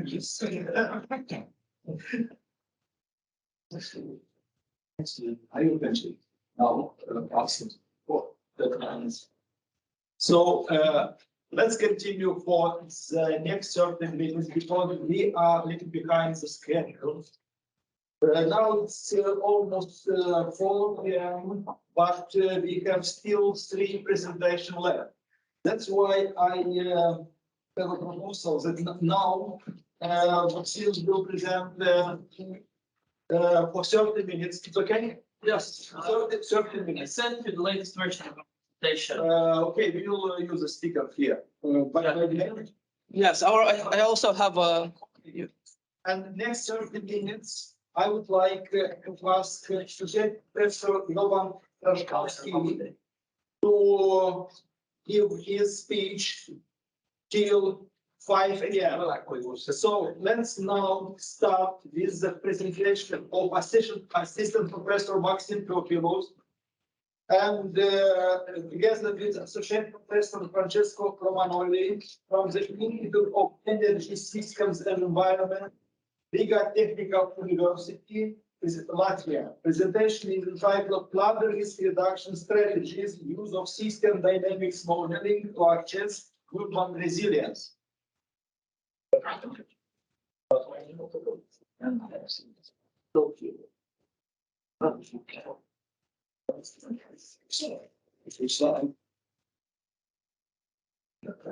Can open on this screen. It's not. Yes, done.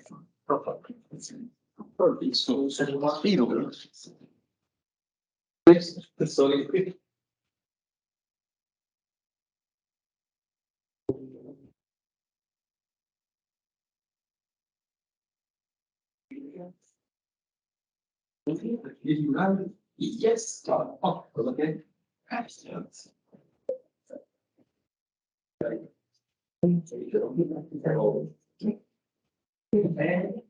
Oh, okay.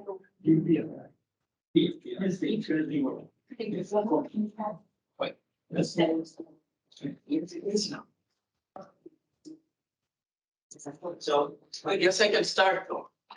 Yes. Wait, then maybe for Professor Aladi come back. Professor, I can start? Yes, please. Yes, thank you. So hello, everyone. I am Maxim Theopilos. I'm a researcher at Riga Technical University Institute of Energy Systems and Environment. Also assistant professor and head of Sustainability Information and Studies Center. Together with Professor Francesco Romagnoli, we've been working on the topic of resilience assessment for many years. And this is one of our studies today that I will present to you, focusing on flood risk reduction strategies, but actually the main keywords here, I would say the focus of the study was the application of the system dynamics modeling to assess urban resilience. So the model is not only applicable to flood risk reduction, it's also, it has a broader applicability.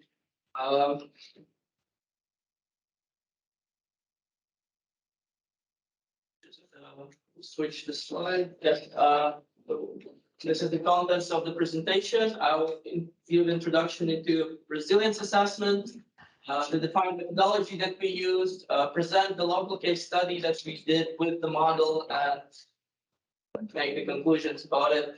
So, first of all, why this is important, why we're making this study.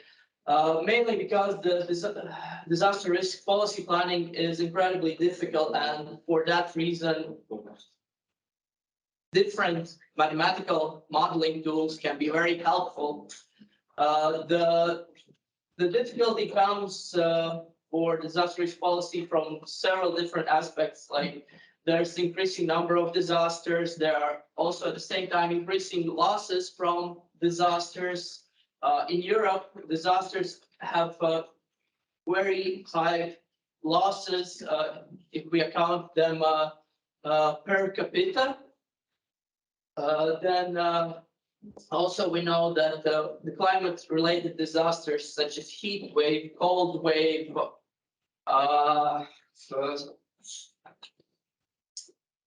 rainfalls, heavy rainfalls, they dominate in Europe, and exposure in terms of population is growing in Europe. The population is quite dense, so also the urbanization is very dense, and therefore the resilience assessment and increase of community resilience is very important. Now, if we look at this concept of resilience, it is used because it allows to capture us a lot of aspects related to disaster risk management in one word, which is often used and in disaster risk management, and we heard it a lot during our conference, resilience. But how can we really assess resilience? This was also one of the questions that we studied And if we look at the history of resilience, mainly it comes from ancient times literature. It was then used eventually as a scientific method involved in physics, like mechanics, and also in physical science. Later on, it was taken away as a term describing the resilience of different populations and different biospheres. And we have also quite a big topic in ecology, but also in just risk reduction and sustainability accountability sciences now where it's very topical study areas. So so we identified that there are several current molecules in the resilience assessment of it. And one of them is that there are different definitions used, and there's no consensus of one single definition. So resilience is addressed in different models in different ways. So there are different signals, of course, as in ways. And the resilience often is not considering the transformative approach, which means mainly the models that currently are used are static. Which means that creating basically not resilience is changing over time. They measure the impact resilience by using different indicators in a variety of dimensions, but they not allow fully to measure the performance before the disaster, during the disaster, and the response after the disaster. So there are a few models that do that, but they focus on a very narrow field of input system, for example, one input system for either an energy system or for water supply, or maybe for health care, but not do not address the input system as a whole. One system. So it's highly complex to create a tool which allows to consider all of these scales. And for this reason, there is a certain lack of support for creating input resilience strategies. And based on that, we framed our aim of research, which is creating the assessment tool for climate reduction strategies, which includes the complexity of the system and the systematic interaction of different parts of the system, considering the multidimensionality and different time scales, so short-term and long-term, includes the main characteristics of urban resilience, different urban dimensions from economic, social, also infrastructure and environmental, and they allow us to create possible effects and future effects of different strategies. So, what was the methodology that we applied for achieving the aim? Basically, we selected three different methods that we could see already sometimes in use also in national development, but in our create we can provide a specific way, and those are multi-criteria analysis, which means that for this model we use the composite index for the value evaluation of urban resilience, behind which we apply the probabilistic approach, stimulating different occurrence of events, of other events that cause disasters, and the system dynamics model, which embed both of these together, and was like this structure of one system. So if we go through the steps, we'll decide including the definition of one system and the definition of one. What I mentioned will be analyzed, what indicators will be selected to represent these dimensions of urban area, and how they will be synthesized into one index. Then an analysis was formulated, so how we can represent the problem. Basically, it will be a readable form from the model that we are creating. And then obviously we work on creation of a model, which included the chemical diagrams, the flow diagrams creation, from a realistic method integration into this model and the selection. I will now tell about this part more big, how it was made up before. So why this model was important? It is a novel model for this topic, which was not created before, never used before.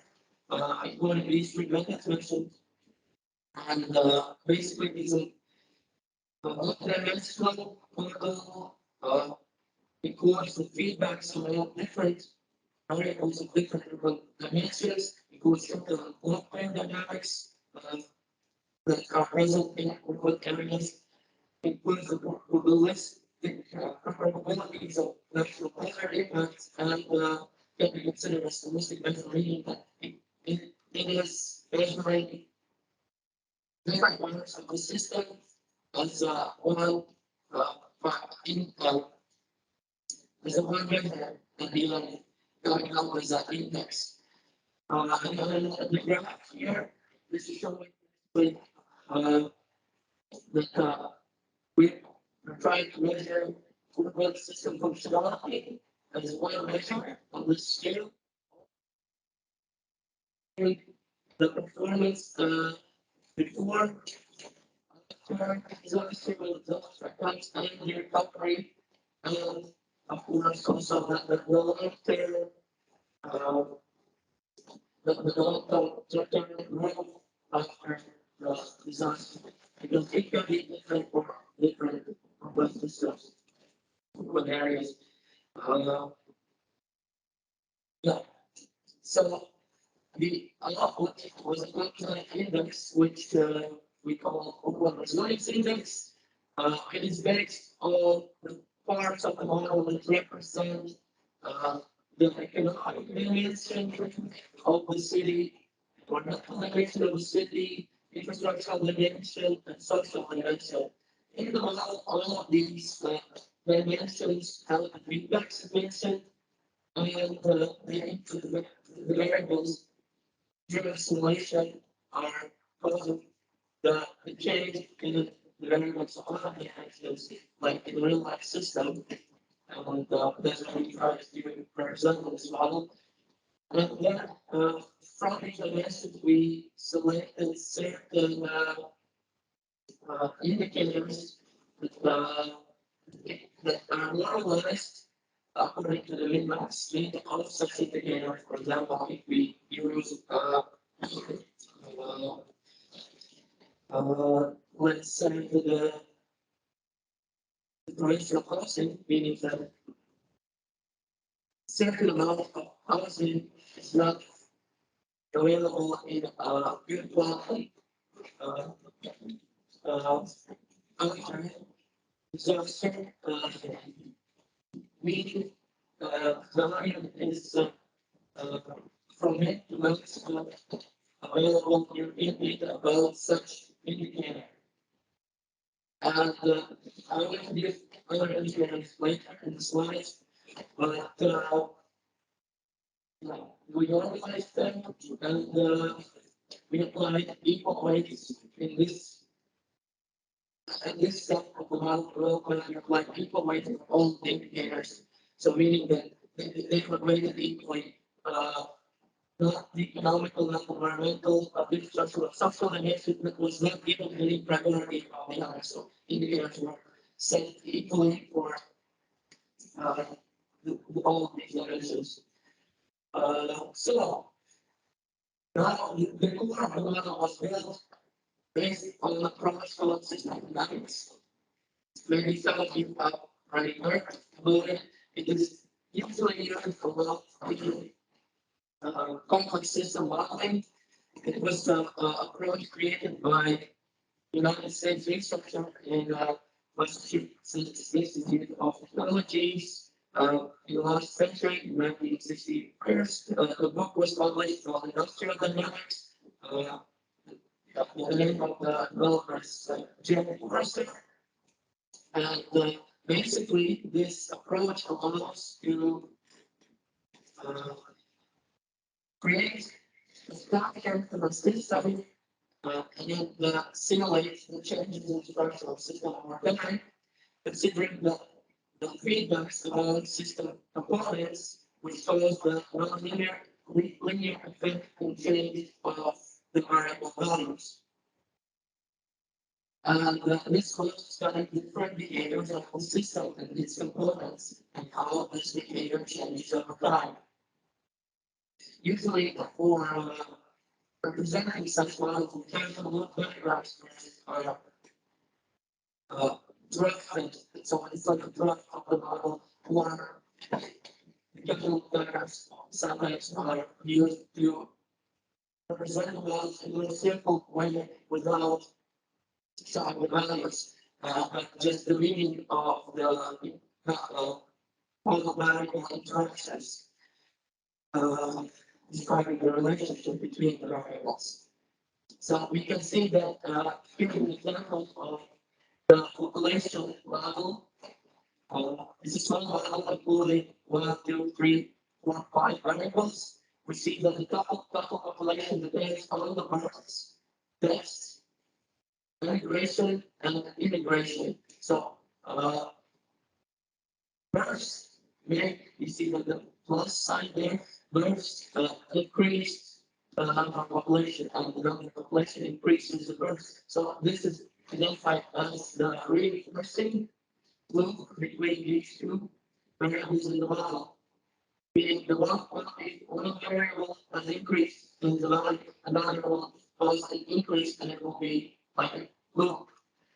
On the other hand, we have a balancing loop between young population, which the more population grows, the older the deaths will occur, which is called the balancing loop. Means that if one variable increases, then the increase in another variable will cause a decrease of the initial variable. Also, there can be other variables affecting the initial variable that we're looking at. But now this is only the description of the model. When we look about the type model, in software is built with sample flow diagrams. Basically, the stocks and flows are two main components of the modeling here. The stock is a system component which accumulates the values over time, meaning if we are talking about population, it accumulates the values of population increase and at the same time population decrease that are embodied the model as the feedback loops between these variables that are described in the causal diagram. So this is a very simple model. If you would like to build more complex model for our whole city,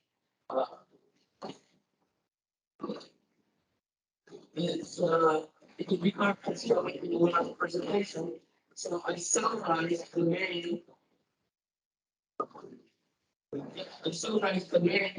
feedback loops that we included in these dimensions that I mentioned before. So basically, this is the population middle part of the reinforcing loop. Here we see the part of the model where infrastructure comes in as a demand for housing. The lower population, we see the higher building housing. Basically, the housing grows due to the building of housing. This is considered in the model. Also, the demand for services is considered in the model. Provision of services, and of course, the environmental dimension comes here. Provision of services like energy, we burn natural gas or any other type of fuels, and we have emissions where we have some waste from provision of services, which decreases the overall attractiveness as environmental attractiveness for population. Here it is a balancing loop because by increasing the population, and here we see technically overall attractiveness decreases, but if the value here increases, it will again increase the population.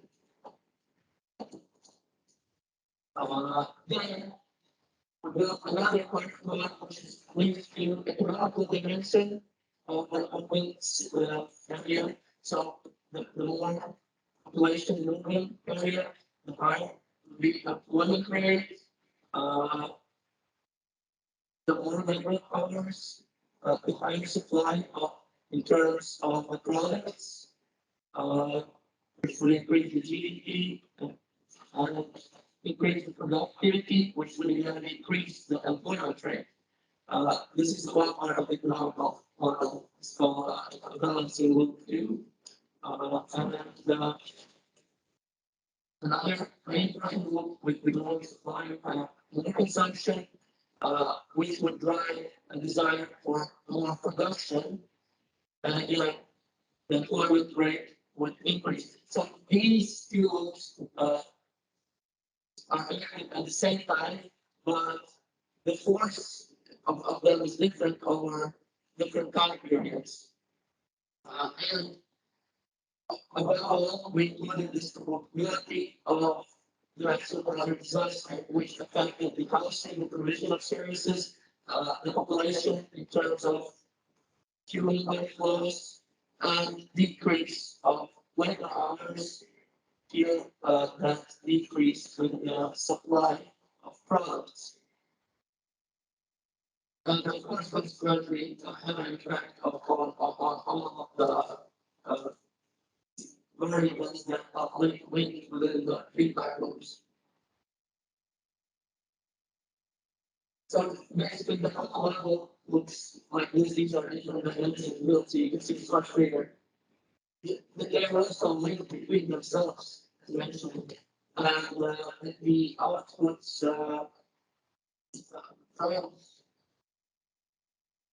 variables, significant variables in measuring of the resilience index are considered as indicators. So here we see from economic sector the inventory, meaning that there's inability to supply the demand to meet the demand of products is considered as negative impact on urban resilience, and you cannot really see the lines here behind. So if you see a minus, that's the growth of this value would have the end figure over here.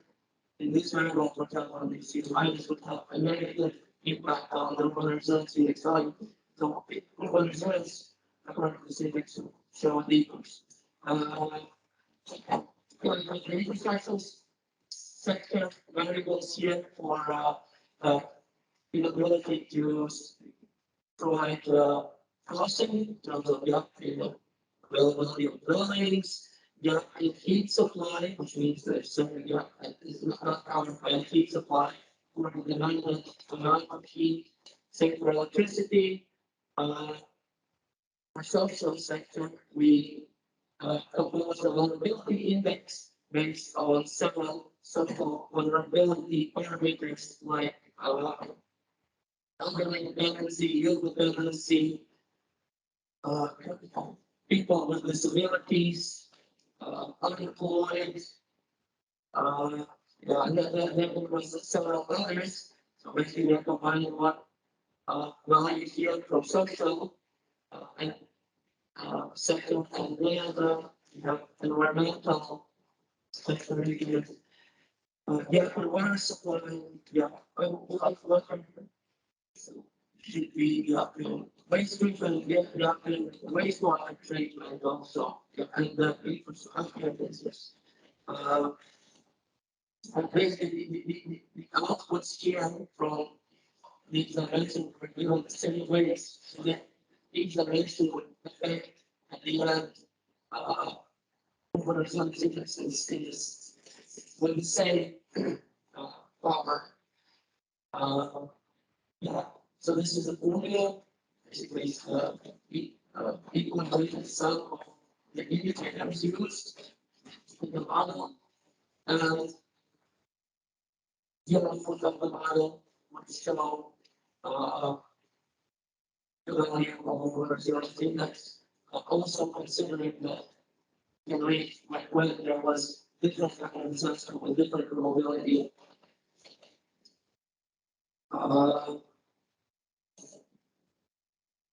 Here is the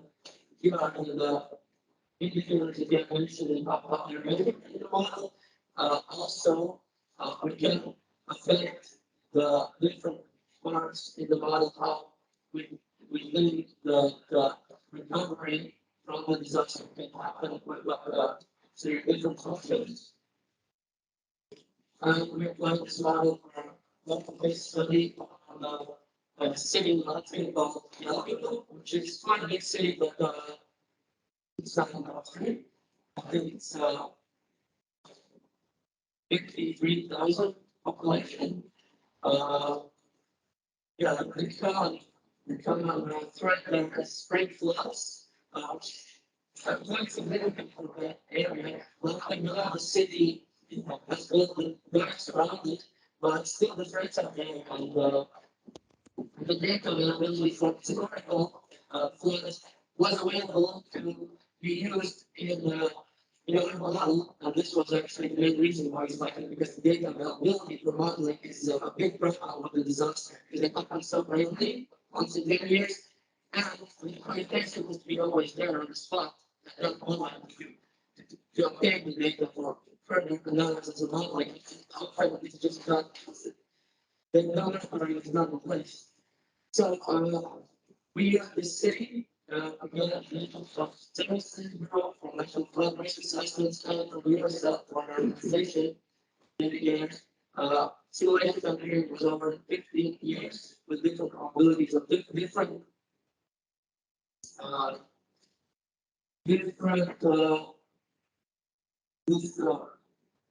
floods trend flood hurricane. See there are floods that occur once in 10 years, once in once in 5 years, once in 10 years. So once in 10 years, once in 20 years, and once in 15 years. The simulation step of the model. We consider the areas that is covered. So we can evaluate how much land is affected by these floods and how much of our city is affected. So we can see the baseline scenario. The first line here is the scenario without hazard. We see the orange line there, and we see the red line there that is if we include different types of hazards. See circle effect. Same for housing, for heat supply, CO2 emissions because of the causes and distortions in the services makes positive effect on certain environmental indicators, and there's also this negative effect on the economic performance of the city. So we define different resilience scenarios, which potentially be the disaster reduction strategies also. And we assumed that there's some in open resilience scenario 1 and 2, there's a decrease. In open resilience scenario 1, there's a decrease of CO2 emissions, which is the blue line here and here. And here is the decrease, the increase in waste recycling. So potentially there's less waste created, which could be disturbed, which could be economic hazard, which could be a cause for a greater pollution in time of floods after in time of floods.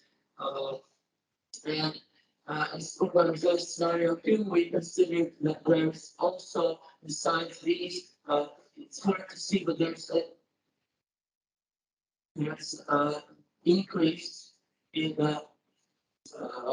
disaster risk management. So we consider it as a decrease in coefficient for vulnerability of infrastructure. So the green line here has smaller peaks, and here it would have slightly smaller losses. And you will see the results in the next slide. So how it's affecting at the end of the urban resilience index for the city. And the study finds that according to this model, we see that there's a decrease of population, but the increase of urban attractiveness increases at the end the population in the city due to the decrease of emissions over time and the waste.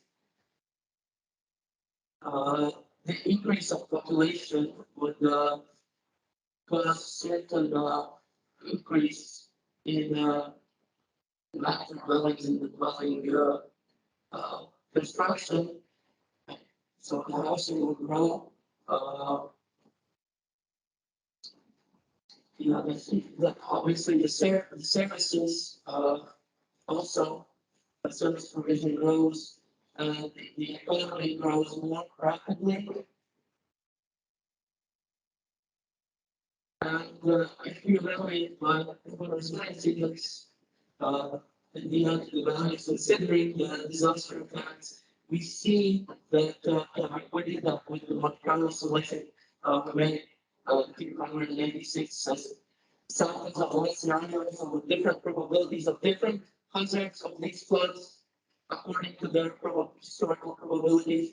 And we compared the scenarios that so the difference in it, what's caused the differences also in the final scores. We found that the model is capable of representing the resilience increase if we apply strategies, for example, like we did for decreasing the waste and decreasing the CO2 emissions from service provision. In the long term, we consider that this is an indicator for increasing the environmental aspect of resilience. If we compare, we have also a small difference here from the mean and the max, but quite a big increase for the worst scenarios if we increase the so basically decrease the ability of infrastructure to these samples show also a better score in terms of resilience. And we see that the best performance is not so much different, but the worst performance that can be characterized in different probable other scenarios. It is very difficult. So the model at the end, it's a model that was created before by using these specific methodologies, this specific approach in capturing the disaster effects of Africa development and with the large feedbacks in the dimensionality of urban areas. But also link different aspects from disaster reduction, planning, adaptation, and commercial knowledge gaps for policy planning and scenario planning for local level. Then this basically is the summary of what I explained about the model. Then we find the urban factor is an interesting factor that should be considered because it strongly can affect the one variable that I mentioned, the population, which is the one of the main causes variables for the cause of the feedbacks in infrastructure and social social items that can increase or decrease the resilience, but the quantitative measurement of quantitative relationship of human attractiveness to population should be studied better because it's quite complex to define quantitatively the feedback between human attractiveness and population. Then you have the last slide, you mentioned that we see that there's a certain benefit of decreasing vulnerability of infrastructure, but it's not greater than decreasing on the long term the social vulnerability and the trade-offs between short and long term unlimited. These are basically the current limits of the model. They are limited to causal loops that we included, and they can be the model can be developed further for specific cases, including other sub-models and indicators necessary to study case-specific urban resilience strategies. Should be considered the strong limitation of data availability and for that purpose, the rest of the topics that are covered in this conference with monitoring and use of drones. They are kind of important also for other science fields like my case of creating the models because you have the highlighted the data availability. And that's basically all what I wanted to tell you. In this presentation, this model was also developed within two projects sponsored by European and national funds, society academic staff briefing university, and the Erasmus Plus project about basically building many resource education, in which we also collaborate with presented here, here some publications linked to this model mentioned and other publications linked to disasters and resilience that we developed with my colleague, Professor Jessica McGill, that really wanted to be here with us today, but and I guess I'm already out of time, so I will stop here. Thank you.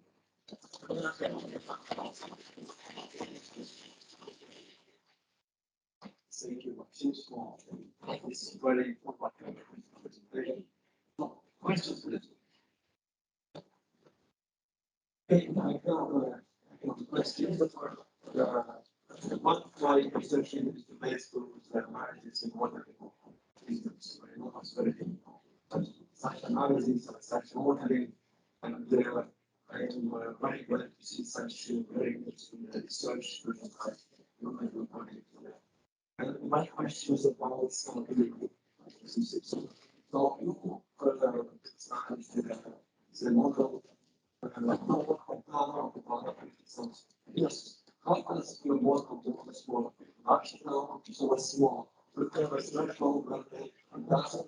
Yeah, I would say no, you can't thresholds for counts. The reason why we selected urban areas is that actually found that usually the ones are really like scale, like national ones, large scale, like companies, or maybe one infrastructure. And it's quite obvious. It's quite fun. The town is a separate entity, and to me it seems that it's not. Or the model is not limited to apply to bigger or smaller, but the end it's only the difference in the values. But sometimes, or some cities, often there is different infrastructures or different important aspects for developing their resilience strategies, or they have maybe other specific threats for which, as I mentioned, also other components can be added like as a sub models as well.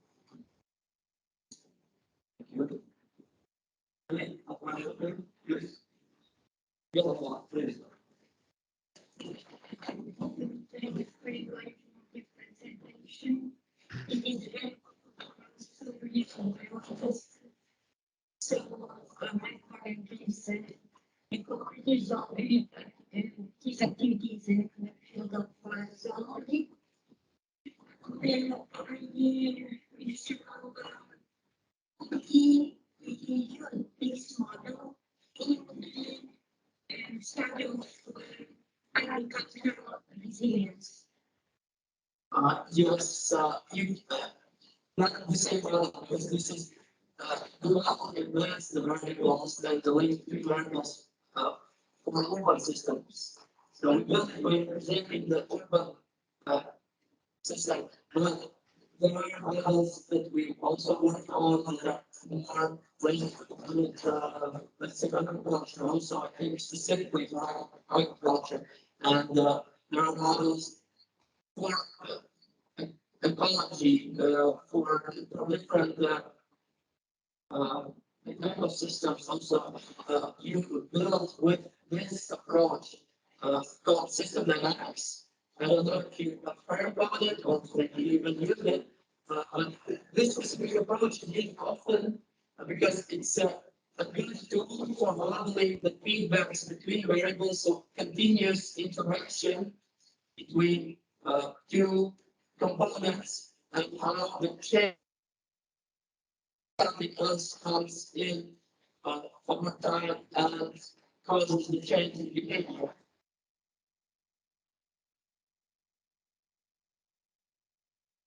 It is a framework called system dynamics. It is like the modeling approach, the framework which you can use. You can apply it for any system. You can use it from the real world. You can use it for ecological system, technological system, or social system. Yeah. So for that purpose, we use it because I come from an environmental science field where it's quite transdisciplinary field. We have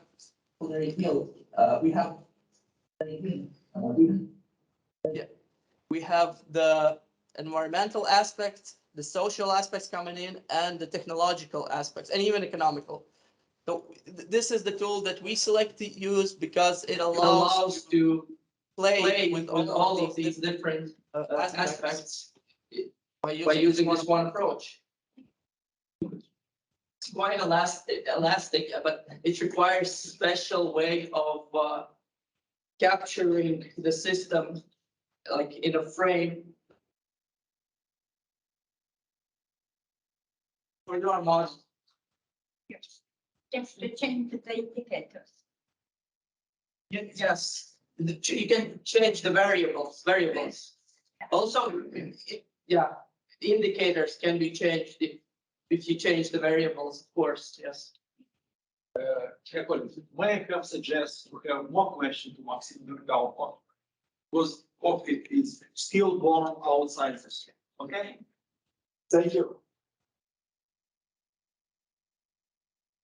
Спасибо, паузник, опять чуть-чуть еще адресован говорила паузник.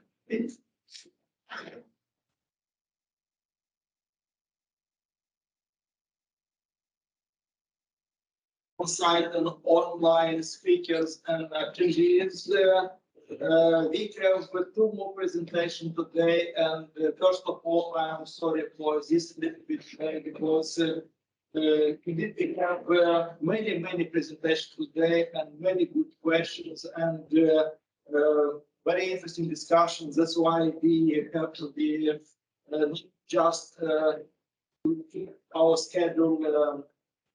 Our presentation was scheduled as in our program, but also we would like to get the live discussion and as much as possible interaction with our speakers and our attendees, and then also between the speakers themselves. So, despite the fact we are a little bit behind the schedule, we are very happy to have so nice presentation and. I am glad to now to invite Professor Jovan Draszkowski from the University of Ljubljana, Faculty of Mechanical Engineering in Slovenia. This presentation entitled Numerical Modeling of Blast Response of Structures. Professor Draszkowski, can you start the presentation? Thank you very much for introducing me. Can you hear me? Yes, we can hear you and this. Okay, so as mentioned, I will give my lecture about numerical modeling of blast loaded structures, blast response of structures. A few words before I start. Few words about the University of Ljubljana.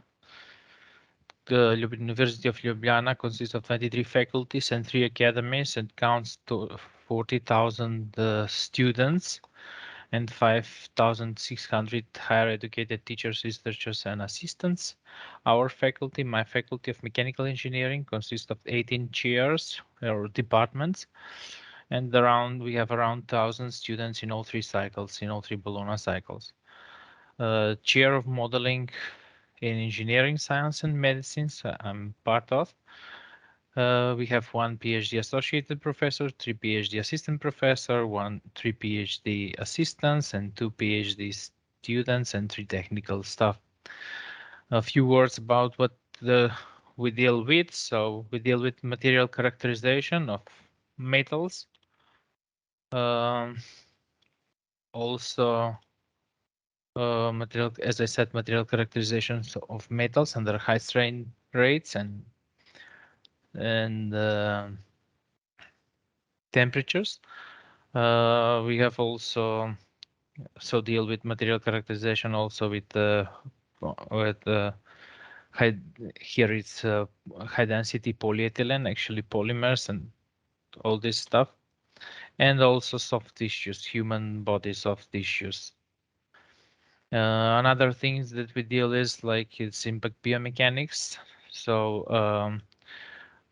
injury assessment and also human body development in different parts and all human body also. Also design optimization of traffic infrastructure and human injury, assessment of human injury in traffic accidents, as you can see, and in blast loading scenarios. Another examples of traffic safety barriers, concrete and steel, and also protective structures in SOS tunnel Nisha. A few more examples of gravel field arrestor beds. Evaluation, design optimization, and defining the material properties for it. And it seems that works very nice. And also design optimization of structures under impulsive loading, like blast and ballistic loading. Here it's shown like local and global movement of a vehicle.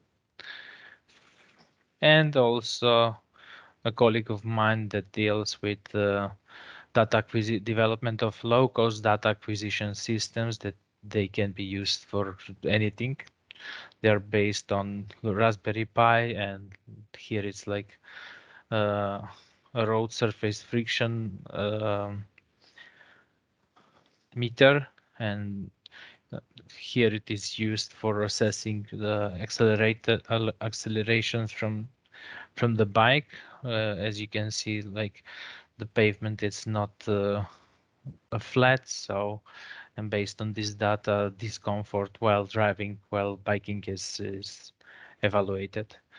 And another example, like safety distant alert device based on the vehicle, which is behind us. And one more complicated for control system of a tensile testing device. that we use in the Faculty of Medicine, Department of the Anatomy, for material characterization of human body, of human soft tissues. That's all. So I'll start with the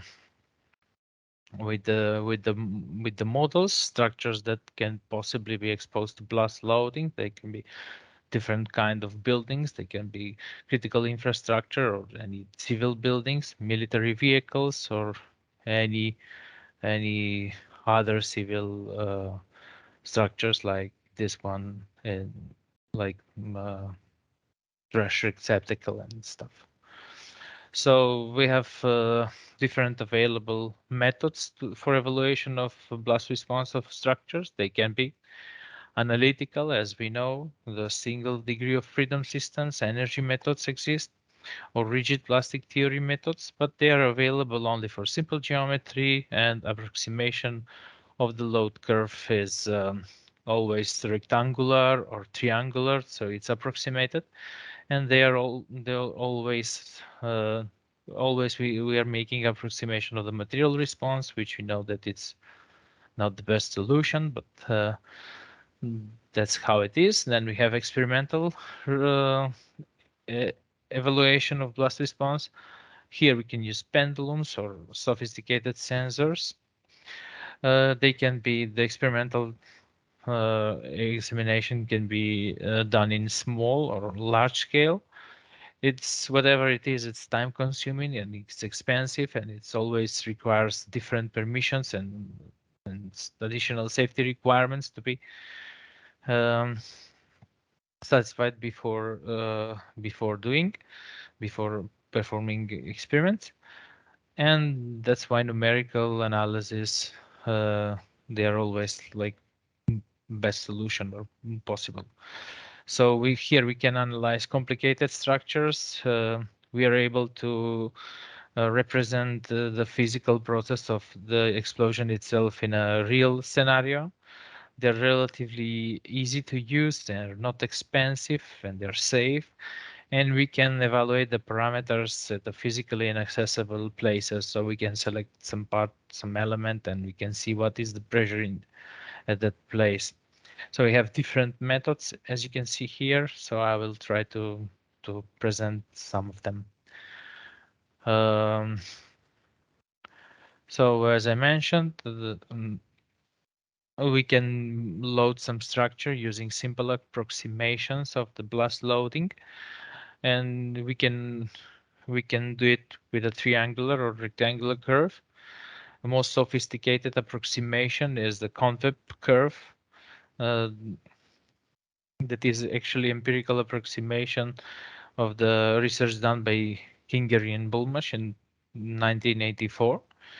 Then we have initial impulse mine that is actually available now in LSDyna based on the research done by Tremblay in 98. Then we have more physical approximation of blast wave. So we have fluid structure interaction here. Multi-material alley, arbitrary Lagrange Euler, available since 1960. And then we have SPS as smooth particle hydrodynamics that is available since 2002. And we have other methods, combined methods. They are usually used like convex alley or alley mapping. They are used for, as you can see, further not for close range distances, but for large, for higher distances, actually, for higher scale distances. So this is the curve, blast loading curves, pressure profile. How does it look like? And we always, before start, we have to have no matter what model is used, we have to have some experimental data in order to validate our model. Otherwise, the numerical simulation is simply cartoon and nothing more. So once again, so MMALE and SPH, CPM and CFD models, they can be used for close range loading, close range standoff distances, while convip combined with ALE when we like. It's used when we like to model fluid structure interaction, but for a large scale distances. So we use convep to load the air that will load the structure. So we can see here fluid structure interaction.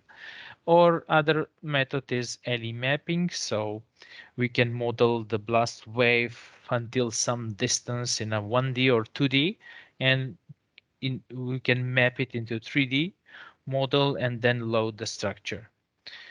I will start with the convep method. This is the simplest one, actually. Here it is represented like 1/4 symmetry. The symmetry planes are shown here and here. And here it's that simple. So only the mass is defined at a particular location. And that's how the structure is loaded. Another method is initial impulse mine. It's actually a method for modeling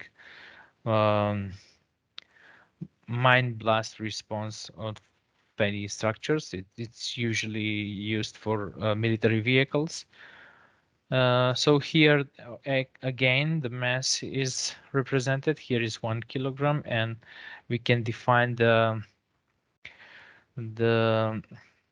density of the soil, the depth of the burial. This is this one, and the area of the mine, and that's how it's loaded.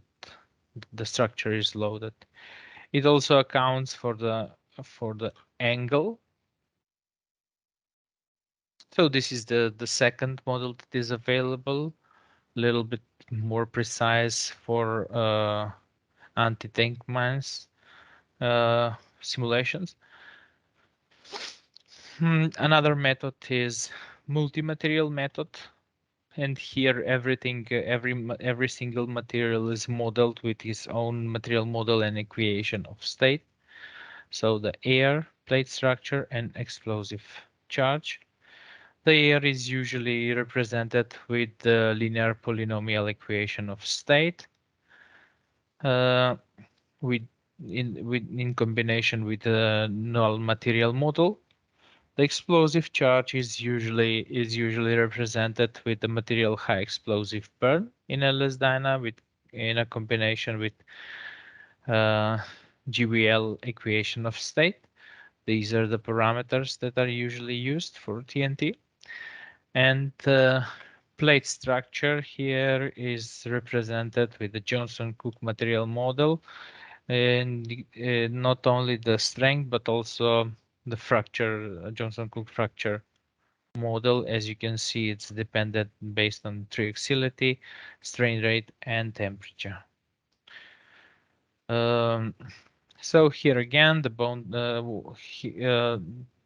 model should be somehow verified. And there can be thrusters can be defined in different locations in space, and the pressure profiles can be tracked in space and time, and the model can be validated.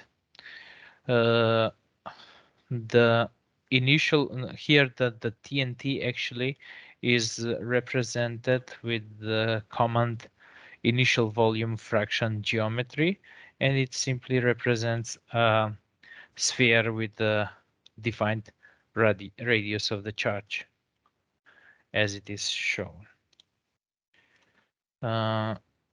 Okay, so once the model is prepared, we have to somehow validate it, as we said, and the good source for validation of this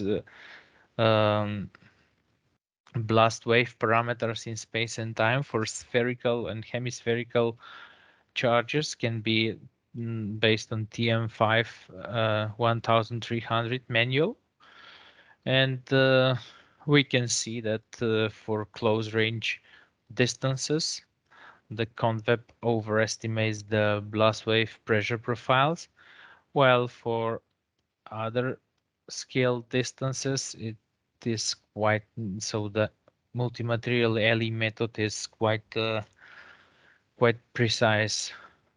They can be compared. Here it is shown how the mesh size influence the results.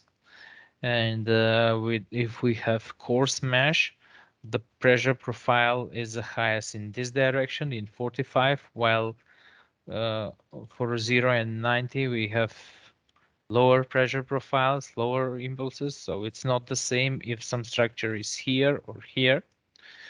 But if we decrease the mesh size, so we will improve the model. As you can see, these are three different meshes at the same time. We can see that the pressure profile is much better in the last case, and the pressure time profiles are pretty the same in all three directions. That is really important thing. And here we can see how we are approximating some solution using different mesh size or number of elements. Here it's represented as a number of elements per charge radius. So as we can see, increasing the number of elements in the model, we are much closer to the experimental values. Another thing when using multi-material LE method is that we have to somehow define the fluid structure interaction, and here it is used the constraint Lagrangian solid, which is based on some penalty between the penalty contact between the fluids and the structures and the loaded structure. And yes, the slaves and master sites should be also defined. One are the fluids and the master is the structure. Okay. So once we have validated material in space and time, we have to also validate the response of some structure, not only the parameters of the blast wave in free space, but also we have to define the reflected blast wave parameters. And that should be also done before we load the structure of interest. And here a few parameters are important. The distance of the boundary, where we will put the boundary of the model, the element size of the mesh, it's also important. And mesh biasing, you can see that it's not that important. So these are the models with the different distances of the structure of the boundary. You can see here we have a minimal distance, while here the distance is really large. So this is the first model, the second, third, and after, let's say after 0.6 meters box, we're getting the same results. So this should be always checked. This should be always checked before we load some structure, that we have converged solution for the boundary, that we are sure that the boundary is placed far enough not to influence the results. So the first thing, as we said, we have to define the distance of the boundary, the minimal distance that satisfies our model. Then mesh size also influence the results. Mesh size, then method. Okay, method, I checked the method. In LS-DYNA we have two different methods. Then these are numerical parameters that influence the results. And here it can be always checked the number of Lagrangian elements versus the number of Eulerian elements. Also how this ratio influence the results and if we encounter some problems. And the best solution of all these parameters can be used for the final model to load the structure. So another model is the SPH method based on smooth particle hydrodynamics method, which was at the beginning of 2002 developed for penetrations because of large deformations and remeshing processes that were lasting so long. So it was at the beginning was used only for this penetration modeling, but somewhere 2008, 2010 it started to be used also for blast loading, for representing the explosives.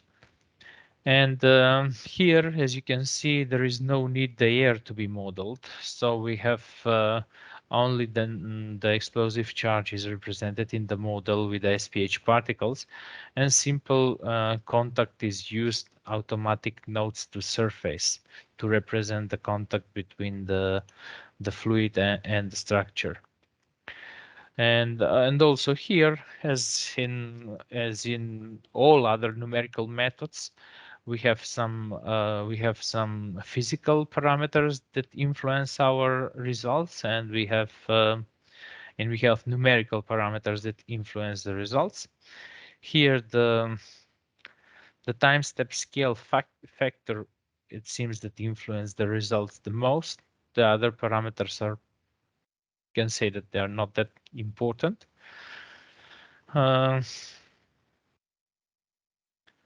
So again, the same procedure for the most influential parameters of the model, like the mesh size and time step scale factor, and some other numerical factors are checked here. And here it was found out that usually in LS-DYNA it's used like by default is 0.9, the scaling factor. Here we have to reduce the factor because the speed of the particle is so large, so we have to reduce it, the time scale factor. And once we have converged solution, so here is for different mesh sizes. As you can see, not that higher influence, but here for the time step scale factor, you can see that the first curve is actually, I think, yeah, this one. The lower values we have for time scale factor 0.7. The deformation is minimal, which means a lot of particles went through the plate without transferring the energy to the plate. As we decrease the time step scale factor, the deformation improves, and once the time scale factor of 0.1 is reached, there is no change in comparison with the time scale factor of 0.05. So this should be always checked. The other thing that also influence are some other numerical particles and some other numerical parameters, and like contact type, if it's soft contact or hard contact, and so. And these are some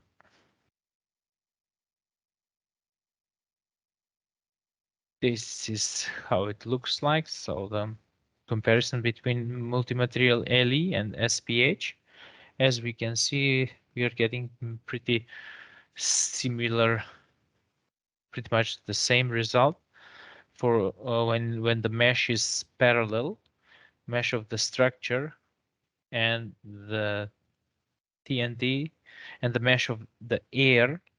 Actually here we have the no leakage of the blast wave on the other side without transferring the energy to the structure. But once the mesh of the structure, let's say when we have some complicated structure or vehicle. It's not the mesh of the structure is not parallel with the mesh of the air. Leakage can easily appear, and here in this case, not all the energy is transferred to the structure. While in the case of the SPH method, this is not a problem. And the SPH is much more faster. You can see the difference in loading. So the red one is SPH, while here we have reduced deformation because not all the energy is transferred to the plate. Even these things can be, this is what I was talking about. So in the first case, if you can see here, we have the mesh is parallel of the structure with the air, and we have no leakage as it is here. But in the second case, when the structure is not parallel, mesh of the structure is not parallel with the mesh of the air, the leakage easily appears. This can be also solved, but it requires additional effort and knowledge. Here it is. So that's all from my side. Thank you very much for your attention, and if you have some questions, I'll be happy to answer. I cannot hear anything. Can you hear us? Yes, Okay. now, yeah. So maybe Professor Southwestern, please. Yeah.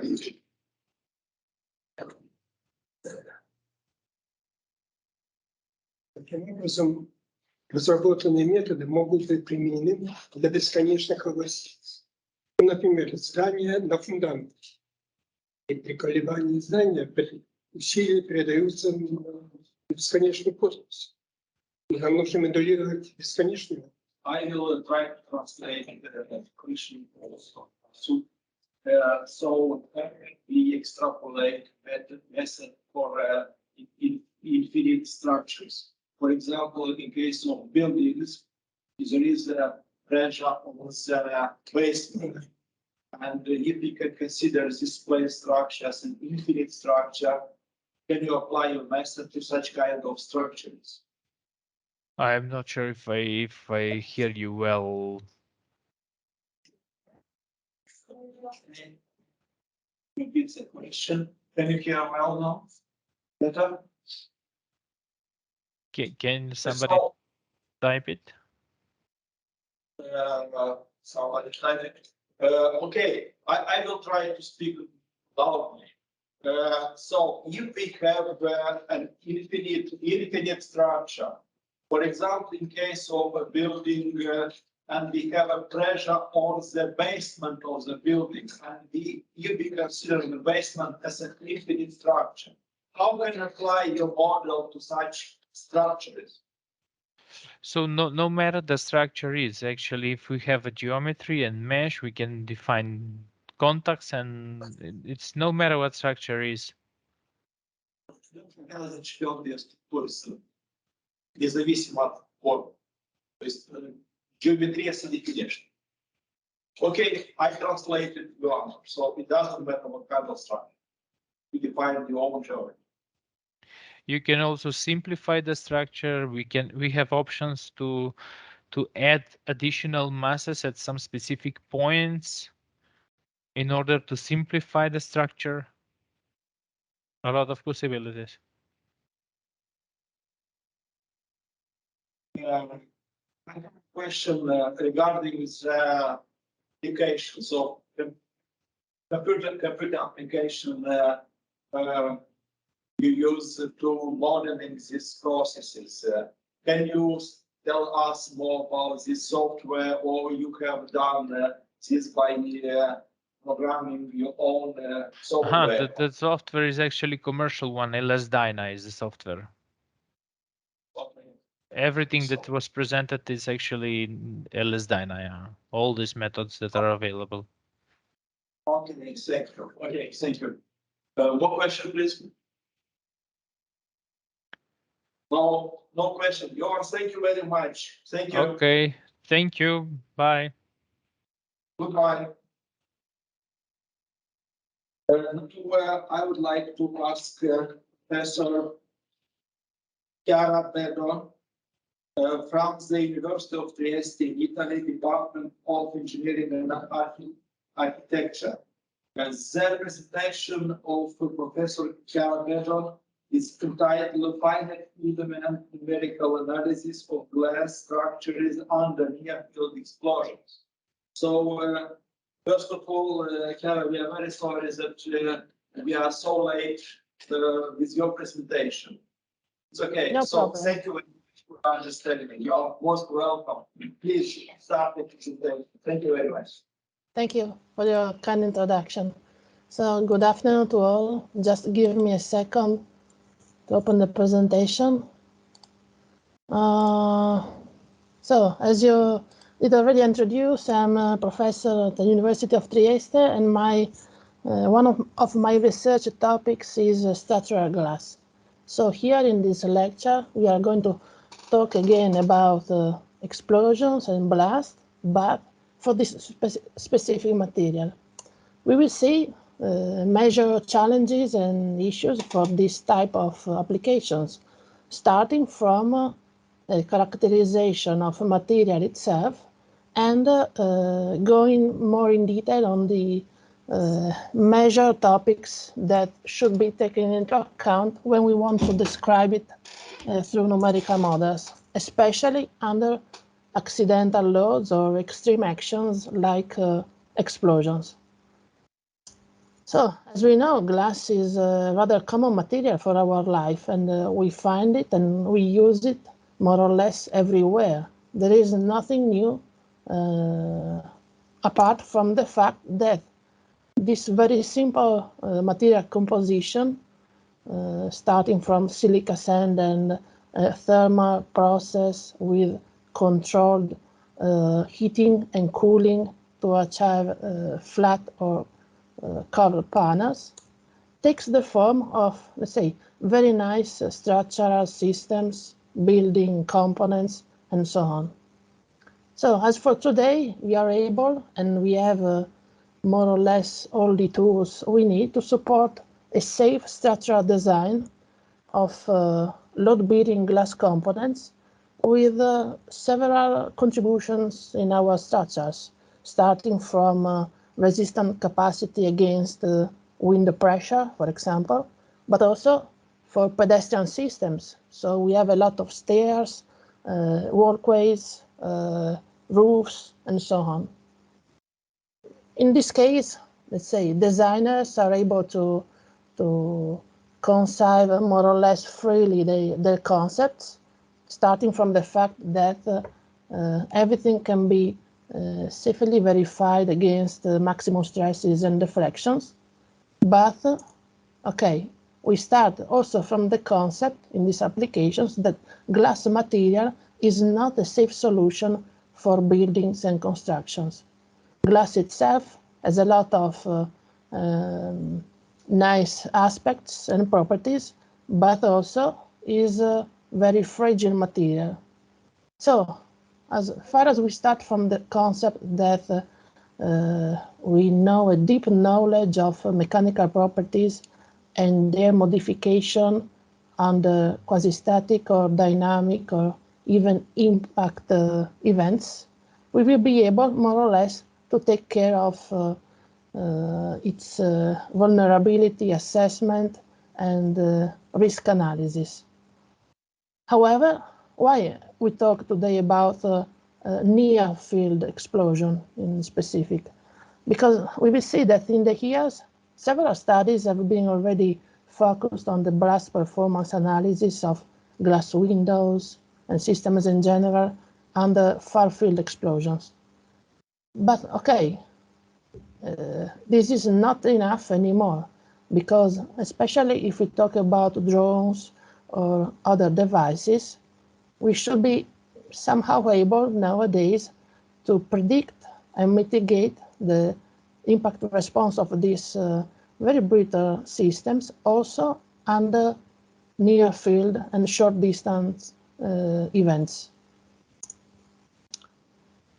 Just to make you safe, let's say, everything we do apply today for structural design of glass is based on several rules and requirements that are based on robustness and redundancy aspects. So actually, everything we are able to design under ordinary loads is, let's say, characterized by very high safety factors. What happens, however, under extreme events?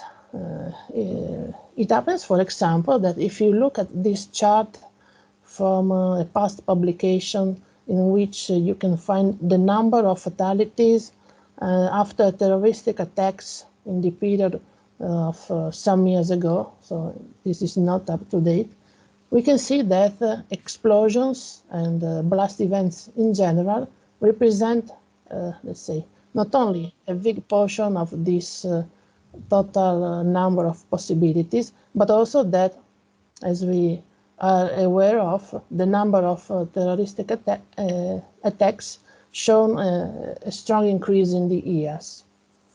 So one more reason to focus on the blast performance and mitigation of glass windows and facades under blast, because we know that they represent for us a physical separation from outside and inside.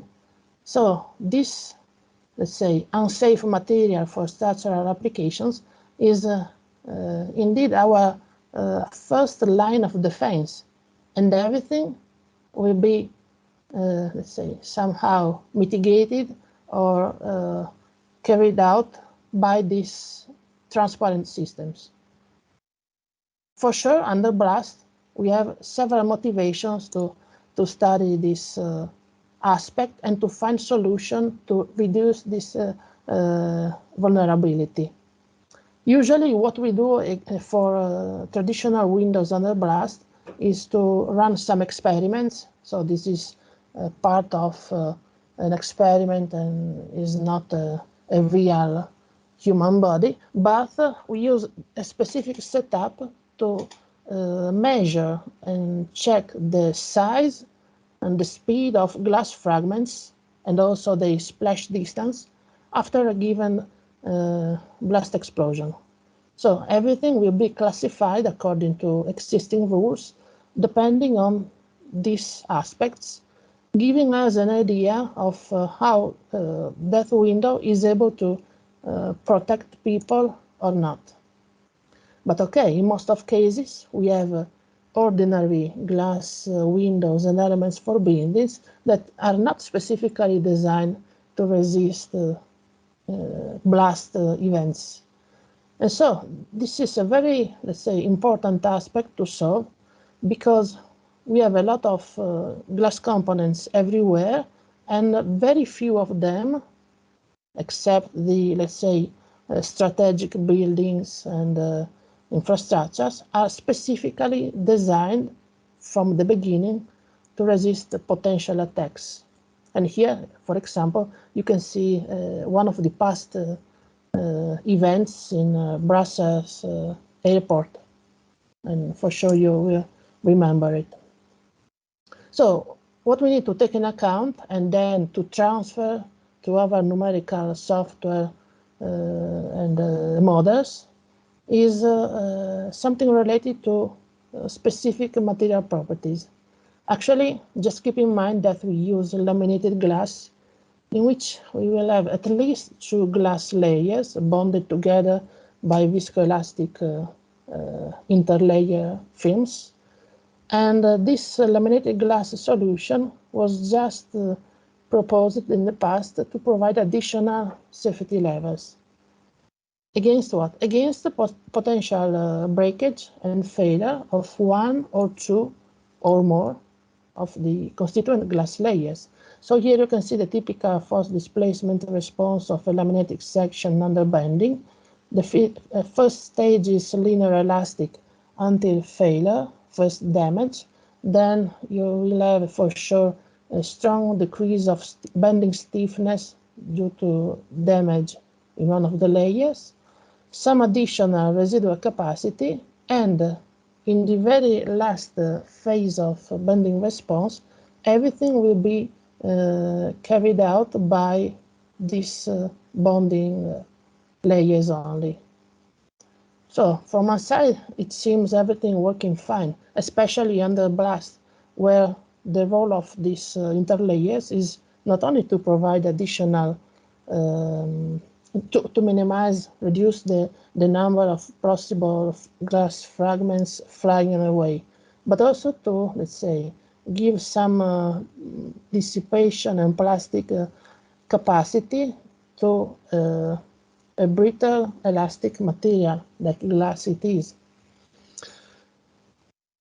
On the other side, we will need to consider some important aspects for the laminated solution, and especially the fact that these bonding foils are strongly sensitive in terms of stiffness and possible tearing to a lot of parameters like time loading, high temperature, humidity, and so on. Here you can see on the right the typical post-breakage scenario for a laminated glass, in which you see that a lot of fragments are kept together, but also some of them are not anymore in position because the interlayer was subjected to very large plastic displacements. On the left, indeed, you can see what I was talking about, the degradation of elastic modulus for typical interlayers as a function, for example, of temperature. You can see that even 30 degrees, which is so usual, especially under summer season, the original stiffness is less than half compared to the, let's say, design conditions.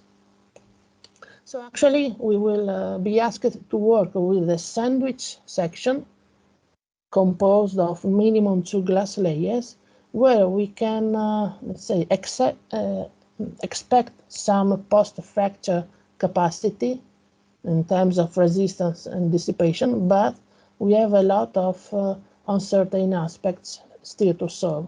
For example, the adhesion of fragments to interlayer, or the final deformation these interlayers are able to offer, because they are going to collapse as in the same way of glass. There are also some other degradation phenomena, like these examples of delaminations, representative of a lack of perfect bonding between the glass layers and the middle foil. So a lot of aspects that are intrinsic features of laminated glass, but we are already aware of, and so we will solve accordingly. Finally, we should spend a few words about accidental failure of glass. This is a typical example of tempered glass panels, in which you see the origin of a fracture in this region, where there is something like a butterfly shape, and this is typical of production defects in tempered glass due to nickel inclusions. So very small impurities that are, let's say, able to manifest in abrupt failure of the wall panel. In the same context of the aspects that I'm going to present, we started some years ago to spend some efforts also within a research network handled by a Joint Research Center. And in particular, it was a working team asked to find a new proposals and recommendations for the resistance of structure to explosion effects, with a specific focus on glass structures. So this is the reason I have been involved and still involved there. What we we are trying to do, and we will show some results in the next slides, was to find somehow a clear state of art of existing standards and recommendations for testing traditional glass windows under blast, given that we have already some existing documents, but also to identify gaps or conflicts of these existing standards, and then especially develop new recommendations for extension, modification, or adaptation of these documents for testing, and also, as we try to do, for numerical modeling. So if you visit the web page of this project, you will find a lot of reports like this one, where there are some, let's say, useful comments and ongoing recommendations. I'm talking about this because one of the three major tasks of this project is related to numerical modeling issues for glass systems under blast. Talking about glass under blast is rather general. Just keep in mind that the typical experimental setup, shock tube or arena test for blast windows, is characterized by the use of fixed window size, something like 1 meter by 1 meter, or, which is for sure not representative of a real window or facade system. 1 by 1 is not the window we have in offices or in our residential building, and especially the boundary conditions of this test setup are not realistic. Just imagine that when we talk about prefabricated curtain wall panels, so modular units that we find in a lot of our modern buildings, the typical composition is insulated glass section with multiple laminated glass elements, and especially a complex frame section, which is far away from experimental conditions. So one more reason to spend some efforts on numerical modeling. But okay, the size and boundaries can be totally different when we move from a residential building window to a facade building office, or to a roof, and etc. This is the experimental setup I was talking about. You can see that the edge restraints are, let's say, not familiar with daily applications of glass systems in buildings.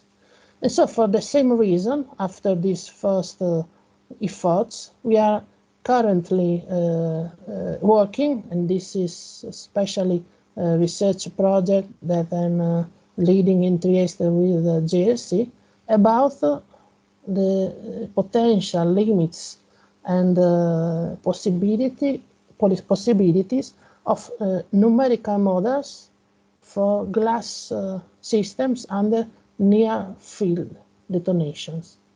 The reason, as I was introducing before, is that for far-field explosion, more or less, we have several studies and projects that, okay, can be further extended, but we have already an idea of the resistance capacity, not bearing performance, let's say for a window under 30 meter standoff distance and a given charge. But what happens when we go very close to our window with a drone, for example, and a small mass of explosive, and we want to attack that building? So this is something that we are going to study and investigate more in detail. In doing so, we need to introduce, however, some additional important aspects. The first one is related to the dynamic increase factor, which is representative of higher load-bearing capacity of glass under impact events. Here you can see what happens for different strain rate levels in compression on the left or in tension on the right. When we start from the quasi-static material strength of glass, so dynamic increase factor equal to 1, and we want to investigate it under impact or blast in general. Actually, the compressive failure is not so important because compressive strength is very high compared to the tensile resistance of glass. So in most of cases, our attention should be focused on tensile stress peaks. And okay, we have a strong experimental feedback like this chart in which we can predict very well that, let's say, under blast and impact loads, the resistance is more or less 2 times the quasi-static one. Another aspect is related to fracture, which is also different. This is quasi-static.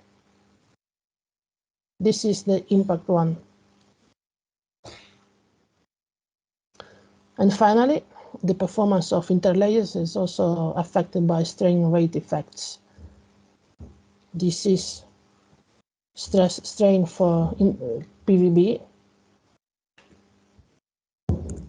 PVB, which is a typical interlayer for structural glass applications. You can see what happens in terms of stress strain behavior under quasi-static loads. And as far as you increase the strain rate, we will have more or less an elastic plastic with hardening response, something that for sure we will need to include. Apart from this precise knowledge of material properties under impact, where we have more or less everything we need from experimental literature, we are still, let's say, uncertain about the real post-fracture behavior. Just imagine that what happens in the elastic stage is that, okay, the glass layers are able to carry on part of the external load, usually half and half if we have a symmetric section. Figure B is representative of first crack initiation. So everything goes to the intact glass layer. But okay, if you increase further the load, we go to scheme C, where some cracks could open also in the residual part of the section. And finally, scheme D is what, okay, we are trying to simulate in detail, just because it depends on adhesion of fragments, but also plastic capacity of the interlayers. What we did in numerical terms was to take into account some past experiments from literature. So a conventional setup from experiments. So you see more or less 1 meter by 1 meter window. The section was a double laminated one. So just imagine a total thickness of 14 millimeters with 2 6 millimeter glass panels and interposed PVB foil with 2.28. And okay, we started from validation of numerical models through shock tube testing that you can find in this open access publication. And starting from the idea that our model would be as much realistic as possible. So what we ran in Abacus was a full solid brick model with a brittle cracking material option for glass fracture, an elastic plastic constitutive law for PVB interlayer, and also an additional damage model, which was able to allow possible tearing of this layer after plastic deformation. We spent some additional thoughts introducing a cohesive zone modeling interaction where at the interface of glass and interlayer, just to check and monitor the adhesion strength and the possible, let's say, separation of cracked glass from PVB. And this is why element erosion was also part of these models.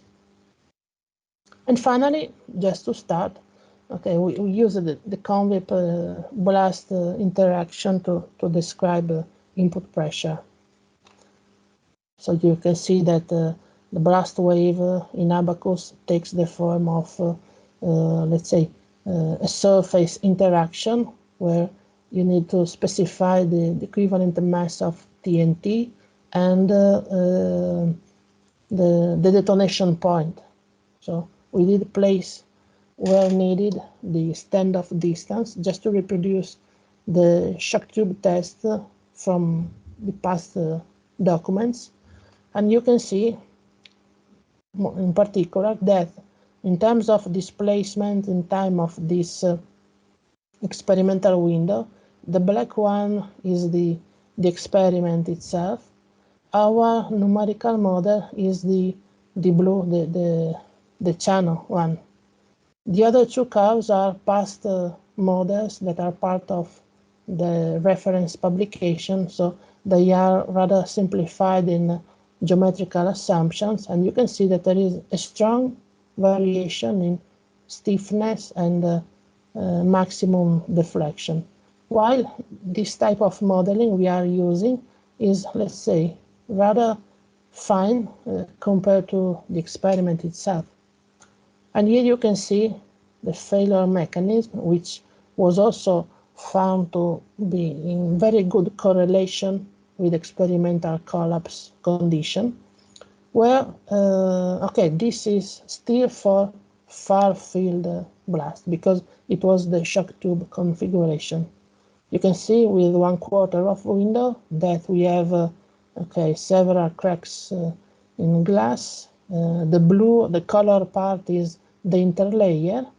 Blue is still elastic, but okay, when deformations are too big, we have also damage possibility in the interlayer itself, and also possible glass fragments flying away. So given that we start from this validated model, what can we find or what can be obtained under near field blast? We did take the same model and started to reduce the standoff distance and also reduce the charge. This is an example of failure behavior under a standoff distance of 0.5 meters, so very close. Okay, we are very close to the window. We need a very, very small charge to have a collapse. But as far as you change the charge itself, we started to notice also strong modifications in failure mechanism. And this is an important aspect that needs further investigations. In short, you can see that a small charge from a small distance was typically associated to a rather global bending failure of the glass window as a whole. You can see a very large number of cracks and the final breakage of interlayer, so big portions of window itself flying away. As far as you increase the amount of explosive, you can see a rather, let's say, different behavior, which we did call shot-like behavior. In particular, for example, for a very small distance and 10 or 20 kilograms of TNT, you can see that there is, let's say, the propagation of very few and very small cracks passing through the wall window. And okay, if we go back to existing standards, this type of configurations means for us that the window is not anymore able to protect people because it's not anymore intact, even under very few points of collapse. Actually, what we are trying to do is to find a correlation for a given traditional window. This is a typical thickness that we could find in every building, disregarding the size, because the other aspect we are exploring is the effect of size of the window as a whole under this near-field blast. For example, this is the scenario from 1 meter of standoff distance. You can see also in this case that a very small charge is able to collapse more or less the whole window. Here, especially for 5 kilograms, only the region of frame is still in position and everything is falling out. Increasing the size, the distance, sorry, and checking the minimum charge giving collapse, we can see that, okay, above 3 meters or more, better 5 meters from the window, the collapse mechanism is again a rather global one, because from the medium far distance, for sure, a very small charge has no effect. You can see that in the first plots there is no collapse, so the window is, let's say, able to resist to this pressure.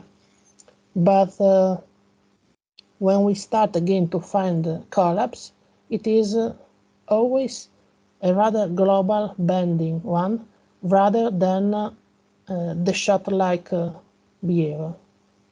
So for sure, this gives some suggestions for simulations that are still in progress, because the project is going to finish in a couple of months.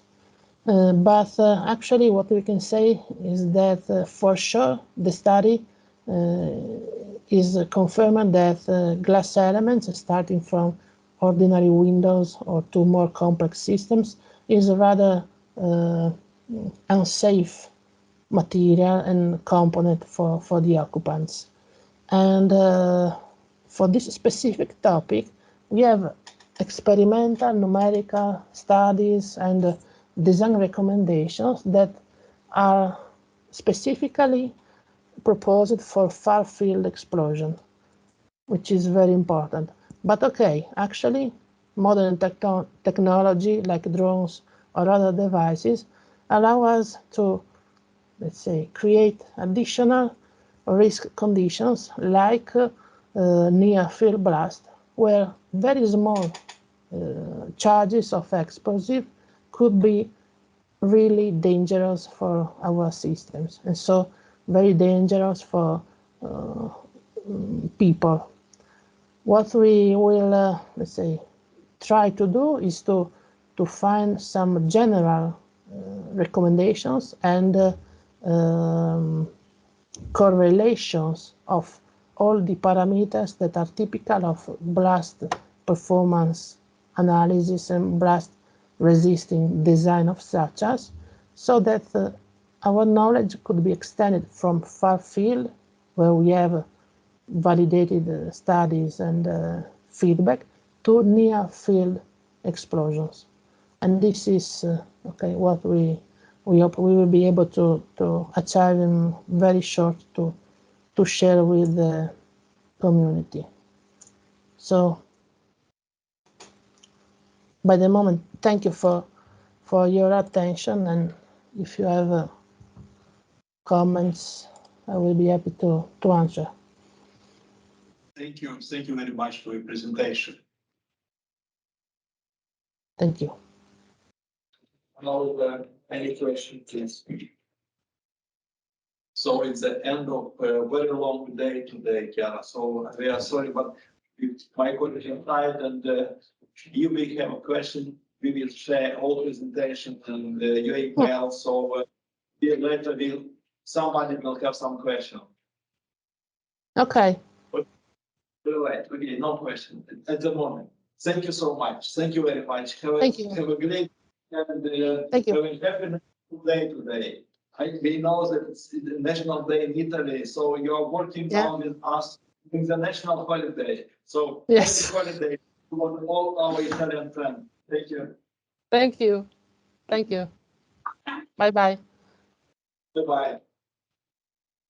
Bye.